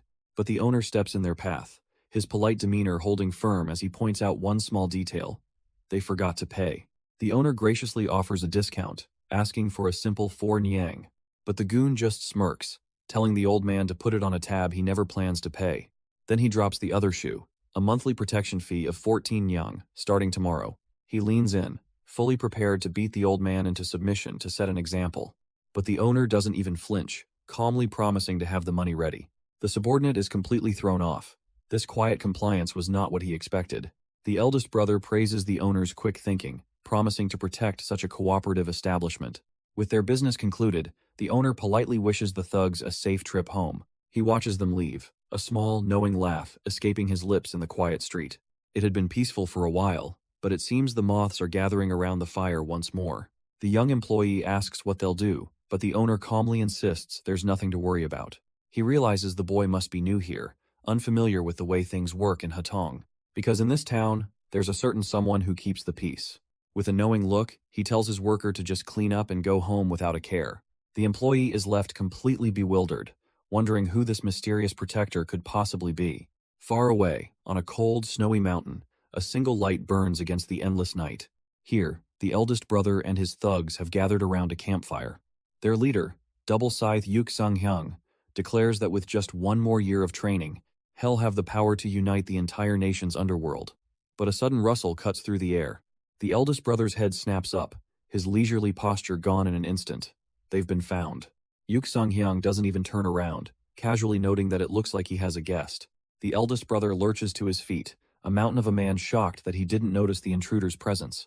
Out from the shadows steps a lone martial artist, assuring them there's no need to be so wary. He's just here for a talk. The eldest brother scoffs, a condescending smirk spreading across his face as he asks if this newcomer plans on getting in his way. But the man's expression is ice cold as he lays out the situation. They're going to have to make a choice. Leave this place quietly or become a cripple. The threat hangs in the air, delivered with chilling confidence. By the fire, Yuk Sang-hyung finally turns his head, a flicker of annoyance in his eyes. The eldest brother glances back at his leader, almost amused by the sheer audacity of this lone warrior. With a huff, he and his 2 subordinates are on their feet, looking like they're about to make a very big mistake. The martial artist addresses the 3 of them directly, making it clear this is their one and only chance to walk away. The goons are furious, demanding to know just who the hell this guy thinks he is. But the martial artist's gaze is locked on their leader, warning him that hell be held responsible for his men's actions. The eldest brother just smirks, admitting he likes a kid with guts, but questions if he has the skill to back it up. With a chilling smile, the warrior advises him not to be curious, as everyone else who came to regret it. Enraged, the eldest brother scoffs at the idea that he's the same as those other weaklings. The warrior calmly turns the threat back on him, saying, this is a choice that will decide the course of his life. Having finally had enough of this lecture, the eldest brother's patience completely shatters. With a swift movement, his hands reach for the twin sickle strapped across his back. He draws one of the curved blades, its edge gleaming, but his opponent simply stands there, utterly unimpressed. The martial artist sighs, noting that some people truly don't understand how precious the opportunity to choose is. And in the blink of an eye, The young martial artist's gaze sharpens as he makes his move. He vanishes from his spot, reappearing directly behind the stunned group of thugs. With a relaxed posture and a knowing smirk, he stands there completely unarmed. Yuk Sang-young and his men freeze, a wave of shock washing over them. He can't believe it, the kid erased his presence and aura to get this close. This is no ordinary fighter. The double scythe is insulted. Is this kid really approaching him barehanded? Looking down on him. But the warrior just mocks him, noting that his hesitation is proof his instincts are screaming warnings. Yuk Sang-hyung flinches at the truth in those words, his men looking on, confused by his pause. With his pride on the line and his subordinates watching, his rage finally boils over. The warrior smirks. Seeing right through him, he's smart enough to sense the danger, but too proud to back down. Done waiting, his subordinates draw their blades, the steel glinting in the dark. With a roar of pure fury, Yuk Sang-hyung gives the order to get him. His men surge forward like a tidal wave, a blur of motion and killing intent. The first of them leaps through the air, swinging his sword down with all his might. But the martial artist just watches them come, a faint, unimpressed smirk on his face. The pack of warriors continues their desperate, noisy charge through the woods. They hurl insults as they attack, calling him an arrogant rascal for his calm demeanor. He remains perfectly still, a silent statue of power, not even deigning to raise his hands. Then, as they close in, he takes a single, deliberate step into the fray. Their blades descend to kill, but his hand is already a blur, moving to intercept the first blow. The most muscular of the thugs roars, bringing his blade down with brutal force, but his swing is stopped dead, met not by steel, but by two simple fingers. The dark-clad martial artist calmly notes that this level of fighting is a cut above common riffraff. He's immediately swarmed from all sides.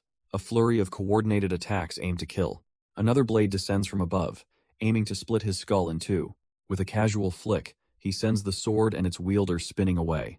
The other attackers can only stare in disbelief at the impossible sight.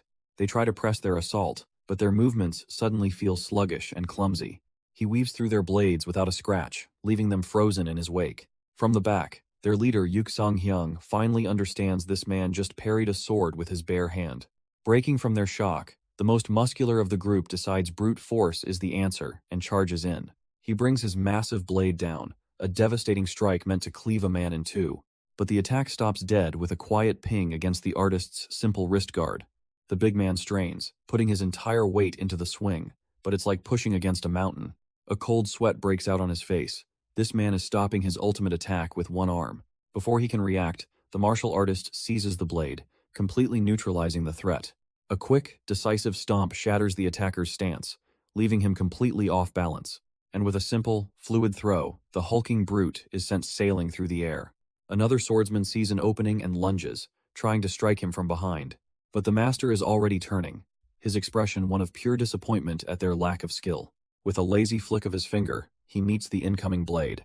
The swordsman's eyes widen in sheer disbelief as his attack is effortlessly parried. The master doesn't even grant him a second look, his focus already elsewhere.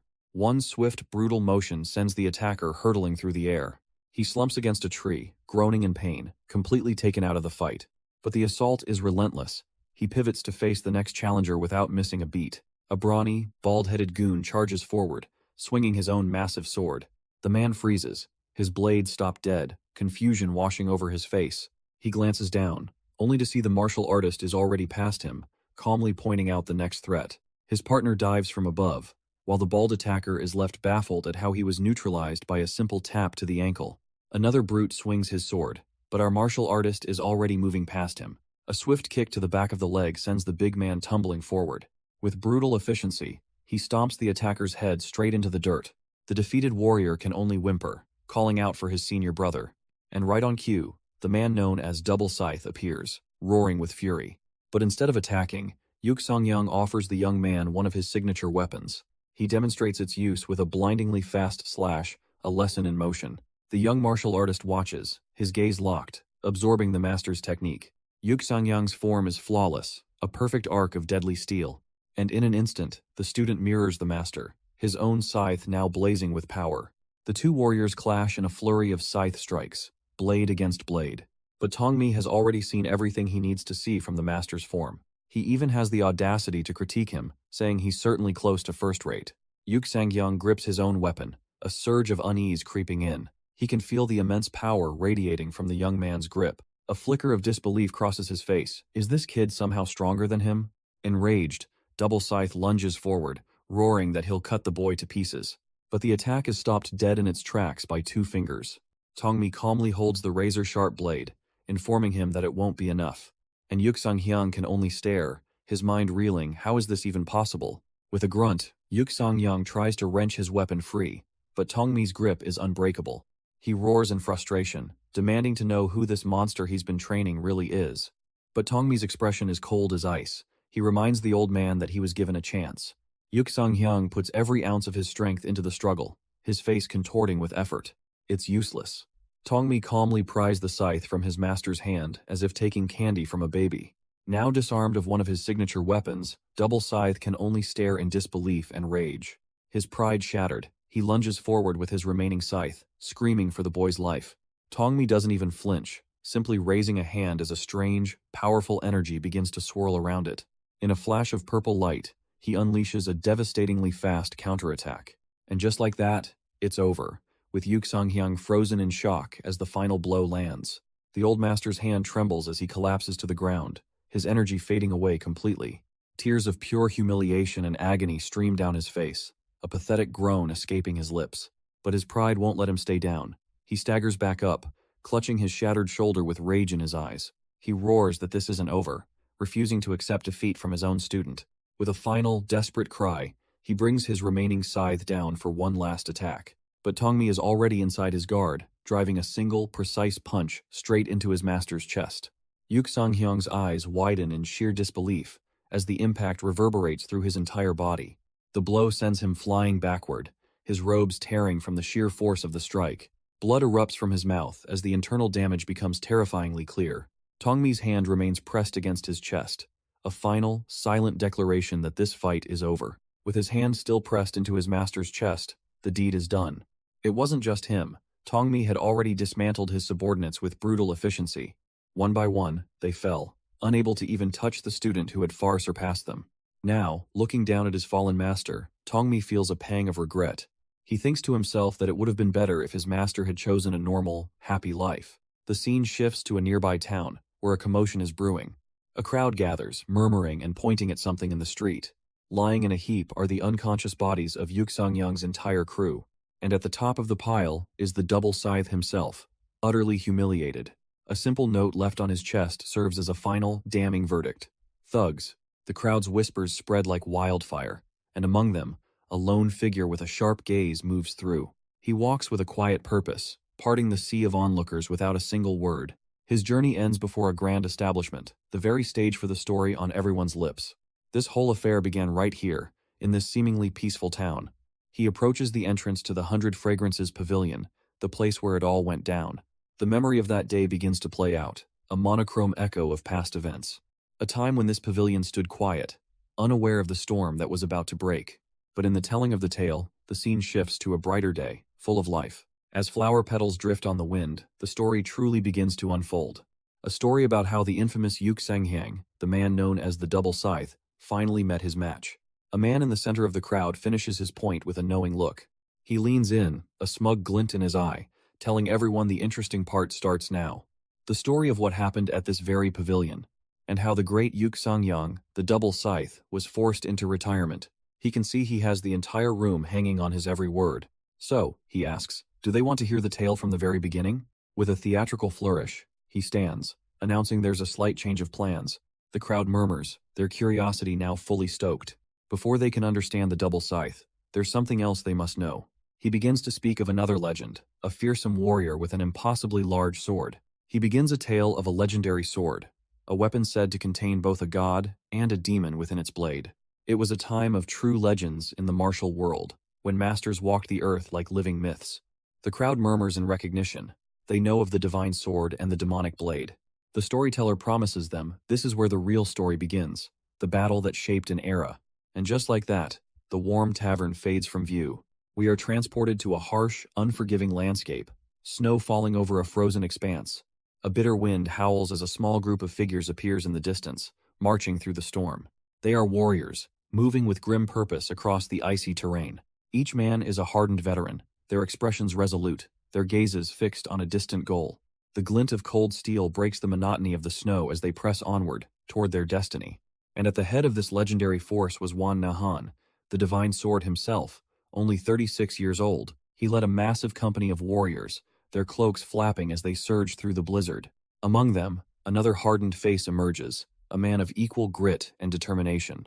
This was Gu Jungxio, a commander of the notorious Bloody Wing Alliance. But their march is cut short as the snow itself seems to rise up and attack them. A brutal ambush sends bodies flying, the clash of steel echoing through the winter air. Amid the chaos, Gu Jungxio fights his way over to his leader, calling out to Wan Nahan. He thinks the attackers have retreated, scoffing that they must have gotten tired and given up. The commander even suggests they take a break, certain the younger warriors need it. Wan Nahan, however, doesn't share his optimism, his silence speaking volumes of the true danger ahead. But Gu Jungxio sees it now, the chilling look in his leader's eyes. Wan Nahan isn't even looking back. His gaze is fixed on the path ahead, a silent command to keep moving. His warriors, however, are on the verge of collapse, gasping for air in the freezing cold. They've been pushed past their limits, running endlessly through the unforgiving snow. Their leader finally speaks, his voice a cold warning that stopping here would be suicide. The men are desperate, pleading that they've already run a full marathon. What's the difference between dying to a sword or a heart attack? But Wan Nahan is unmoved, telling them their lives are their own to throw away. He offers a single, grim alternative if they absolutely must rest. Seeing the chance, Gu Jungxio quickly directs his men towards a nearby bamboo forest.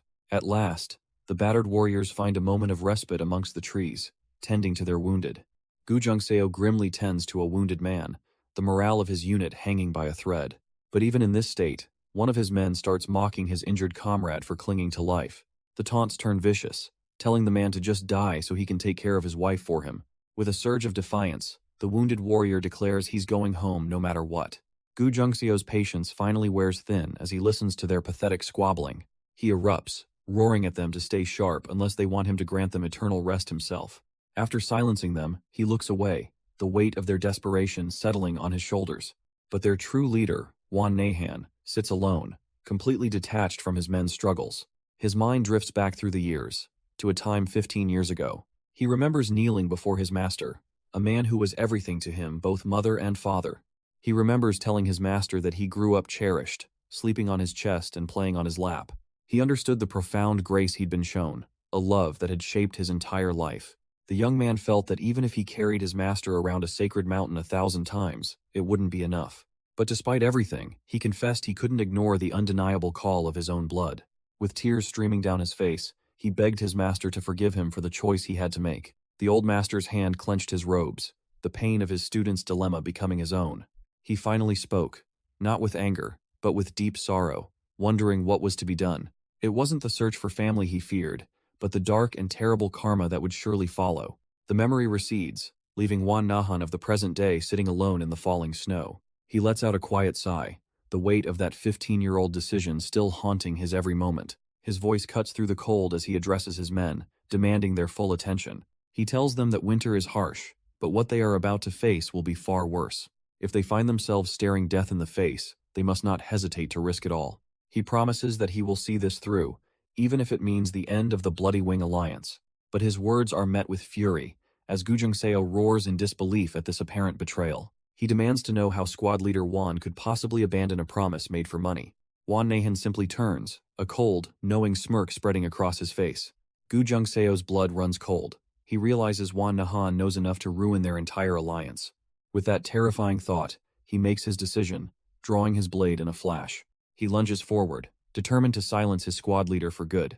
But Wan Nahan's eyes are sharp, seeing the blade coming. He effortlessly parries the strike as chaos breaks out all around them. The Alliance warriors are caught completely off guard, ambushed from all sides. They're surrounded, trapped in a deadly forest of bamboo and blades. Suddenly, a hand rises, and the ambushers halt their advance on command. Gu Jungxio freezes, realizing the tide has turned against them in an instant. He whirls on his squad leader, roaring for a sensible explanation for this madness. But Wan Nahan just stands there, utterly calm, his sword resting on his shoulder. His cold gaze tells the whole story. This was all part of his calculation. He explains that this mission has failed, but their war with the Gongsun clan is far from over. Gu Jungxio stares, his mind racing to understand what his squad leader is plotting. Wan Nahan offers to reveal his true intentions, a secret he claims Gu Jungseo would rather not hear. He begins by explaining the nature of a wandering mercenary, a martial artist loyal only to coin, but Gu Jungseo refuses to believe it. Even if he is a mercenary, has the infamous limb-severing demonic blade, a man whose reputation is as solid as any leader's.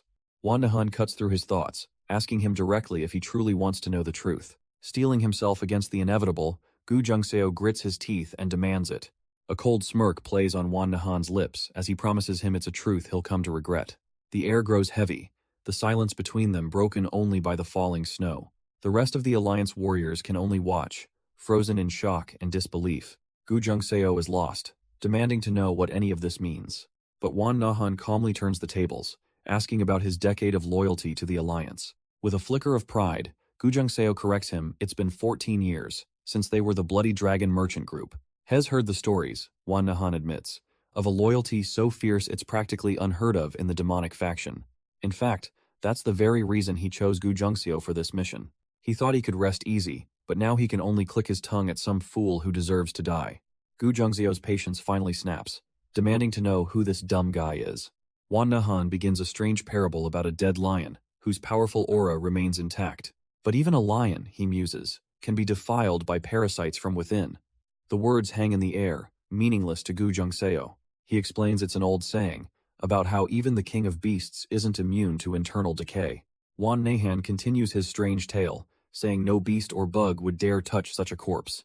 Only the parasites, he says with a grim look, would feast on the king of beasts from within. Gu Jungseo's patience is gone. He's a warrior, not a scholar, and demands a straight answer. Dropping the analogy, Wan Nahun reveals their target is a 50-year-old from the Gongsun clan, and this top-secret mission was only known to him, Gu Jungseo, and one other person. The implication slams into Gu Jungseo, his eyes widening in dawning horror.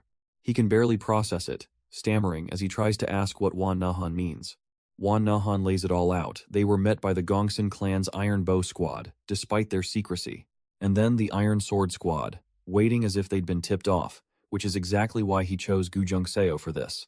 The traitor, that dumb guy, must have decided that killing Wan Nahun was worth more than saving him. Gu Jungseo's mind reels, refusing to accept the bitter truth.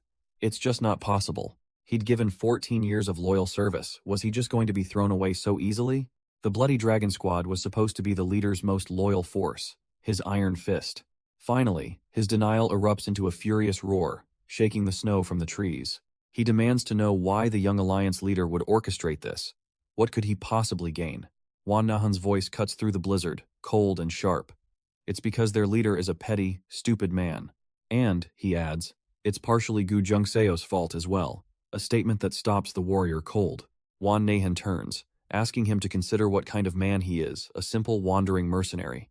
And a mercenary would never, ever leave a job unfinished, would he? Gu Jungseo can only agree. That is the nature of their work after all. Wan Nahun lays it out plainly. Their leader is a simpleton, and he asks Gu Jungseo to remember the look on that man's face when he was chosen. The memory hits the great sword warrior the day the feared limb-severing demonic blade personally picked him for this mission. He remembers feeling pure joy, as any martial artist would, to be recognized by someone truly powerful. But as he recalls his own leader's petulant expression, a terrible possibility begins to dawn on him. He tries to rationalize it away. The young Alliance leader is just petty and loves being the center of attention. But the pieces don't fit, and he roars into the cold air that none of this makes any sense. Wan Nahun's voice remains chillingly calm, explaining that it's precisely because it makes no sense that they're in this mess. He continues, revealing their target is from the Gongsun clan, the strongest sword clan, and that their young master is a kind man known as the Divine Sword. A man, he adds pointedly, who is nothing like the jealous leader Gu Jungseo has been following. The warrior's mind reels in disbelief. This can't be true, he has to see it for himself to believe it. The other warriors listen in stunned silence, the weight of this potential betrayal settling heavily upon them. Wan Nahun's voice is low and grim, warning Gu Jungseo that he may not even survive to confirm the truth. He places a hand on his comrade's shoulder, reminding him that all things, even justice, will one day return. With a shared, somber understanding, they agree to press on, one step closer to death, but also to the truth. Gu Jungseo can only listen, a cold sweat breaking as the terrible reality of their mission sinks in. And so the Bloody Wing Alliance continues its march through the snow-dusted forest. But they are not walking into an ambush. They are approaching a fortress, guarded by the elite Gongsun clan. Their leader stands at the forefront, his expression sharp and his posture radiating quiet confidence. His eyes scan the horizon, a man of immense discipline sensing the approaching conflict. Before the grand pavilion, they stand as an unbreachable wall, ready to defend their clan's honor. A son's voice cuts through the darkness, pleading with his father to reconsider a grave decision. Gongsun Wugyong reminds the patriarch of their clan's 90-year legacy and the prestige they've carefully built. He warns that everything could crumble in an instant, and their future generation would be lost in the conflict. The old man acknowledges the risk, admitting he knows full well how much of a gamble this is.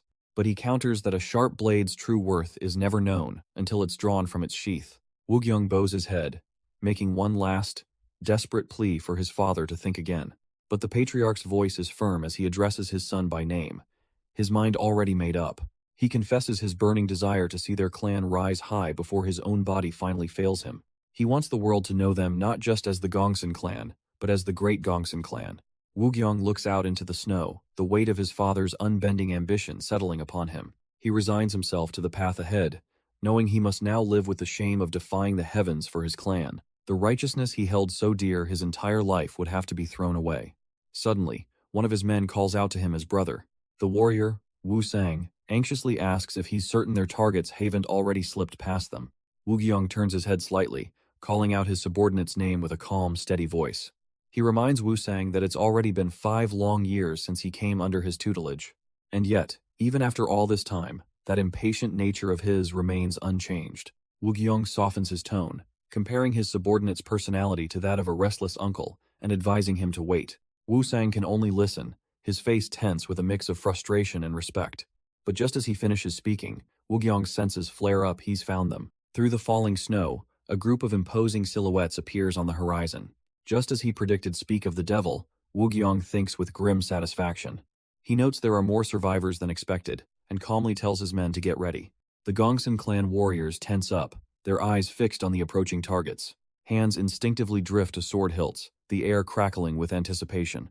Wugyong calls out to his subordinate, and Wu Sang immediately answers, ready for the order. But the order is a warning. He tells Wu Sang not to charge ahead toward the limb-severing demonic blade. Wu Sang explodes, his face a mask of rage. How could he hold back against the man who took his older brother's arm? Wugyong's expression turns cold, reminding him that the weak should know when to fall back. He admits he's fought this enemy before, and can't guarantee a win, refusing to lose another family member today. Gritting his teeth, Wu Sang reluctantly gives his word that he won't approach the enemy first. In the swirling snow, the two forces finally come face to face on the battlefield. But Wan Nahan's eyes suddenly widen, a flicker of alarm cutting through his focus. He digs his heel into the dirt, bringing his charge to an abrupt and jarring halt. A cold realization washes over him as he stares down the waiting enemy. He'd thought they lost their pursuers, but they were simply being herded into a pincer attack. His companion, Gu Jungseo, confirms it with a grim look. They walked right into a trap. But this dire situation only hardens Gu Jungseo's resolve. He has to survive. He thinks of the youth he sacrificed, refusing to let his men die for a narrow-minded leader. Drawing his blade, he vows that even if he dies, he'll cut out the cancer in their own group first. Wan Nahan notes grimly that their rest was a blessing in disguise, asking what their next move is.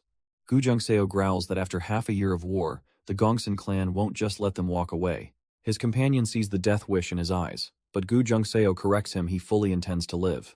But Wan Nahan's expression darkens. This won't be easy, because he recognizes their opponent. Standing against the snow is none other than Gongsun Wugyong, the heavenly divine sword. The legendary warrior's cold gaze locks onto them, a silent promise of the battle to come. He stands like an unmovable mountain, his mere presence an overwhelming show of force. A sudden, chilling realization hits Gu Jungseo. How could he have been so blind? Of course, the Gongsun clan would send their elite Dragon Tiger sword squad to intercept them, but he shakes off the fear, his resolve hardening once more. He won't give up, no matter who stands in his way. Gu Jungseo turns to Wan Nahan with a single, crucial question. Can he take on Gongsun Wu? Wan Nahan replies with a bitter laugh, saying he was just about to run for the hills. He admits he can only hold the master swordsman for a moment before he'll have to retreat himself. But a moment is all Gu Jungseo needs to hear. If the leader is occupied, they can handle the rest. He turns to his men, the Bloody Dragon Squad, acknowledging the elite status of their opponents.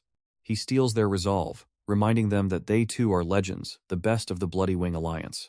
They must fight with honor, so that their fallen comrades won't look down on them in shame. Yet, even as he gives the speech, he knows their escape routes are practically non-existent. Wan Nahan suddenly cuts in, telling the men that no one will judge them if they have to flee to survive. Gu Seo whips around, absolutely livid.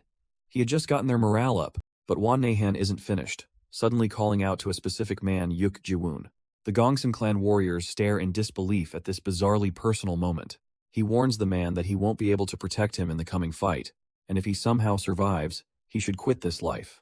It clearly doesn't suit him. Wan Nahan's face remains placid, while Gu Seo's darkens with silent fury. The two leaders lock eyes, their conflicting philosophies hanging heavy in the air. Finally, having had enough, Gu Seo's hand finds the hilt of his weapon. With a heavy clang, he draws the massive, ringed blade from its sheath. He steps forward, his broad back facing his men, ready to lead the impossible charge. Before them, the Gongsun clan warriors stand firm, a silent, disciplined wall of death. Their leader, Gongsun Wugyong, watches with a grim expression, noting that he thought they were running away. One of his men, Gongsun Wusang, smirks, remarking that their opponents must be pitiful fools to attack them. But Wugyong whirls on him, his voice a low growl, chastising his subordinates' impatience and arrogance. Wusang is stunned into silence, still seeing the enemy as nothing more than a ragtag group. Wugyong turns away, explaining that a true tiger hunts a rabbit with its full strength. He can feel their aura. He points out that the enemy saw the infamous limb-severing demonic blade, Wan Nahan, and still didn't retreat. He asks his man if he understands what that means. Underestimating an opponent with such resolve is suicide. Addressing his entire clan, Wugyong declares that their foes are prepared to fight to the last man. He demands they cast aside any arrogance, warning that he better not see a single tear shed after this is over. Stepping forward, he has one last private thought. He's facing a demon, but can he lead his men without earning their resentment? Just then, another figure steps through the falling snow, his hand resting on a massive blade. It's Gu Seo, and as Gongsun Wugyong turns to face him, the tension on the field doubles. The two leaders stand opposite each other, a silent challenge passing between them. With a wry smirk, Gu Seo greets him like an old friend, calling him Big Bro Gongsun. Wugyong returns the familiar tone, recalling it's been 5 years since they last met in the mountains. He notes that for someone as cautious as Gu Seo to block their path so completely, something has changed. This isn't a hunt for a mere rat.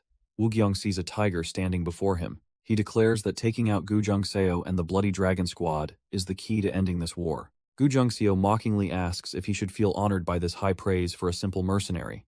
But the time for talk is over. Wugyong's hand grips his hilt, and with a flash of steel, the battle is on. The warriors on both sides tense, hands gripping their swords, ready for the slaughter to begin. But just before the clash, Gu Seo speaks, a calm request for his old rival. Wugyong listens, his gaze sharp and questioning. What game is the mercenary leader playing now? Gu Seo proposes they settle this themselves, a duel between masters to spare their men. Wugyong clarifies, a flicker of surprise in his eyes. Just the two of them? He gives a slow, deliberate nod. A fight with fewer casualties, he finds the idea agreeable. The moment the terms are set, Gu Seo vanishes in a blur, creating distance for their fight. Without a second's hesitation, Wugyong explodes forward, a shadow rocketing across the snowy ground. Gu Seo soars through the air, his cape billowing as he leaps over the battlefield. And with impossible skill, he lands gently on the surface of the water, turning it into his arena. Not content with just standing on water, Gu Seo launches himself into the air. He soars over the frozen reeds, a phantom against the gray, snowy sky. His footwork is impossibly light, landing on the tip of a single stalk without breaking it. But Gongsun Wugyong is right behind him, rocketing forward with explosive speed. He lands with a thud, his own power shaking the ground as he gives chase. The Gongsun clan warriors can only stare, their minds struggling to comprehend this level of mastery. Wugyong's expression hardens. This man is far more skilled than any mere mercenary has a right to be. He bursts forward again, a blur of motion cutting through the snowy landscape. Gu Seo changes direction, gliding back towards the open water with his blade drawn. He skates across the surface, turning the entire lake into his personal arena. And Gongsun Wugyong answers with a move of pure genius, dropping his scabbard into the snow. He kicks off it, launching himself over the water's surface in an explosion of icy spray. Mid-air, he summons his scabbards back to his hand, using them as ethereal stepping stones. He glides effortlessly across the lake, his technique a perfect blend of power and grace. Landing softly on the opposite shore, he finds Gu Seo waiting, the chase finally at its end. Gu Seo smirks, admitting that using a reed to cross a river was a creative test of skill. But Woogyong scoffs, refusing praise for such a simple trick, only for Jungseo to ask if the divine sword is mocking him. Just then, the rest of the Gongsun clan warriors crest the hill, their forces assembling behind their leader. Jungseo ignores them, telling Woogyong there's something he needs to ask. Has heard a few things. He's heard that the great warrior lives by two creeds: fight only for a clear cause, and never kill unless your own life is on the line. Gu Jungseo confirms this, then challenges Woogyong's very presence in this fight. The divine sword states his cause is clear. The Bloody Wing Alliance's young leader harmed their people, but Jungseo scoffs at this flimsy excuse, accusing him of trying to cover the sky with his hands. Woogyong's eye twitches as Jungseo recounts how the Bloody Wing Alliance offered apologies and compensation. Yet, the Gongsun clan refused, choosing instead to throw their young warriors into the flames of war. He lays the truth bare. This conflict is just a power play, fueled by the clan's greed to rise in status. Woogyong's cold expression breaks into a slight smile. He admits he embarrassed himself by even asking. With a smirk, Jungseo reveals those words haven't left his mouth for free. He's been paid well for this. Woogyong simply remarks that it's a shame. His clan would have paid far more if he'd come to them first. And with that, the talk is over. The divine sword leaps into the air, blade held high, ready to strike.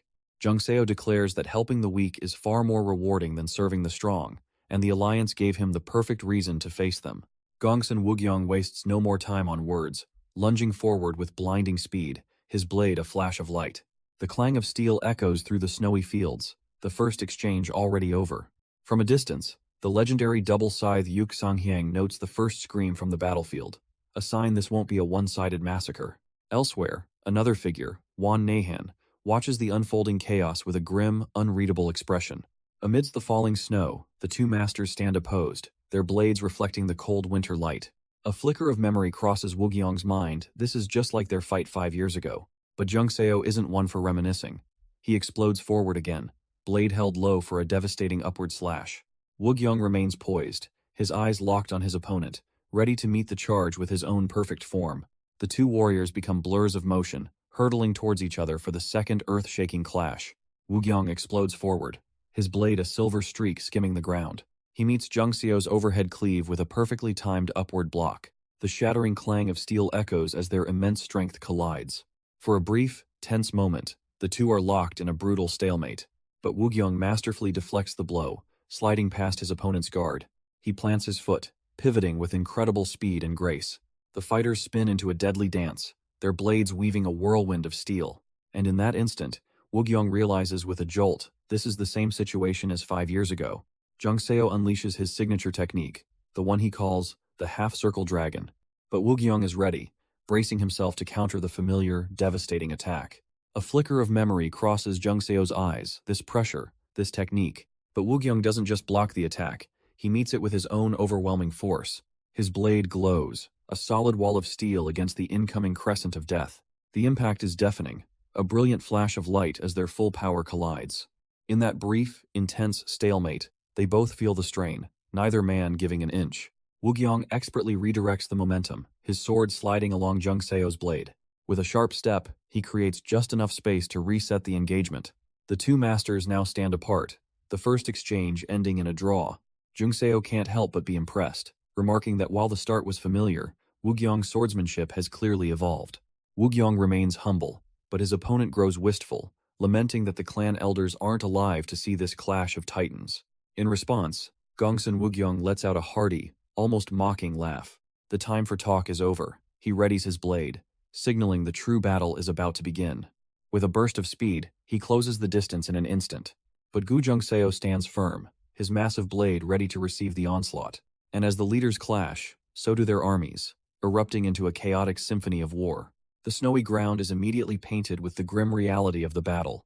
An attacker from the Bloody Wing Alliance leaps high for a devastating overhead blow, only to be met by the unyielding steel of a Gongsun clan defender.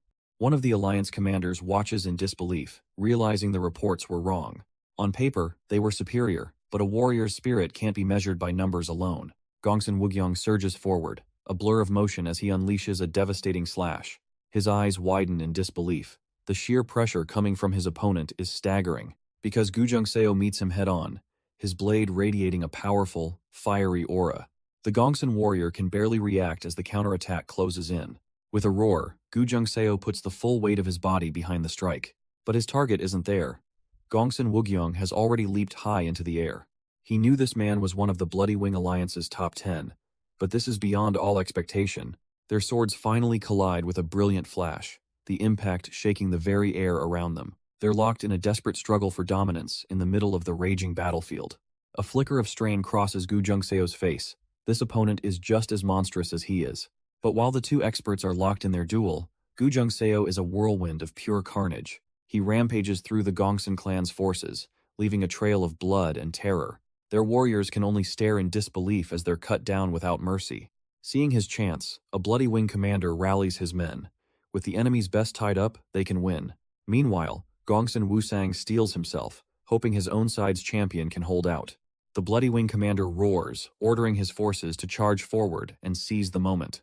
But Wusang can't just stand by. Worried that his brother is underestimating these so-called grunts, he spots the enemy commander rushing in, sword poised for a devastating strike. Locking eyes with his target, Wusang's expression hardens into a mask of cold fury. He leaps to intercept, announcing his name as he brings his blade down to eliminate this new threat. And as their blades meet, the scene shifts, revealing the bloody history that led to this moment. We're thrown back in time to a snowy field, where the legendary Wan Nehan faces another master. His opponent, Gongsun Wugyong, suddenly multiplies, using a phantom step technique. The warrior charges, a dozen afterimages blurring together, making it impossible to find the real one. But Wan Nehan is no fool. He quickly deduces it's a hallucination, with only one true target. Relying purely on his senses and the raw power of his aura, he prepares a devastating counter. His blade swings through the air, shattering the illusions one by one. But it was all a distraction. The real Gongsun Wugyong appears from above, diving down for the kill. Wan Nehan is stunned, the attack far faster and more direct than he ever expected. With eyes glowing white-hot, Gongsun Wugyong's sword descends, aiming to end it all. But Wan Nehan isn't dead yet, twisting his body for the first defensive move. He barely manages to get his sword up, his grip tightening for the inevitable impact. Steel crashes against steel with a brilliant flash, the force of the blow staggering him. Before he can recover, the second strike is already upon him, a relentless downward assault. He meets the blade head-on, a pillar of light erupting as he struggles to hold his ground. Gongsun Wugyong glares down, pouring every ounce of his strength into breaking the defense. Yet through the blinding light, Wan Nehan's eyes are locked on, calculating his next move. The third move is a brilliant parry that redirects the attack in a sweeping arc. A flash of red cuts through the air, and as Wan Nehan stumbles back, his opponent falls. The snowy field grows silent. Gongsun Wugyong lies defeated on the cold ground. But a flicker of disbelief crosses Gongsun Wugyong's face. How could this be? He clutches the bleeding wound, realizing he won't survive unless he uses that move. Across the field, Wan Nehan is far from unscathed, blood dripping from his own exhausted grip. He grits his teeth. Even his peerless footwork had barely countered that relentless sword path. Two shadows stand on a desolate hill, their long, bloody journey nearing its end. He knows this can't be a short fight. A drawn-out battle of attrition is inevitable now. And just as he thinks it, his opponent rises, sword blazing with a crimson, desperate energy. In response, Wan Nehan closes his eyes, gathering a swirling vortex of serene blue ki. The very earth trembles as he unleashes his power, a silent storm brewing around him. With a final surge, he explodes forward, a shadow cutting through the snow for the final clash.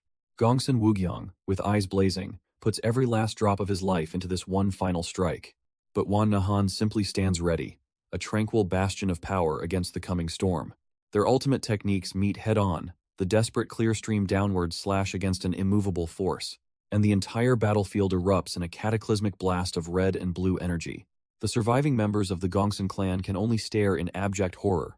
The very air shrieks as their combined power tears the landscape asunder. A blinding flash of light consumes everything in a wave of pure destruction.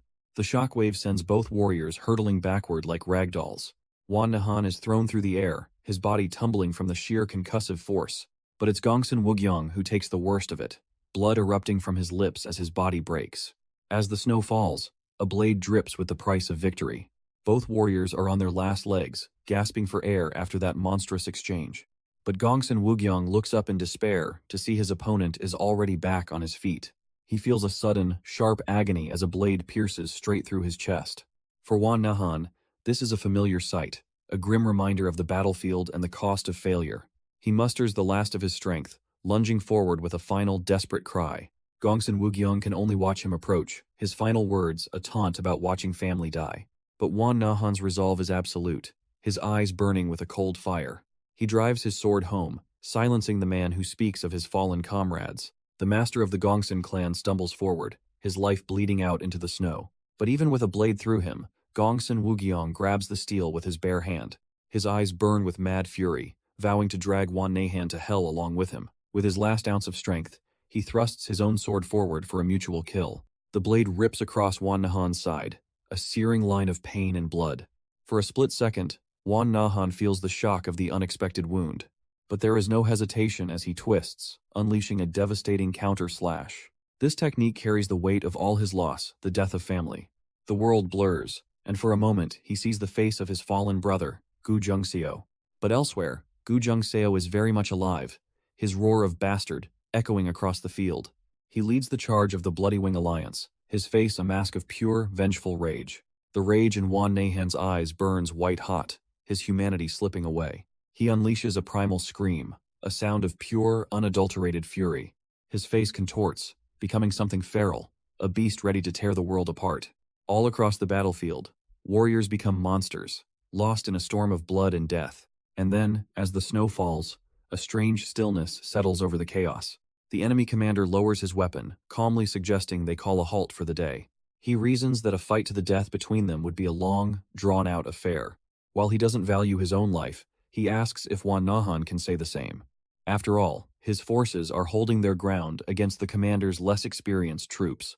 It's only his elite squads, he admits, preventing the Bloody Wing Alliance from rolling over them. Wan Nahan agrees, musing that a rival of this caliber is too rare to lose in a battle of mutual destruction. The commander falls silent, forced to admit that despite his justifications for this war, the man has a point. He thought he could win today, but now he sees it clearly. This fight would have been a long, bloody stalemate.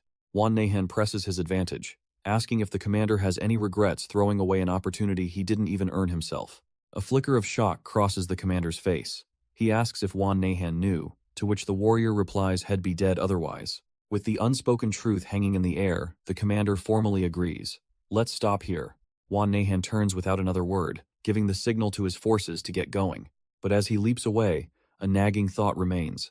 Is this temporary peace enough to stop the real threat? He and his men begin their retreat, bounding across the snow-covered battlefield. The Bloody Wing Alliance pulls back in formation, leaving the quiet and the cold behind them. Meanwhile, the commander roars for his own men to stop the fighting, but on their side of the field, the battle still rages. A chaotic mess of steel and blood. His warriors are still falling, paying a price for a battle that's already over. He reflects grimly that it felt like no time had passed at all. And yet, his subordinate Gu Zhengseo counts the cost: 12 men injured. Too many. The commander gives the final order: collect the fallen and the wounded, they are leaving. But one warrior, Gongsun Wusang, refuses, snarling that he won't stop now. With a furious roar, the commander orders his defiant subordinate to back off. There's no room for argument in his voice. The decision has been made. Stunned, Gongsun Wusang stammers out "Big brother," finally silenced as the order is given once more. Wan Nahan turns to his rival, declaring that as of today, the mercenary Ban Nahan is dead. The commander looks on, confused, as Wan Nahan explains he has no more reason to be involved. He tells the commander to handle his clan's affairs, promising to request a proper duel later. The commander processes this new development. If the demonic blade truly bows out, his job becomes much easier. He asks what Wan Nahan plans to do now that he's a free agent. With a quiet resolve, Wan Nahan says he will now walk his path alone, with only the wind as his companion. And just like that, the two opposing forces begin to withdraw, their temporary truce holding firm in the snow. The entire scene then dissolves, revealing a storyteller recounting the tale with a sly grin. He looks out at his captivated audience, knowing they're desperate to find out what happened next. But he teases them, hinting that the story of the divine sword isn't the real tale they came to hear. He pours a cup of tea, asking if they didn't come here to listen to a story about a very particular person. Taking a slow sip, he reveals the subject of his tale, a certain cook. The audience murmurs in confusion, wondering why he'd pivot from legendary warriors to a kitchen worker. But the storyteller just wags his finger, chiding them for their short-sightedness. He reminds them of the common saying that true masters often enjoy the simple act of cooking. He gives them a sly grin, admitting that his long-winded intro might seem unnecessary. but he insists that every word was carefully chosen to make the story more entertaining. He tells them to listen closely, promising they'll understand why it was all necessary. With his audience now hanging on his every word, he declares, "It's time to begin." And with a dramatic flourish, the scene shifts to a hot, steamy kitchen. A cook's cleaver moves in a blur, dicing a sea cucumber with impossible speed. The result is a perfect, paper-thin arrangement on the cutting board. But the man, sweating bullets, seems incredibly nervous about his work. A senior cook watches over his shoulder, his expression stern and unreadable. He finally nods, acknowledging that 6 months of training have clearly paid off. The junior cook, Huang Chil, is overwhelmed with relief, thanking his senior. He's the third cook of the heavenly sent manor, beaming with pride at the praise. The senior then gestures to a special dish, one their boss often requests. He asks if Huang Chil is confident enough to cook it alone, sensing he's practiced in secret. The young cook's bravado instantly vanishes as the weight of the real test sinks in. The senior cook smirks, asking if he's been using expensive ingredients, but Huang Chil insists he only practiced with leftovers. Turning to leave, the senior gives him his orders. Prepare a few dishes and bring them out, because the head chef and the owner are waiting. Huang Chil is absolutely stunned. He has to cook for the owner himself? The pressure suddenly becomes very, very real. But after a moment of shock, he hits the floor, vowing to pour his heart and soul into this task. He bows deeply, thanking his senior for this monumental chance to prove himself. The senior cook walks away with just the faintest hint of a proud smile. Outside the entrance to the heavenly sent manor, some of the double scythes men stand guard. The manor's reputation precedes it, its name alone commanding respect. Upstairs, two distinguished guests pass the time with a board game. The restaurant's owner sits opposite the Gongsun clan patriarch, who sighs contentedly, awaiting his meal. The two men reflect on how quickly time has passed. A full 20 years. The senior cook clenches his fist, recalling the terrible flood that year. The restaurant's owner, Gang Chung, remembers all the families it destroyed, leaving children to wander the streets. And that, the senior cook thinks, was the very time Gang Chung took him in. The owner sighs, remarking that the young boy he saved is now trying to leave the nest. The cook bows his head to apologize, but Gang Chung quickly insists the fault is his own. He admits that after finding love so late in life, he became distracted and forgetful. By the time he remembered his promise, the boy had already taken up the knife on his own. He laments that if he'd just paid more attention, the cook could have become the best chef in the manor. But his student won't hear it. Without the owner's kindness, he would have died a beggar or a bandit. The cook insists that his mentor was always his role model, but leaving without repaying such kindness makes him feel truly ungrateful. And a sharp voice from behind agrees, yes, he's an ungrateful punk, all right. The cook turns to see his true master, who glares down at him with immense disappointment. This is Oh Zhongshan, the head chef of the manor, and he is clearly not happy. He sits them down, scolding his student for throwing away years of training just as things were getting easy. The cook can only bow his head and apologize, knowing full well he's choosing a harder path for himself. But the master's tone softens, asking about his student's wife, Ah Zheng, and her pregnancy. The two mentors confer, acknowledging that the soon-to-be father is too stubborn to be stopped now. Accepting his decision, Oh Zhongshan asks if he has at least decided on a name for his new venture. The cook humbly suggests a name his wife came up with, White Scent Manor, hoping for his master's approval. Oh Zhongshan scoffs at the name, calling it a cheap imitation of their own heavenly scent manor. But the cook explains his plan is different. Simple, hearty meals for the common folk. He knows he can't source the same quality ingredients, and the people of Hatong couldn't afford it anyway. Gang Chung agrees, and Huang Chil reveals he's already secured a cheap supplier for his meats. The masters are pleased to hear an old colleague is helping out, noting he hasn't forgotten his roots. With the business plan settled, Gang Chung voices his real concern, a local gang called the Red Snake Group. Huang Chil, however, seems unbothered, claiming he has a contact inside who will keep them in check. As a dish is served, the senior cook watches his junior with a thoughtful expression. A full feast is laid out as he makes an offer. If Huang Chil's cooking isn't up to par, he'll postpone his departure. At last, Gang Chung understands the recent harsh training wasn't cruelty, it was preparation. Master Oh Zhongshan leans forward, telling Huang Chil to prepare for a beating if the food is bad. The owner, Gang Chung, gives him some final words of wisdom, offering his help anytime. He knows Huang Chil's personality, but reminds him that running a business is a different beast. Overcome with emotion, Huang Chil gives a deep bow, thanking the man who raised him. The two masters watch him with proud, knowing smiles as he prepares to depart. He leaves the familiar restaurant, the place he called home, stepping out into the night. Looking back one last time, he steels his resolve. There's no time for doubts now. The hard road ahead is for a better future, and he walks toward the city's lively streets. He's determined to do this himself, with no regrets and no turning back. His journey begins as he crosses the Bosuk Bridge, the link between Hatong and Sangtong. But the gap between the two sides of that river, Hatong and Sangtong, is enormous. A young Huangqil vows that one day he will cross that bridge and never look back. Elsewhere, a stoic fishmonger works, his mind seemingly far away. His day begins like any other, with a fresh catch on his cutting board. He moves with incredible speed and precision, his hands a blur of practiced motion. With a single, focused slice, he begins to fillet the fish. But his concentration is shattered by a sudden, agonizing scream from nearby. It's his wife's voice, cursing someone named Banjik, calling him a monster. He's frozen in sheer terror. She never, ever curses. Her pain must be unbearable.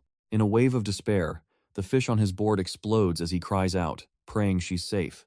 A raw, guttural scream escapes his lips, his face contorted in absolute terror. He slams his fist down, abandoning his cleaver as pure instinct takes over. Without a second thought, he sprints out of his shop, rushing toward the sound. He paces anxiously outside a closed door, his hands clasped so tight his knuckles are white. Every silent moment feels like an eternity, his mind consumed by dread. Then, a slow creak breaks the silence as the door begins to open. He jumps to his feet, his heart pounding as he desperately asks for news. But an old midwife simply scolds him, asking how he couldn't have heard the baby's cry. She announces it was a success, he has a son. His world stops, terror replaced by tearful disbelief. Overwhelmed with gratitude, he bows deeply, and she just chuckles, telling him to save his back for the next one. Desperate to see his family, he asks to go inside, but the midwife stops him. First, he has a job to do. Without a moment's hesitation, he rushes off to fetch the hot water she requested. He pauses for a second, catching his own reflection, the face of a father staring back at him.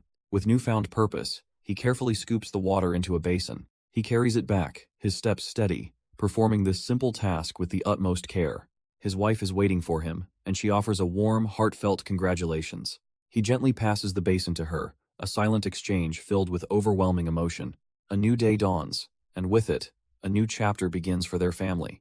Later, the fishmonger and his peers bow deeply, offering prayers of gratitude. And at last, his wife stands in the doorway, her soft smile inviting him to finally come in. He finally pushes the door open, his heart caught in his throat. Inside the room, his wife rests in bed, exhausted but safe. She greets him with a weak but radiant smile, cradling their newborn child in her arms.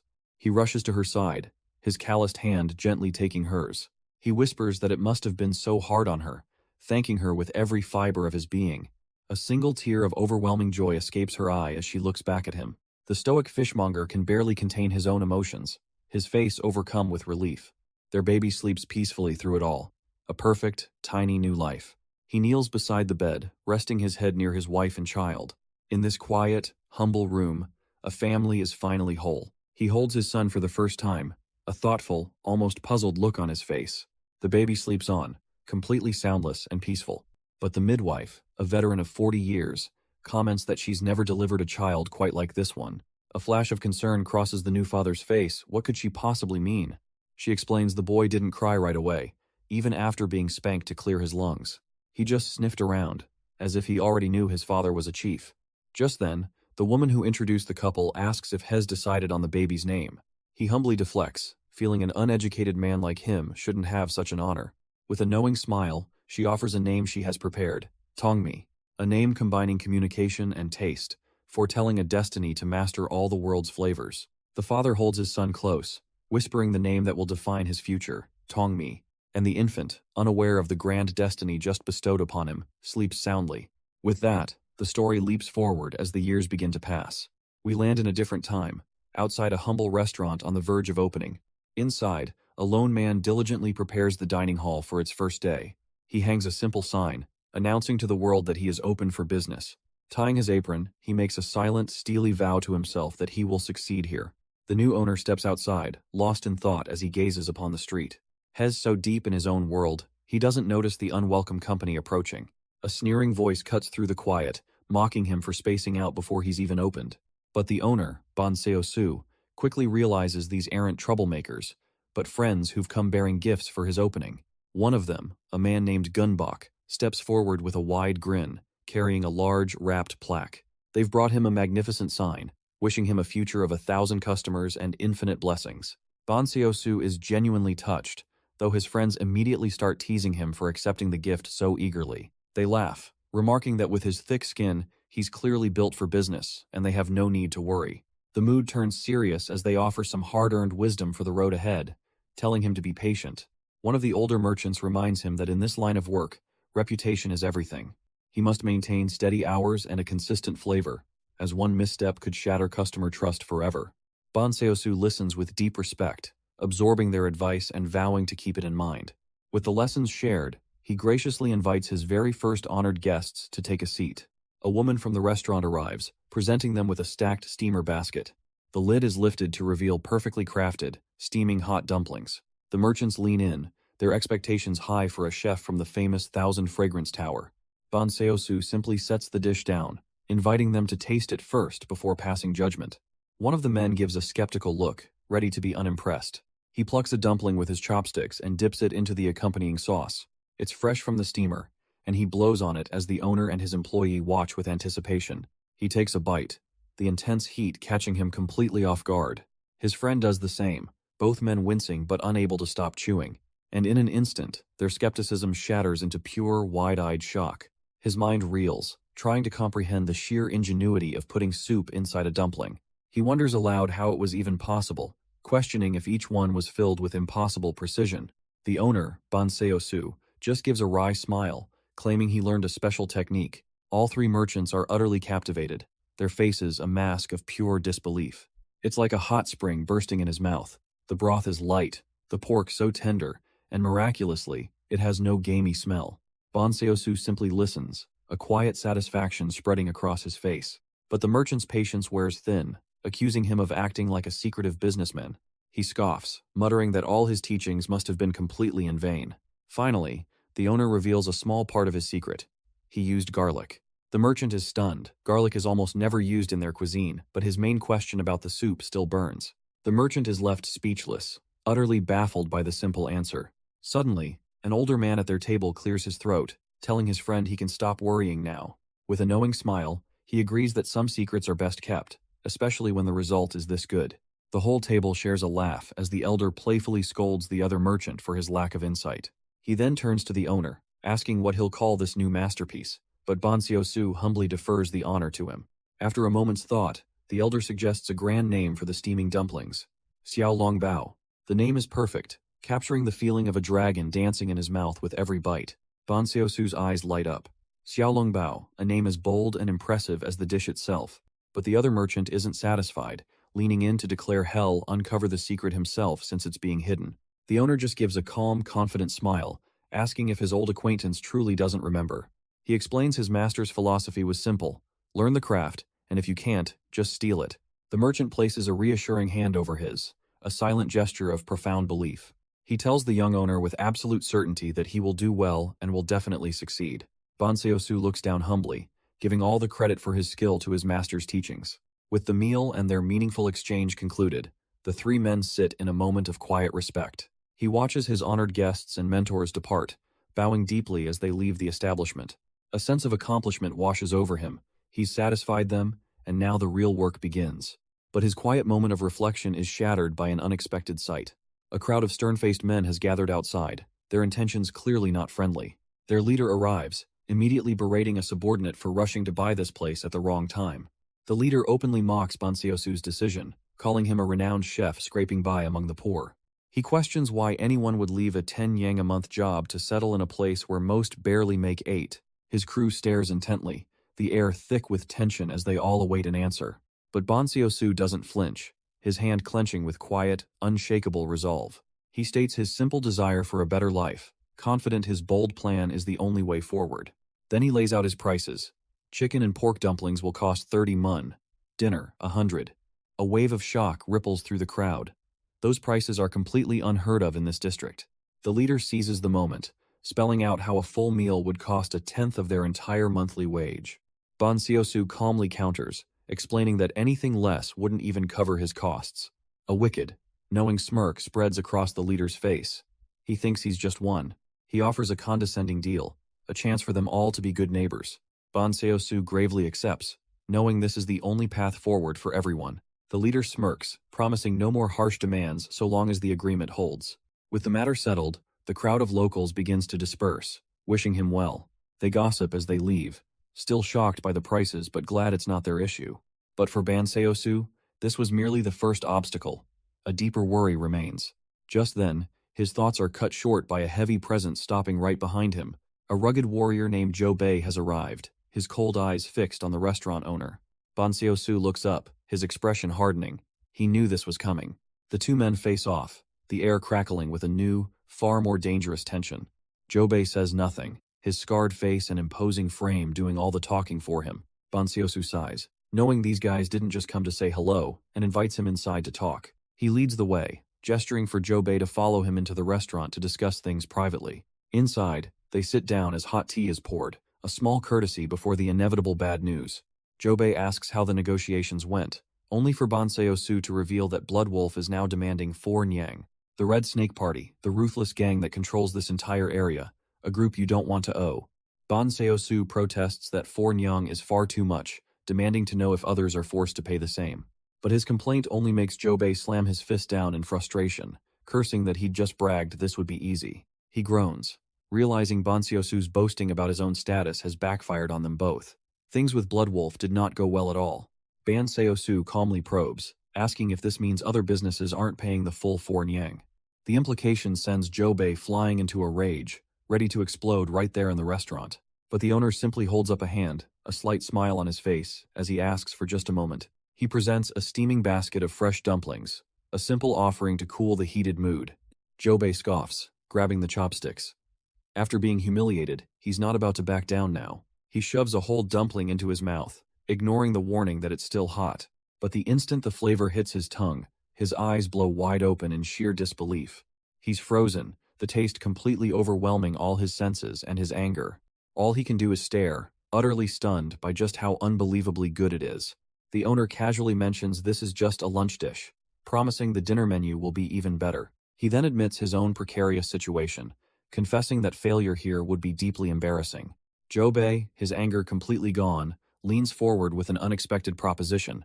He offers to help protect the business and its reputation, covering the costs himself for a while. With food this incredible, he thinks to himself, no one would dare complain. It's worth far more than 2 nyang. He then asks the owner if a price of 2 nyang would be acceptable. The owner gives a slight, thoughtful nod, taking the offer into consideration. Joe Bei agrees to the terms for now, reminding him that he'll expect his support later on. With a respectful gesture, the owner assures him he could never forget such a promise. Joe Bei decides he can manage the 2 nyang price, even if he has to squeeze the funds from somewhere else. Completely captivated by the steaming dumplings, he turns to the owner and asks for the name of the dish. The owner tells him they're called Xiaolongbao, a name Joe Bei finds absolutely perfect. Meanwhile, far away at the imposing headquarters of the Jiangnak faction, the underworld syndicate, a heavy, tense atmosphere hangs in one of its ornate, private rooms. The leader, Yuk Sang-hyang, known as Double Scythe, nervously swallows, beads of sweat rolling down his face. He's already in trouble, and he knows his ruthless wife is about to make it so much worse. He stammers an apology, admitting he messed up, thinking that even while heavily pregnant, her claws are as sharp as ever. Pleading, he begs her to calm down, reminding her that this humiliation in front of his men is unbearable, while Sa-chulok remains their real problem. The mighty gang leader can only swallow his fear, sweat beading on his temple. His wife, however, is completely unimpressed by his pathetic display. Her eyes snap open, reminding him that she had only asked for one simple thing. He panics internally. She's using honorifics, a sure sign Hez in deep trouble. She calmly demands he repeat her request, her gaze piercing right through him. He pleads with her, asking if he really has to, since he's already admitted his fault. But her glare only intensifies, a silent pressure that promises consequences. The Double Scythe breaks in an instant, throwing his hands up in utter surrender. He closes his eyes, bracing himself for the absolute humiliation that is to come. With a pained expression, he begins reciting the lesson she's forcing out of him. He explains that of the 3 temptations, a man's desire is by far the most destructive. His wife leans in, her eyes burning with fury, demanding he explain his own recent failure. With a heavy thud, the mighty Double Scythe crashes to his knees. He begs for her understanding, pleading that it was just a moment of weakness after 6 long months. But she's not hearing any of it, getting right in his face and spitting his excuses back at him. She yanks his arm back in a brutal lock, and all he can do is tell himself to endure the pain. He panics, realizing he has to fix this disaster before his father-in-law returns. But his frantic thoughts are cut short by a sudden, confused, "Huh?" His apology is cut short as his wife suddenly winces, clutching her stomach. He catches her, his face draining of all color as she gasps that it's labor. He uselessly asks if she's all right, earning a sharp glare in return. She snaps at the idiot to stop wasting time and go get the midwife, now. Jolted into action, he becomes a blur, sprinting down the hall in a blind panic. Every fiber of his being is focused on this one, life-or-death mission. And then, halfway there, he just stops. The panic drains away, replaced by a sudden, annoyed realization. He turns back, grumbling that there's still a whole month left, and she's just overreacting. He returns to the meeting, clearing his throat to regain some semblance of dignity. But a quick glance at his own reflection confirms the truth. He just made a fool of himself. One of the leaders immediately chides him, questioning his complete lack of self-control. Another man smirks, smugly remarking that he always warned him about his base urges. He then pivots, bringing up the legendary Sa-Chulak, heir to the legacy of two great masters. With a condescending tone, he asks how such a powerful man could possibly spend his nights alone. This draws a sharp glare from the faction's guardian, Jang Guok, who cuts him off. The guardian warns him to stop causing trouble by planting his roots where they don't belong. A third elder just sighs, lamenting how a father-in-law and son-in-law could share the exact same reckless habits. And it seems the other guardian, Seo Gibong, shares the sentiment, his face a mask of disapproval. But the smug leader just laughs it off, asking what's so wrong with a man's natural instincts. He then pivots, mentioning some strange rumors he's been hearing lately, piquing Jang Guok's interest. It seems the Red Snake Party thugs have been causing trouble up in the upper district. The leader's playful demeanor shatters, his fist slamming down in fury. The Red Snake Party dares? The man at the head of the table finally speaks, summoning his subordinate, Che Chung. He wants to know if what Guardian Jang said is true, and Che Chung confirms it all. A fiery energy begins to swell around the leader as he makes his decision. This is Sa Chulak, the faction leader, and he declares that this time, they'll wipe them out for good. But Che Chung seems to have a question, wondering if they're really going to Manhwa Tower. Sa Chulak's fiery gaze shifts, landing squarely on a massive warrior sitting across from him. The burly man, Min Dae-woong, seems utterly lost, questioning why he's being singled out. Sa Chulak points accusingly, reminding the little bear cub that Manhwa Tower is his turf to manage. Min Dae-woong is still not getting it, his massive fist clenching in simple-minded confusion. Then, finally, the gears start turning for the lone wolf heroic spirit, a goofy grin of realization spreading on his face. Sa Chulak looks absolutely stunned by the man's slow uptake. He slams the table, yelling that his men failed because the rats fled to Hatong, but Min Dae-woong calls that a pathetic excuse. After all, he reminds his boss, "You were the one who told us not to go there," but he's happy to go smash things now. And just like that, Sa Chulak is rendered completely speechless, hoisted by his own petard. Jang Guok lays it out plain and simple. This is a direct challenge to Sa Chulak's new authority. He scoffs, muttering that if you're going to take over, you should at least clean up the mess first. Another elder, Seo Gibong, chimes in, questioning the old leader's decisions in his later years. Jang Guok agrees, blaming the previous faction leader for letting the Red Snake Party fester at the bottom. But Sa Chulak slams his hands down, retorting that the old man forgot the underworld's first rule, share the wealth. Jang Guok immediately shuts that down, reminding him the only reason they have the liquor is because their rivals were wiped out. Seo Gibong adds that the great faction leader left Hatong alone because it was a worthless territory. Jang Guok turns the interrogation back on his boss. In the 2 years he's been in charge, what has he actually done? The answer, delivered coldly by Seo Gibong, is nothing. He's never asserted his authority. Sa Chulak just smirks, declaring that it's a child's right to enjoy the fruits of their parents' labor. He dares anyone to stop him, but his men just want to know, is he really going to let the Red Snake Party go? Sa Chulak scoffs at the very idea, saying he has no time to waste on a bunch of nobodies. But a flicker of interest sparks, and he turns to Che Chung, asking just how much these nobodies are making. Che Chung reports that they're pulling in a fortune, likely only sending half of it as tribute to the local officials. The faction leader realizes that to squeeze that much out of a poor region, they must be doing some serious dirty work. He taps his fingers on the table, mulling over the decision to take it or to leave it. Suddenly, his patience snaps. He slams his hand down, declaring that it's idiotic to even hesitate. He orders Che Chung to get ready, who dutifully asks how many men he should assemble for the task. Sa Chulak just flashes a confident, almost mocking grin. Why bother with men? The group right here is enough. A quiet tension settles over the room as his subordinates realize the faction leader plans to handle this personally. Sachulok glares at two of his guardians, mocking their hesitation and asking if the elders need a private meeting room. That jab hits home, and both Jangguok and Seogibong immediately jump to their feet, denying any reluctance. The faction leader scoffs, annoyed that they were the only ones still sitting while everyone else was ready. But with that little bit of motivation, his entire core team is now assembled and ready for action. He gives the simple order to move, and his personal death squad begins to mobilize. The small but terrifying group makes its way out of the faction's headquarters, crossing the bridge into town. They descend the long flight of stairs, each step heavy with intent, a storm on the horizon for some unlucky souls. Jangguok feels a nostalgic thrill, remarking that it's been a long time since they've had a proper fight. Chae-chung recalls their last major battle 3 years ago, when they crushed the Black Church faction to unify the district.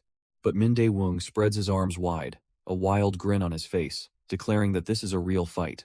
But as they march through the streets, their leader suddenly halts, his attention caught by a commotion up ahead. He calls over his subordinate, Chae-chung, to get a handle on the situation. The faction leader asks what the crowd is for, his gaze fixed on a particular building.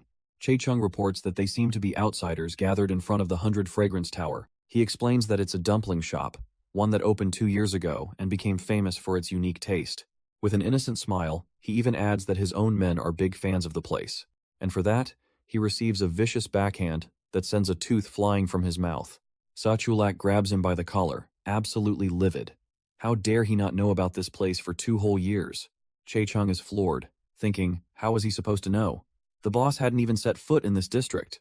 The leader then turns to his other 2 guardians with a terrifyingly cheerful grin, asking if they're feeling hungry. His 2 guardians are practically burning holes in his back with their hungry glares.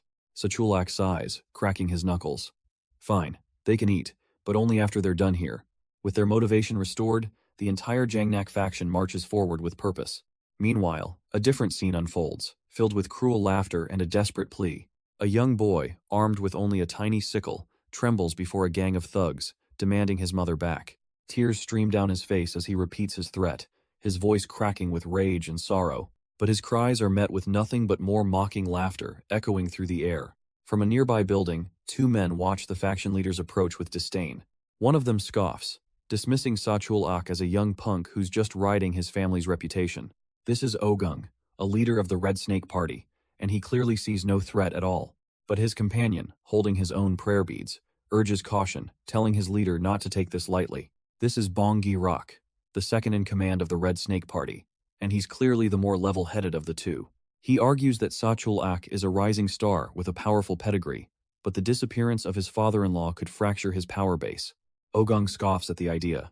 So what if the boy learned from 2 families? He's still just a kid, far too young to have mastered anything. He boasts about his own decades of training, how it took him 62 years to refine even one of his techniques. A mocking laugh escapes him. How could that young punk possibly be a match for a master like him? Bong Gi-rak counters, reminding him that the Jangnak faction is still crawling with powerful old monsters, warriors as strong as Ogung himself. But Ogung just tells him not to be so hasty, dismissing his brother's concerns with a wave of his hand. He pats Bong Gi-rak's shoulder, reminding him of their own faction's strength, but agrees he'll at least test the waters. With a confident smirk, he ends the talk, musing that if his other brother was here, they wouldn't even need to be this cautious. But their conversation is cut short by a desperate cry, a child demanding his mother back. One of the thugs asks, wondering where that annoying voice is coming from again. They turn to see a young boy on his knees, begging them for help. A smug warrior named Ma Chul sneers, saying he let the kid stay purely for his own amusement. Bong Gi-rak explains the grim reality. The boy's father couldn't pay a debt, so he offered his wife instead. Ogung barely reacts, a faint smirk playing on his lips. This kind of story is all too common. Ma Chul leans in, cruelly asking if the boy has a little sister he can sell off to the slave market. The boy's face crumbles, the horrifying suggestion shattering his last shred of hope. All he can do is weep, his world completely falling apart. But then Ogung steps forward, asking the child a simple, chilling question. Does he have any siblings? Ogung continues his questioning, asking how old the boy is. Through his sobs, the child replies that he's 12. 12? Ogung sneers. He declares that's old enough to be on his own, and as an act of mercy, he'll let the boy go. He leans in with a vicious smile, telling the child not to worry about his mother, he'll be much happier without her. The cruel joke echoes through the courtyard as Ogung's men erupt in mocking laughter. They all find the complete and utter despair of a child to be the peak of comedy. Their jeers and taunts rain down on the boy. Each laugh like a physical blow, but their cruelty pushes him past the point of tears. Something inside him finally snaps. With a guttural scream, the boy grabs a small blade and launches himself forward, fueled by pure rage. He charges past the stunned thugs, his eyes locked on the massive figure who just shattered his world. Ogung barely moves, looking down at the desperate attack with a flicker of something perhaps amusement. With a final, desperate roar, the boy swings the blade with all his might. But before he can even reach his target, Ma Chul, the Bloodwheel ghost, moves to intercept.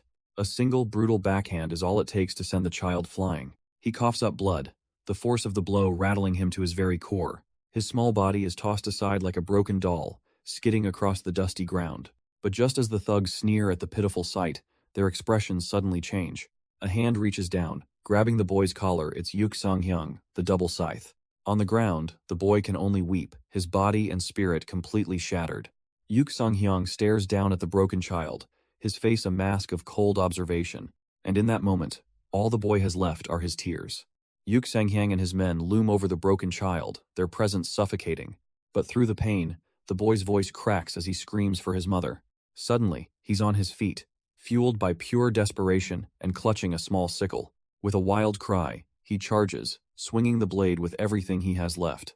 The leader of the other group, Ogung, merely scoffs, utterly unimpressed. This isn't even worth his time. One of his subordinates steps up to deal with it. A single contemptuous palm strike slams into the boy's chest.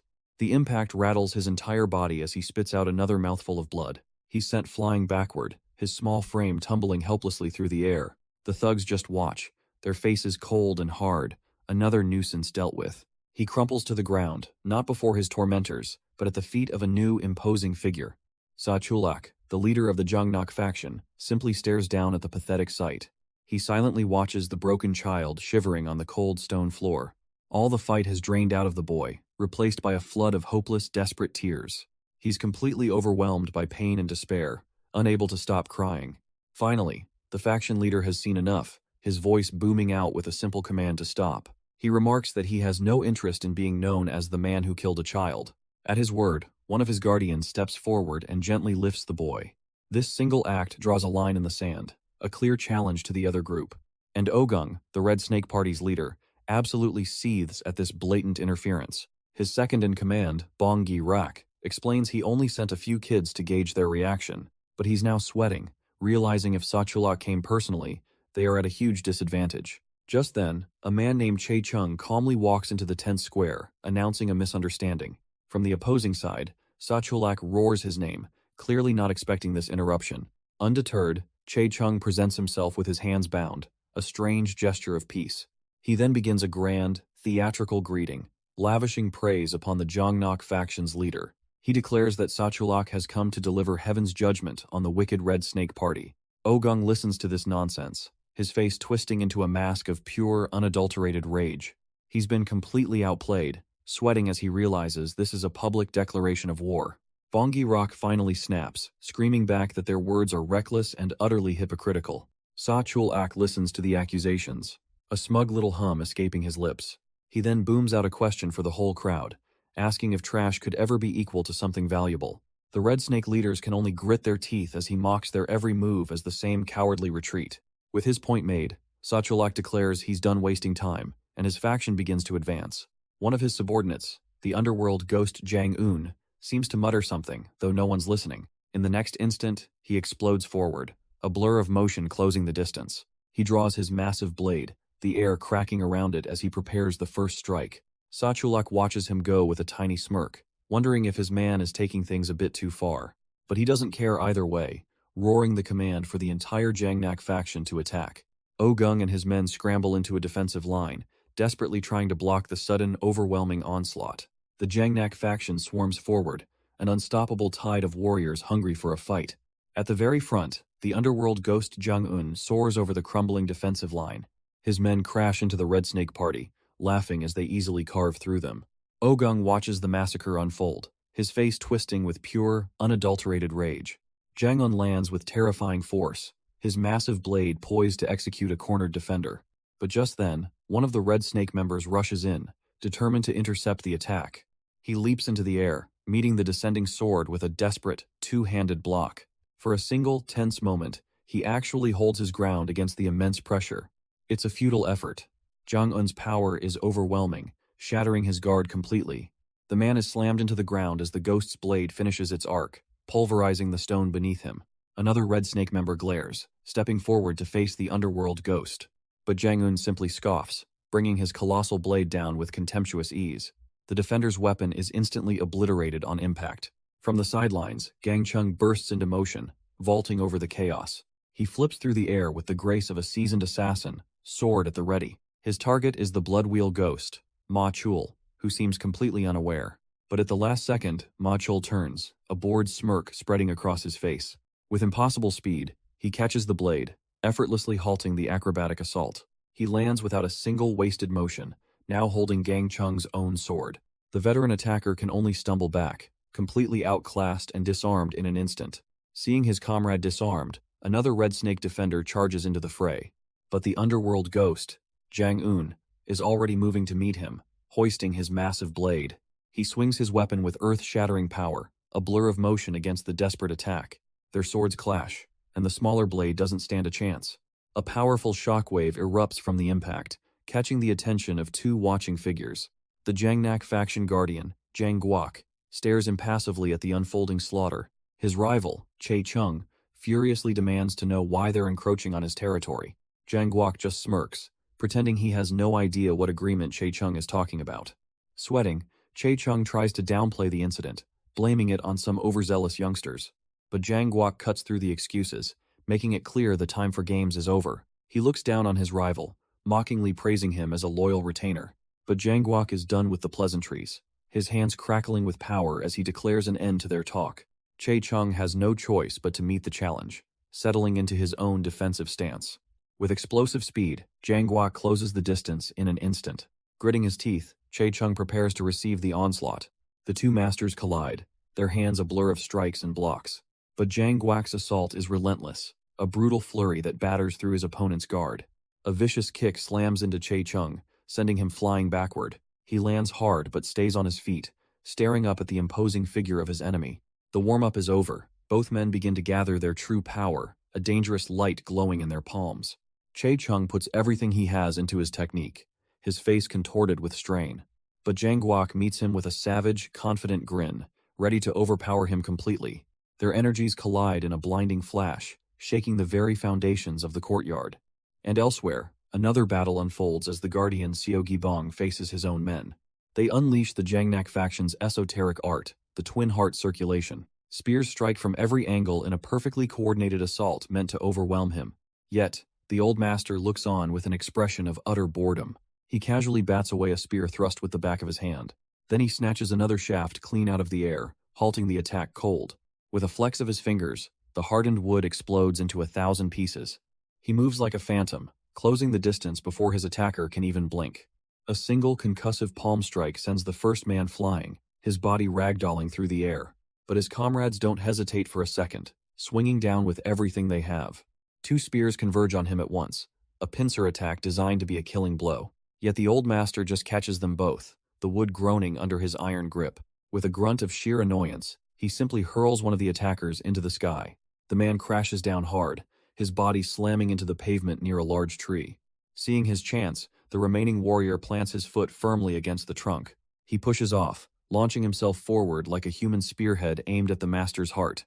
A final, desperate charge, hoping raw speed can overcome impossible skill. But his desperate lunge is met with nothing but utter disdain. Gang Chung just scoffs, as if swatting away a particularly annoying fly. He snatches the warrior's ankles mid-air, completely halting his attack. And with a powerful twist, he sends the man hurtling back into the fray. As he soars, an observer praises the old master's perfect form, identifying his twin heart circulation technique. But Gang Chung has no time for commentary, as two more warriors scream down upon him. Elsewhere, the lone wolf Min Dae Wung is a maelstrom of violence. His twin axes carve through flesh and bone, painting the ground red. He throws his head back and laughs, a man completely lost in the thrill of battle. But the lesser fights fade away as two titans finally meet. Yuk Songhyang facing the formidable Ogung. Ogung offers to intervene, but Yuk Sang-hyung looks down on him with utter contempt. He sees right through the man's tough exterior, mocking the punk who trembles at the thought of a real fight. Ogung tries to save face, suggesting the renowned warrior Chae Chung would be a better fit.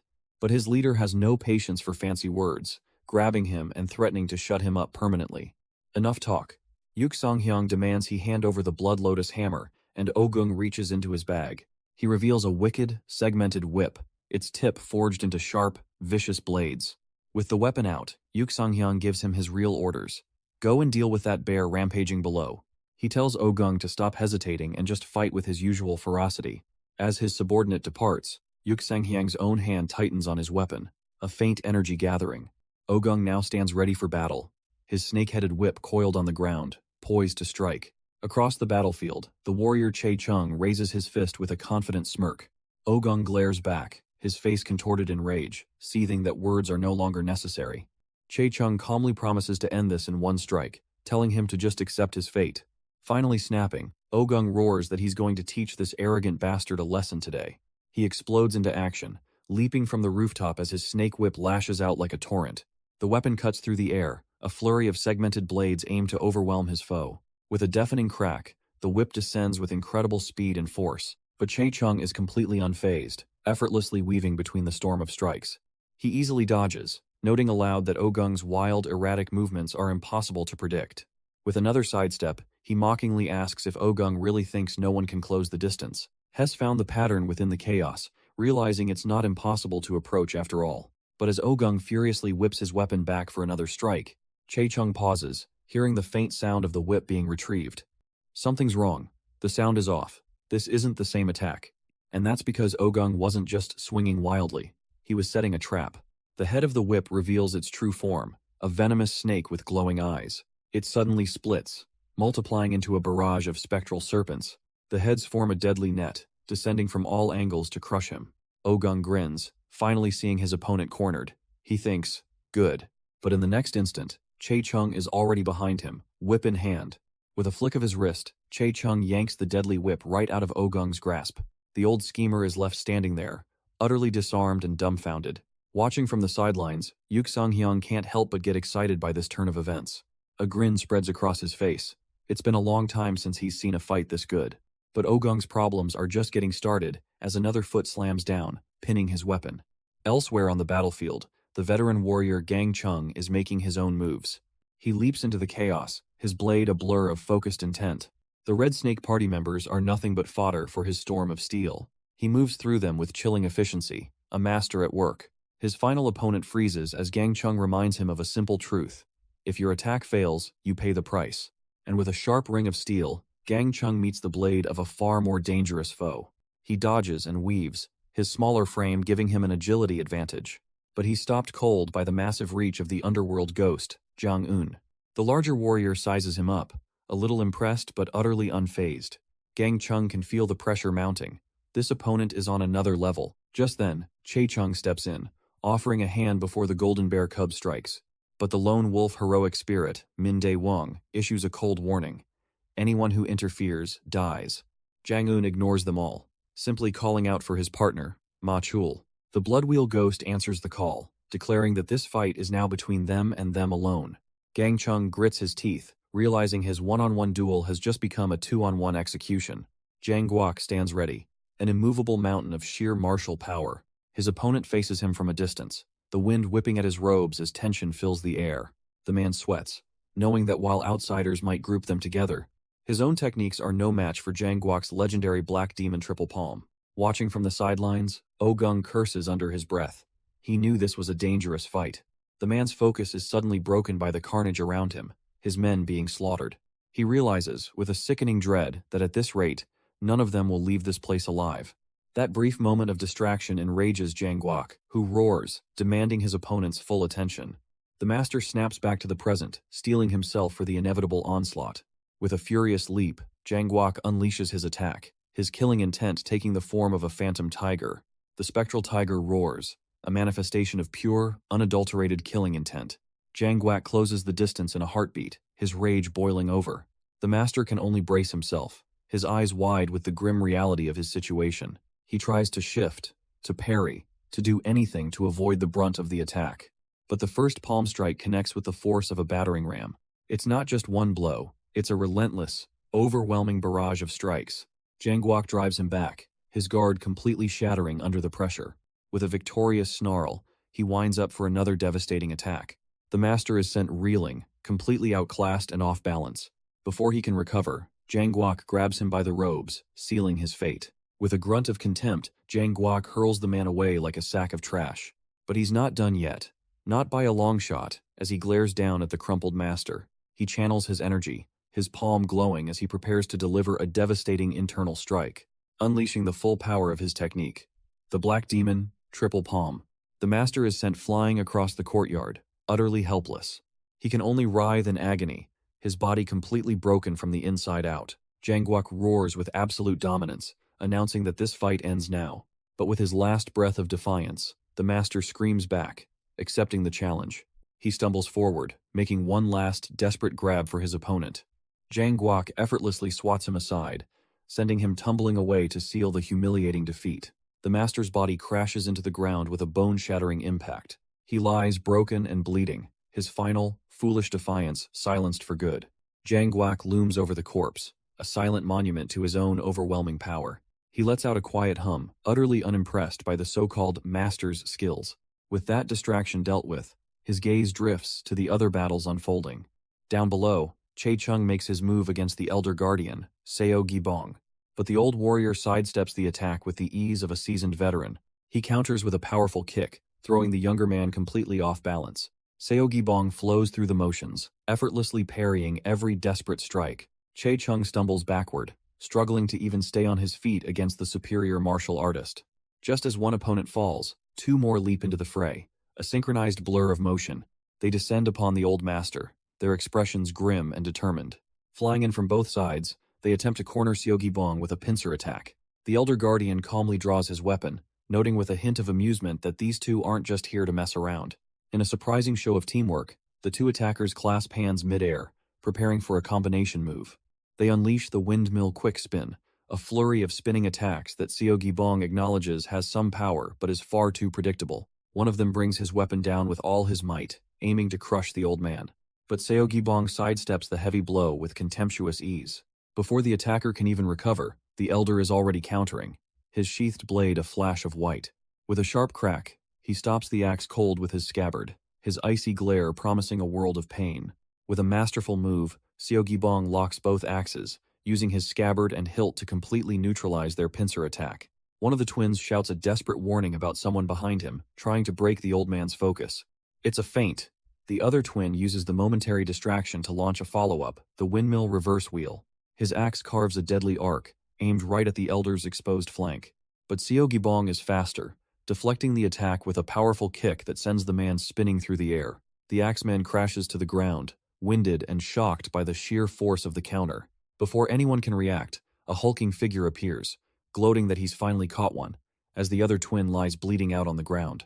Seo Gibong's expression darkens as he sees the telltale signs. This wasn't just a simple strike, it was poison.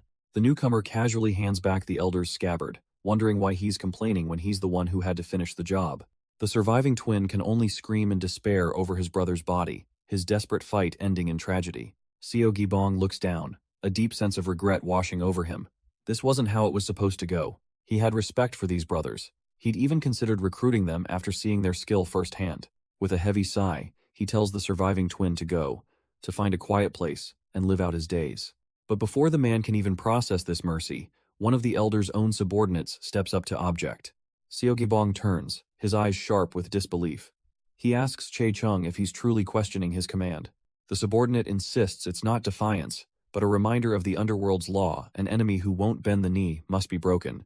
Another agrees as they look upon the grieving twin, stating that for powerful foes, the only options are surrender or death. The old master pushes back, questioning if things really have to be this way. Must they kill every single fighter? He gestures to the scene, highlighting the man's incredible loyalty. How could they execute someone with a bond that strong? But Che Chung's expression is ice. That admirable loyalty, he counters, is the very reason they both have to die. His subordinate's logic is chillingly simple. If they live, they will seek revenge. The old master can only sigh, the brutal truth of the underworld weighing him down. Defeated, The surviving twin simply asks for a quick and painless end. And the brutish ally who interfered earlier just smirks, all too happy to oblige. He even mocks the kneeling man, saying his allies would be dead if not for him. With a final, cold farewell, he raises his axe to carry out the sentence. The twin's last breath is a tearful whisper of his fallen brother's name, and in a flash of motion, the bloody work is done. Seogibong looks away, wondering if he's grown too soft, if it's finally time to retire. But elsewhere, the world of martial arts waits for no one as a new monster enters the arena. A subordinate stumbles forward, reporting the grim news to his leader. It's over, everyone's been taken down. The leader's face contorts in disbelief and fury. Bongi Rock, the twin hearts, all of them defeated.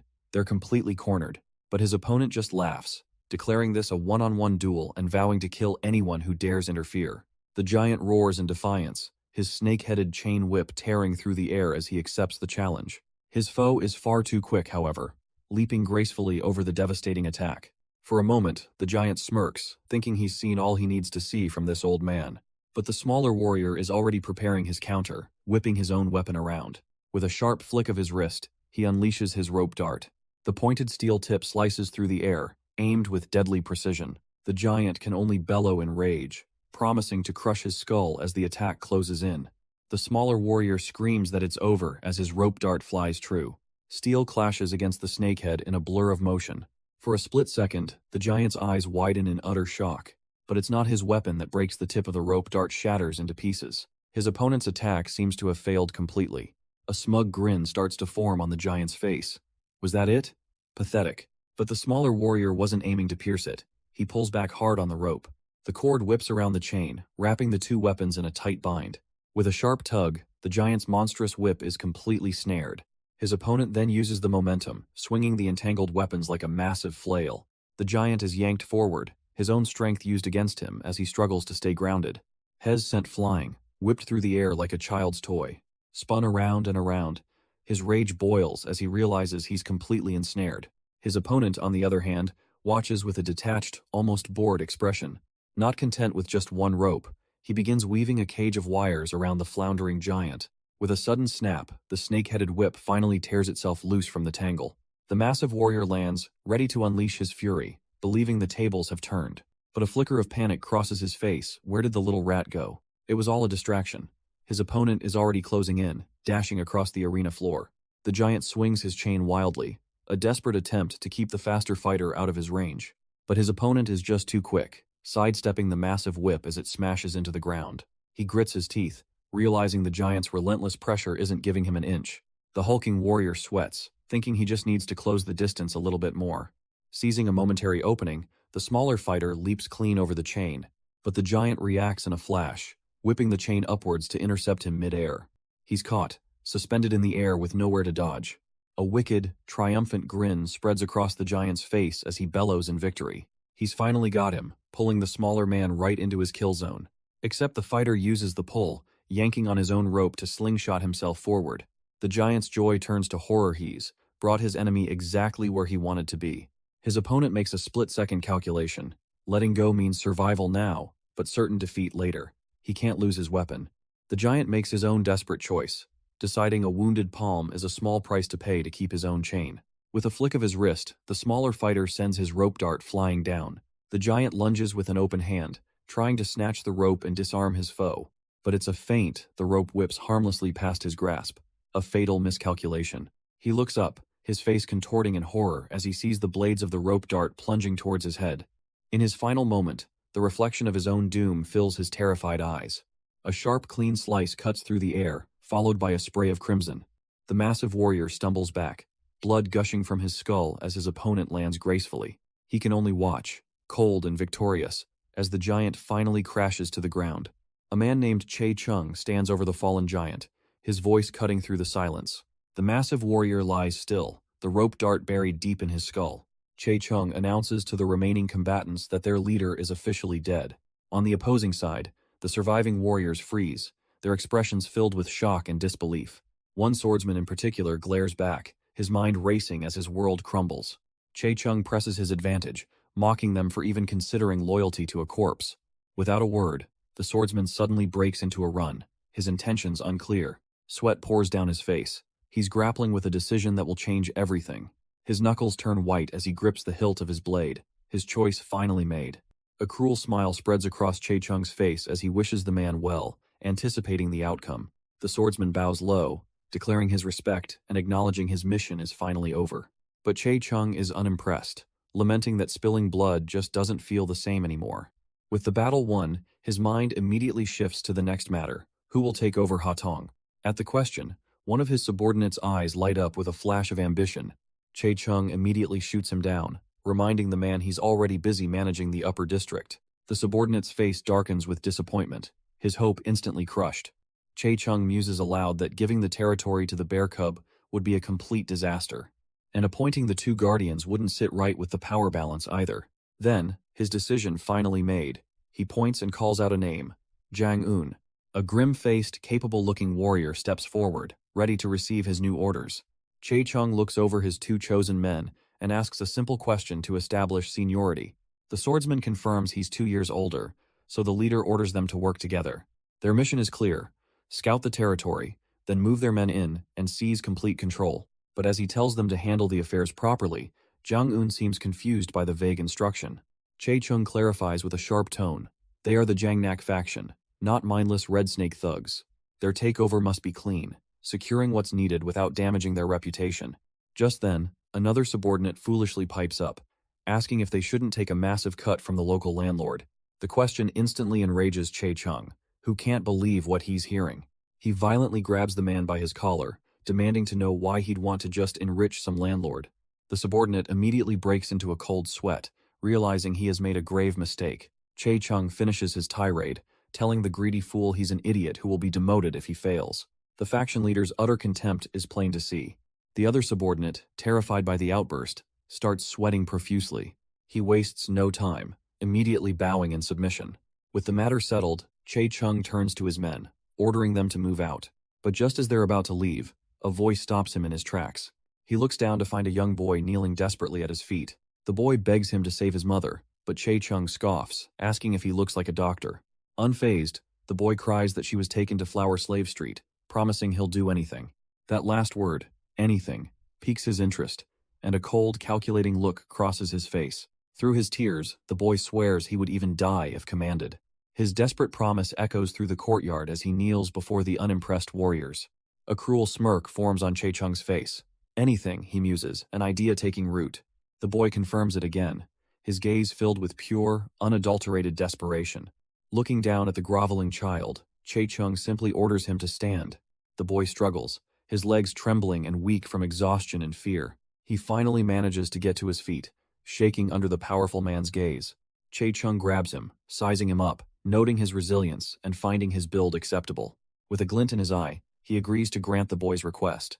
But there's a catch from this day forward: the boy's life belongs to him. Without wasting a moment, Chae-Chung barks an order at his subordinate, the knife ghost. Has to find the boy's mother, and he has until the end of the day to do it.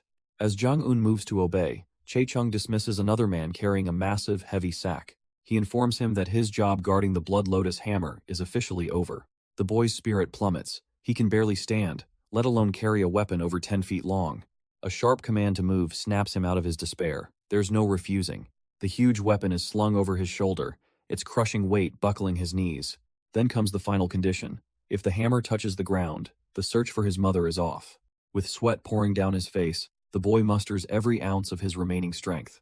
Chae-Chung watches with a cold, calculating gaze, waiting to see if the boy will break. With a command, Chae-Chung leads his entire faction forward, the boy forced to stumble along behind them. They march through the streets, the common folk clearing a path for the imposing group. Everyone watches the procession with a mix of fear and curiosity. Suddenly, the faction leader stops dead in his tracks, a thought striking him. He stands completely still, bringing the entire group to an abrupt halt. A slow realization dawns on his face. He'd almost forgotten their plans for dumplings. He turns to his men, casually announcing that he'll be treating them all to a meal. But as the men murmur, Jang-un looks panicked, trying to get his leader's attention. "Faction leader," he calls out, his voice laced with urgency. Chae-Chung snaps around, annoyed. He demands to know who died to cause such a commotion. With a face drenched in sweat, Jang-un finally reveals the terrible news. The madam is critically ill. Chae-Chung's expression immediately darkens with disbelief and annoyance. He throws his head back and laughs. mocking the very idea. The mighty Bok Su-yun? Sick? What a pathetic trick. But Jong-un isn't laughing. His face is a mask of pure terror, realizing his leader thinks this is some kind of joke. He begs his leader to believe him, explaining the midwife's grim report the baby is in the wrong position and there's heavy bleeding. The laughter vanishes from Chae-chung's face. The specific, horrifying details cut through his arrogance. His other men join in, urging him to hurry, adding that even the doctor looked grim after seeing her. Jang-un is now on the verge of tears, his voice cracking with desperation. All the bluster and pride drains away from the faction leader, replaced by a cold, sharp dread. He turns his back to his men, his entire world suddenly shrinking to one name whispered in his mind. Su-yun. He roars her name, his face a mask of pure, unadulterated fear. Without waiting for his men, he becomes a blur, dashing across the rooftops with inhuman speed. Chae-chung slams into the room, his eyes locking onto the physician beside the bed. Every fiber of his being is screaming, his mind racing with the worst possible outcomes. He lunges forward, grabbing the terrified physician by the collar. He screams at the man, telling him to do whatever it takes to save her. If she dies, he warns, then the physician will follow her to the grave. But just as his rage peaks, a weak voice cuts through the tension. It's Su-yun, exhausted but alive, calling his name and holding their newborn child. The great warrior completely breaks down, tears of overwhelming relief streaming down his face. With a quiet command, the old guardian ushers everyone out, leaving the new family in peace. Chae-chung watches as his wife, Su-yun, looks down at their child, murmuring how beautiful their daughter is. The baby sleeps soundly, completely unaware of the storm her father just weathered. Through a fresh wave of tears, the warrior can only agree, his voice thick with emotion. Su-yun then looks up at him, her gaze intense as she asks if he truly loved her. He stammers, caught off guard by the question, awkwardly deflecting that who could ever know such things. Taking her hand, he reminds her of the past, of all the handsome, talented men who used to surround her. She smiles faintly, recalling the smooth talkers and smart guys. She counts at least 10 of them. He scoffs, correcting her that it was more like 100, and he asks if she knows why they all vanished. Su-yun lets out a weak laugh. She knows perfectly well he crushed every single one of them. And with a faint laugh, Su-yun looks him dead in the eye, asking if he truly loves her. He's stunned by the question. Of course he does. Why else would he have done everything he did? She reminds him of how he secretly spent nights praying at the shrine for her.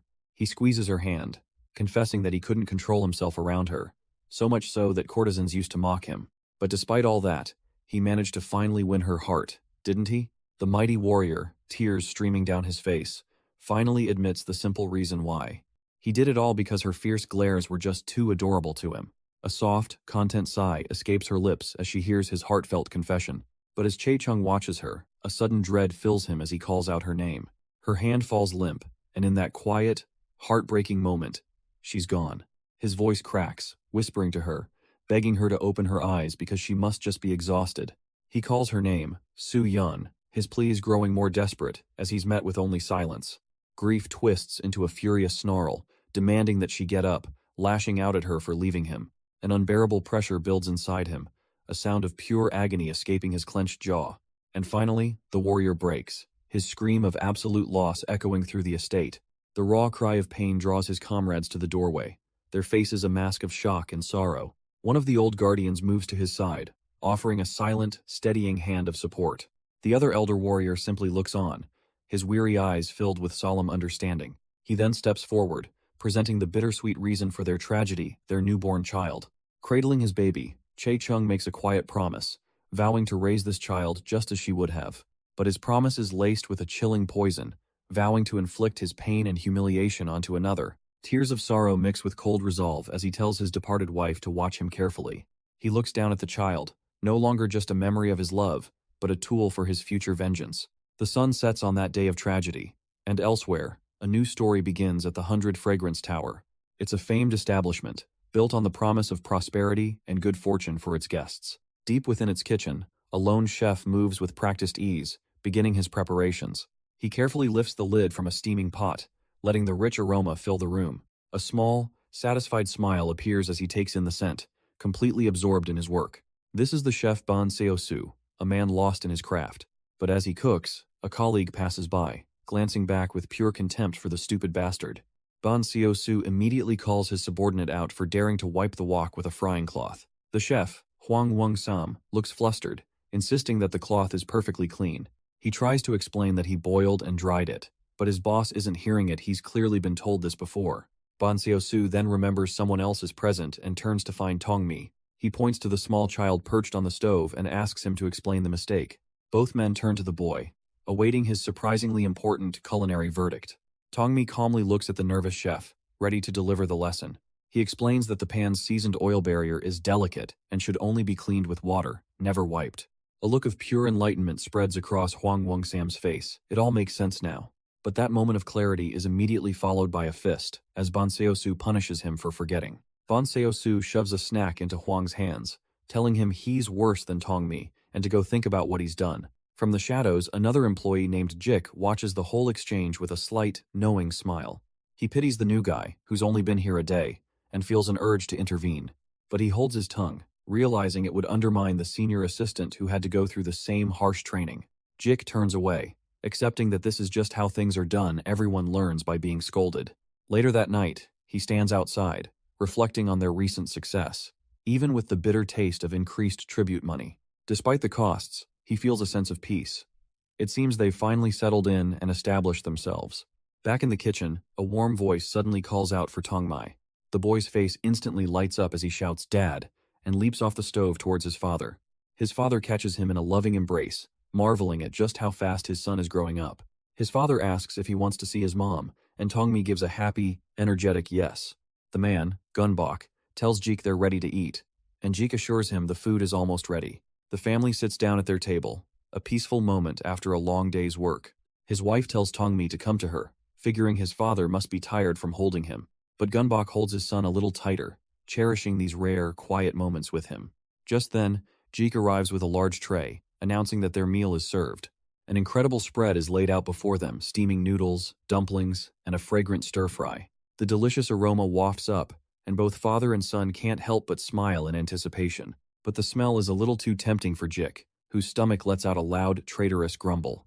The mother smirks, teasingly asking if their senior was hungry, much to Jik's silent embarrassment.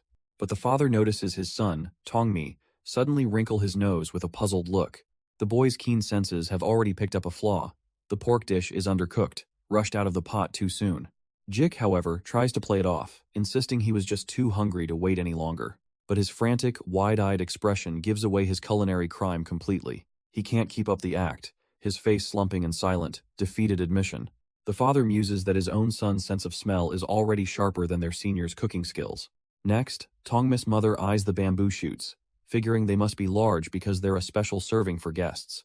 But any further critique is cut short, as a massive, fragrant bowl of Hainanese shrimp fried rice hits the table. Tongmi's father is stunned, wondering where they even found fresh shrimp, and Jeek explains that a certain Master Huang paid a visit.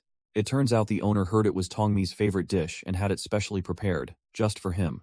Jeek explains that the owner insisted, even saying the water was particularly good today. With a grateful heart, Tongmi's father announces it's finally time to eat.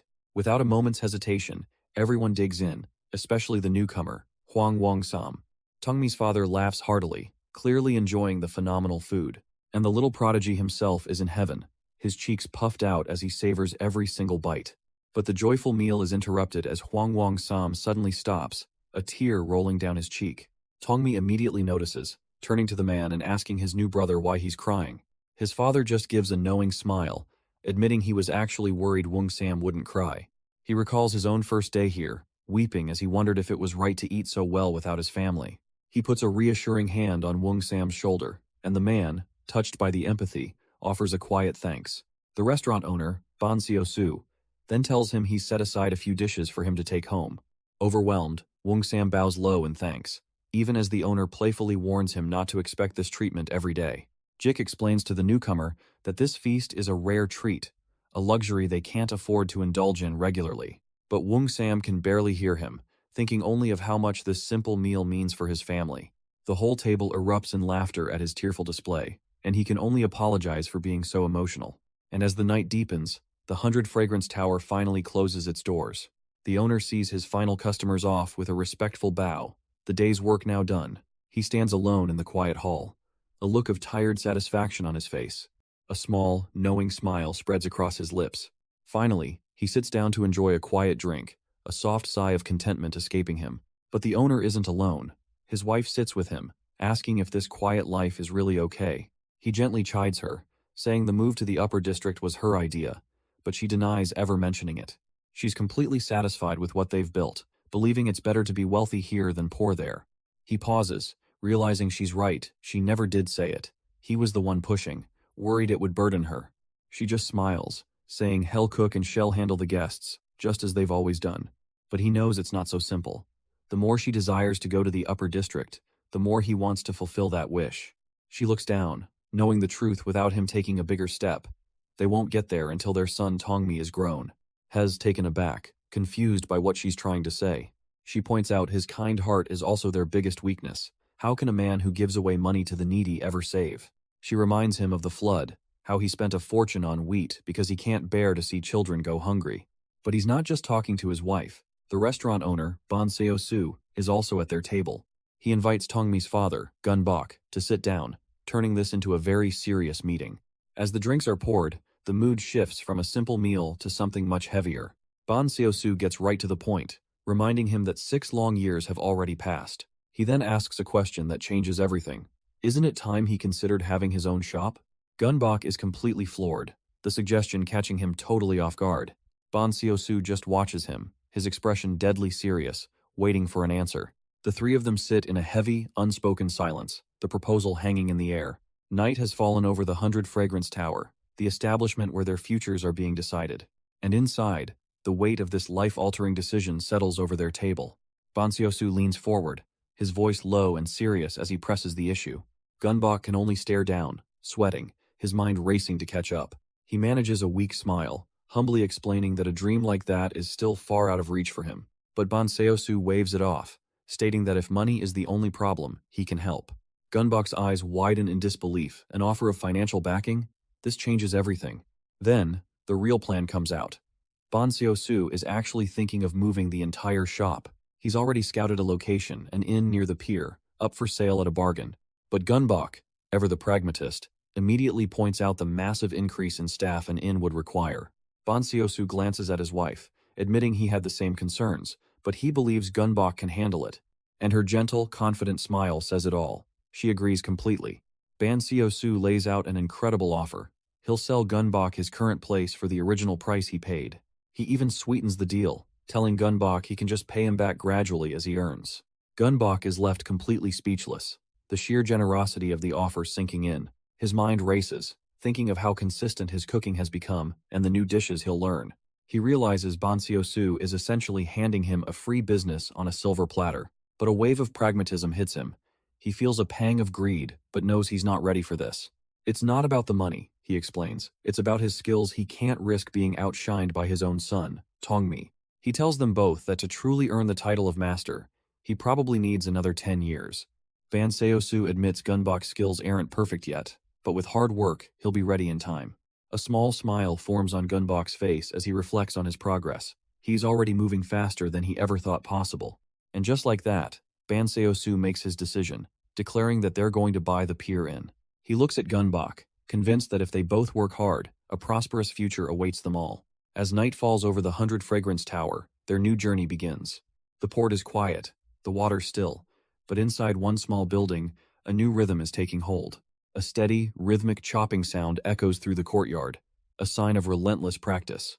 The sound comes from Gun Bok, who is now teaching his own apprentice, Jik, the fundamentals. This dedicated training brings back a fond memory of his son, Tongmi, who once said his father's knife sounded like a temple drum.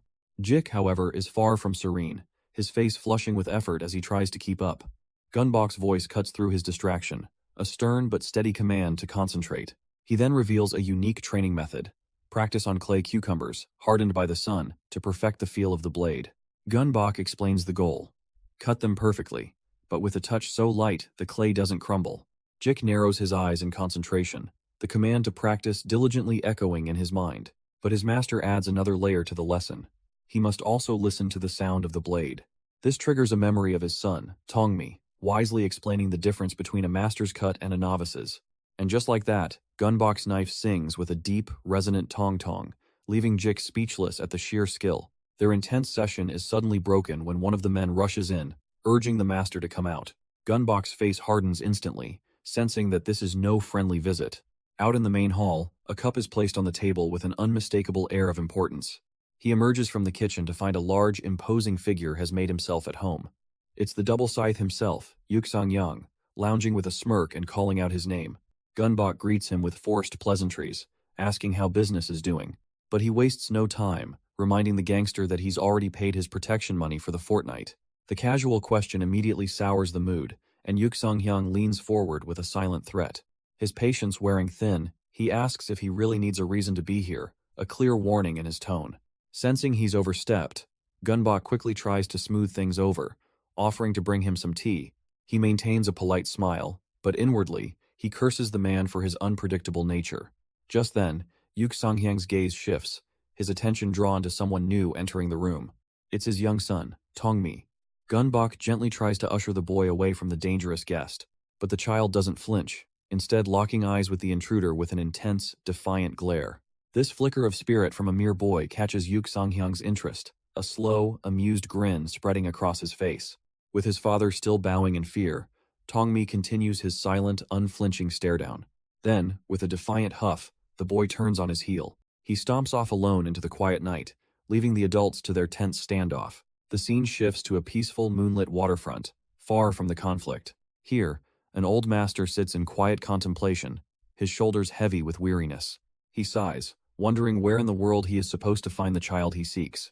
The old man questions if he'll ever find him before his time runs out, thinking maybe it's time to leave for Hangzhou. He looks out over the water, a single thought echoing in his mind. Is it already too late? But a small voice cuts through his lonely thoughts, as Tongmi asks why he's out here by himself. The old master gasps, his eyes widening in pure shock. The boy he's been searching for has just found him. Composing himself, the old master puts on a gentle smile, asking if the boy knows when the boat to Hangzhou departs. Tongmi thinks for a moment, then informs him he's out of luck. The last one left an hour ago. Xiao Gibong sighs, lamenting his poor planning. But the boy just tells him to come back tomorrow. The master then asks why a child is out so late, and Tongmi explains he took a long nap and isn't tired. Amused, the old man asks his name, and the boy proudly introduces himself as Bon Tongmi. The master remarks on the unusual name, so Tongmi begins to tell its story. He explains that at birth, he sniffed the air like a chef, so he was named to master all the world's flavors. The boy then turns the question back on him. What will the monk do now, stranded until morning? Xiao Gibong resigns himself to his fate, saying he'll just have to suffer the consequences of his oversight. But Tongmi suddenly tugs on his robe, insisting the old man come with him. The boy just points, cheerfully offering his own house as a place to rest. Xiao Gibong tries to decline, not wanting to be a burden, but Tongmi insists it's fine. The old master sighs, realizing this kind-hearted child isn't going to take no for an answer. Elsewhere, two figures walk through the quiet streets, their presence breaking the silence. One of them, Ban Seosu, lets out a long, tired breath, looking exhausted. He calls out into the darkness, searching for his son, Tongmi. He tells the boy it's getting cold and that he should come inside now. But as he calls out, his gaze falls upon an unexpected sight down the walkway. He sees his son, Tongmi, leading the old monk by the hand toward their home. The father watches silently as his son approaches with his newfound guest. His father, Ban Seosu, immediately understands the gravity of the situation and bows respectfully. But Tongmi is far more direct, physically pushing the old monk inside to get him out of the cold. Under the quiet, starry night sky, a simple act of kindness changes everything. Once inside, the old master, Xiao Gibong, looks absolutely stunned by what's happening. A full meal is already laid out, and young Tongmi greets him with a cheerful smile, his mother at his side. The old monk finds the situation amusingly awkward, noting that the owner is standing while he, the guest, sits. At his gentle prodding, the mother helps her son get settled as the father finally takes a seat. Xiao Gibong explains that this was no accident. A powerful connection has guided him all this way. He calls Tongmi his benefactor, saying the boy's kindness saved him from a miserable night outside. But the mother humbly insists that in their spacious inn, it is their greatest honor to host him. But the father, Gunbok, waves away his apologies, brushing off the humble treatment.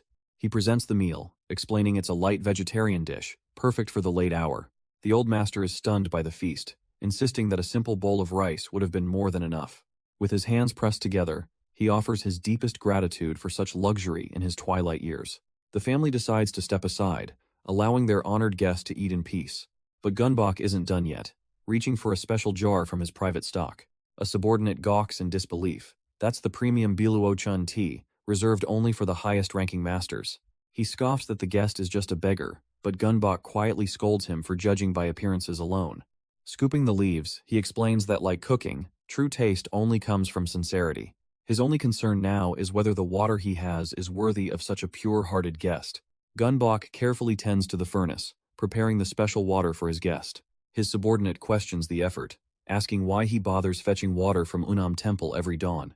Admitting it's a hassle, Gunbok explains Hez following the ways of his own master.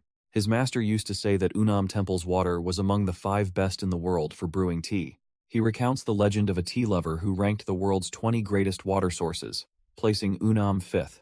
The subordinate scoffs, thinking it's ridiculous to wander the world just for some tea water. Gunbok rebukes him, wondering how a supposed chef could have such a dismissive attitude towards ingredients. But the argument has broken his focus, and now he worries if his sincerity was lost in the process. Back in the main hall, Seogibong quietly raises the cup to his lips and takes a thoughtful sip. His eyes snap open. This is no ordinary drink. He can taste the pure heart melted into its flavor. Gunbok is floored, stammering that the novice monk's simple enjoyment is reward enough for his efforts. The old master gently urges him to rest, noting he has a long journey ahead. But Gunbok is firm. This is an inn, and he's already prepared a room for his honored guest. With a small nod, Seogibong finally relents and rises from his seat. Gunbok leads the way, gesturing for the old master to follow. But then, Seogibong turns to the mother with a peculiar request to let him stay with Tongmi for the night. She's completely taken aback, warning that the little troublemaker will surely keep him from sleeping. Even Gunbok agrees, noting that their son is usually fast asleep hours ago.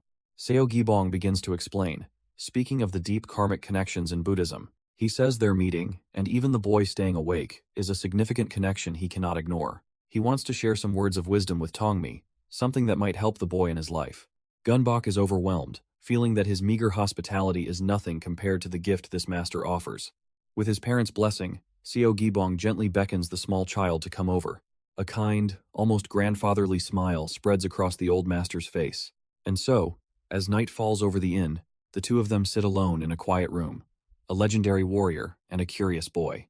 Seogibong gets the boy's attention, his voice calm and steady. Little Tongmi looks up, his eyes wide, ready to listen. The master poses a simple yet profound question. What is the most important thing in life? He teaches the boy to serve his parents, be a good friend, and help those in need. The old master nods, agreeing with the boy's noble goals, but adds a crucial caveat. Before you can help others, he explains, you must first learn to take care of yourself. To be a good son, a good friend, and a good person, you must be healthy in body and spirit. The lesson clicks instantly for Tongmi. A healthy person can be a good person. Seogibong smiles, impressed by how quickly the child understands such a deep concept. He reveals that, conveniently, he knows a very simple method to achieve this. The secret to a long and healthy life is simply to breathe correctly. Without hesitation, Tongmi sits and perfectly mimics the master's meditative posture. Pleased, Seogibong prepares the next step, mentioning something called a flame wick.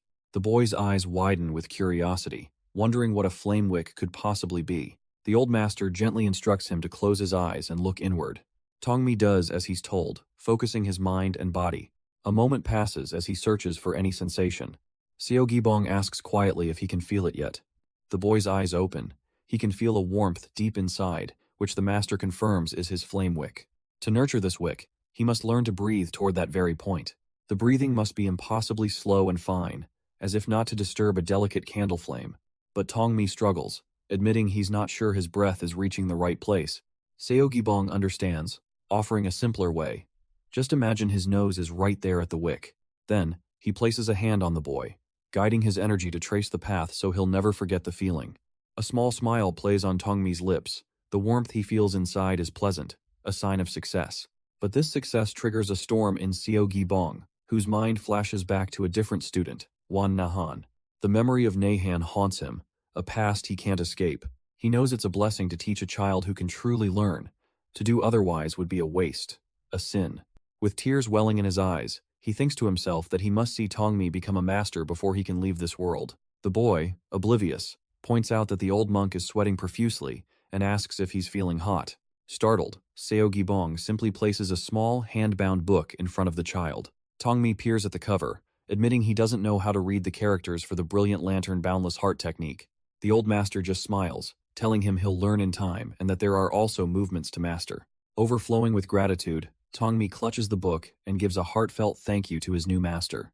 The old master's hearty laughter echoes from the window, celebrating his promising new student. And so the training began, the passage of time marked only by the turning of the seasons. Fiery autumn sunsets bled into the silent, heavy fall of winter snow. Spring blossoms would bloom and scatter, year after dedicated year passing by. Until 10 years later, the world is washed out by a torrential, unforgiving rain.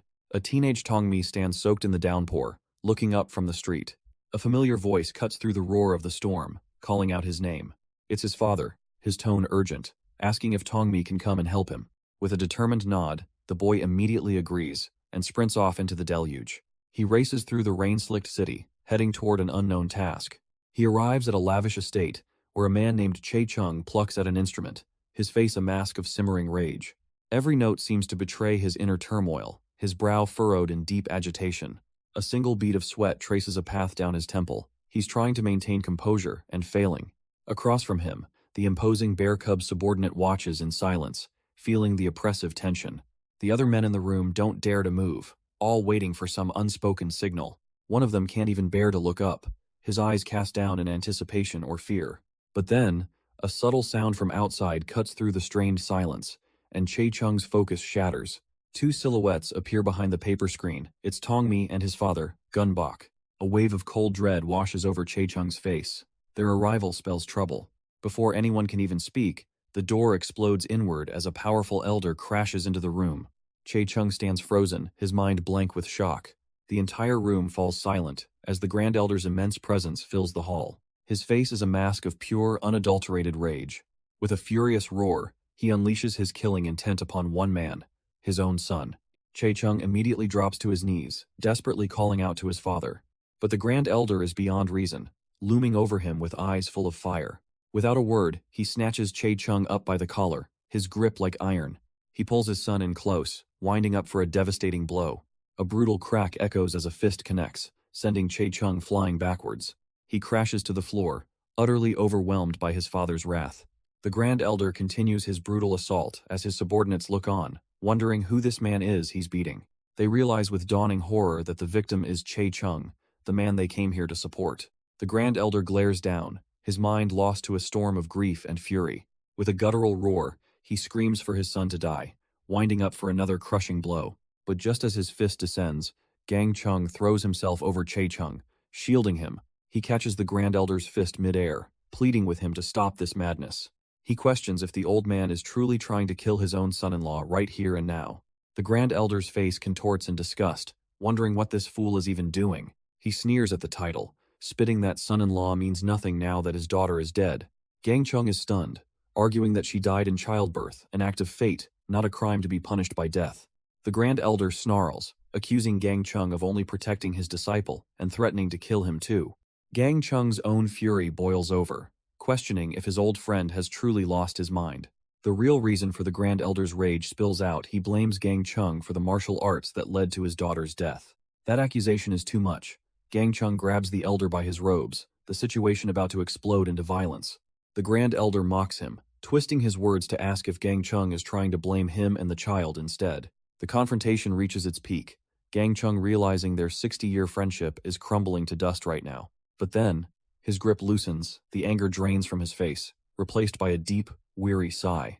He lets go, apologizing and admitting that his own mind is clouded by grief. He reflects on their past, how they'd lived in the mountains for over a decade, tragically unaware that his daughter had died. From the floor, Che Chung finally speaks, apologizing and blaming his own incompetence for everything. Che Chung prostrates himself, his apology echoing in the silent room. But the Grand Elder's face twists with contempt. He never said he'd forgive him. He trembles with rage, recalling the oath Che Chung swore to protect his daughter. And since that promise was broken, the old man demands to know why he's still alive. Declaring it's time to send him off, the Grand Elder grabs him by the robes. With a guttural roar, he hurls the man across the floor like a broken doll. Che Chung can only groan, utterly defeated and at his mercy. Gang Chung watches, sweating, his mind still reeling from his own grief. The Grand Elder closes in, fist raised to deliver the final, fatal blow. But across the room, Seogibong's eyes widen in horror. This has gone too far. But just as the killing blow is about to fall, a tiny voice cuts through the air, asking who this grandpa is. A little girl emerges, planting her feet firmly and demanding to know why he's hurting her dad. The Grand Elder's entire world stops, his fury replaced with stunned disbelief as he sees a ghost from his past.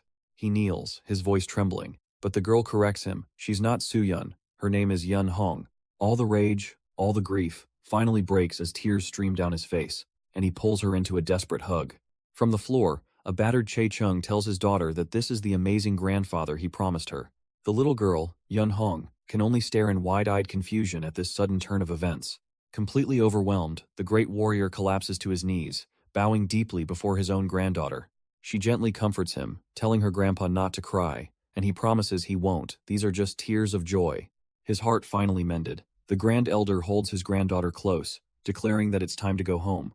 He turns his back on the mess, leaving a battered Chae-chung to deal with the aftermath. But the day's discipline isn't over, as a new arrival smacks his own student for not stepping in to stop the fight sooner. This very same master now looms over Chae-chung, demanding to know if this is a proper greeting after 13 long years. Chae-chung, ever the brute, deflects by barking at his own subordinate, a man named Talhwa, to get over here and greet their master. Gi Talhwa steps forward without a word, offering a perfect and respectful bow to the imposing old man. The master looks him over, commenting with a wry smile that he's not so different from his loudmouthed senior. Chae-chung scoffs at the very idea, insisting he only keeps Talhwa around for his unwavering loyalty, nothing more. With a final jab at his disciple's ego, the master announces he's tired, and Chae-chung immediately becomes the dutiful student once more. He pulls Chae-chung aside, giving a final, hushed warning to lay low unless he wants to die by his father-in-law's hand. The master's gaze then shifts to the other disciple, confirming his name is Talhwa. With a look of sudden decision, he gives a simple command. Talhwa is to come with him. He snatches the younger man by the arm, dragging the completely bewildered disciple away. Chae-chung can only bow and usher his master through the wreckage of the hall. The scene then shifts to a private chamber, where the Grand Elder dotes on his young granddaughter. The little girl, Yun Hong, playfully tugs at his long beard, innocently asking why it's so long. The old man just chuckles, and even the fearsome Chae-chung watches the heartwarming moment unfold. But the peace is broken when the Grand Elder suddenly announces he must leave tomorrow, catching Chae-chung off guard. And then, the old man drops an even bigger bombshell: he's taking Yun Hong with him. Chae-chung is utterly speechless, as the Grand Elder clarifies he won't keep her long. It'll be 10 years at most, he says. A lifetime to the little girl who just smells her flower. 10 years, Chae-chung's mind races. By then, she'll be 20, old enough to be married off. The Grand Elder senses his hesitation, his voice turning cold as he asks if that's a no. What can he even say? Chae-chung is left completely silent, trapped by the man's authority. Finally, he finds his voice, making one small, desperate request. Can he at least visit her? The old man just scoffs, giving a vague promise to think about it. And with that, he cheerfully calls Yun Hong to his side, leaving Chae-chung to watch them go.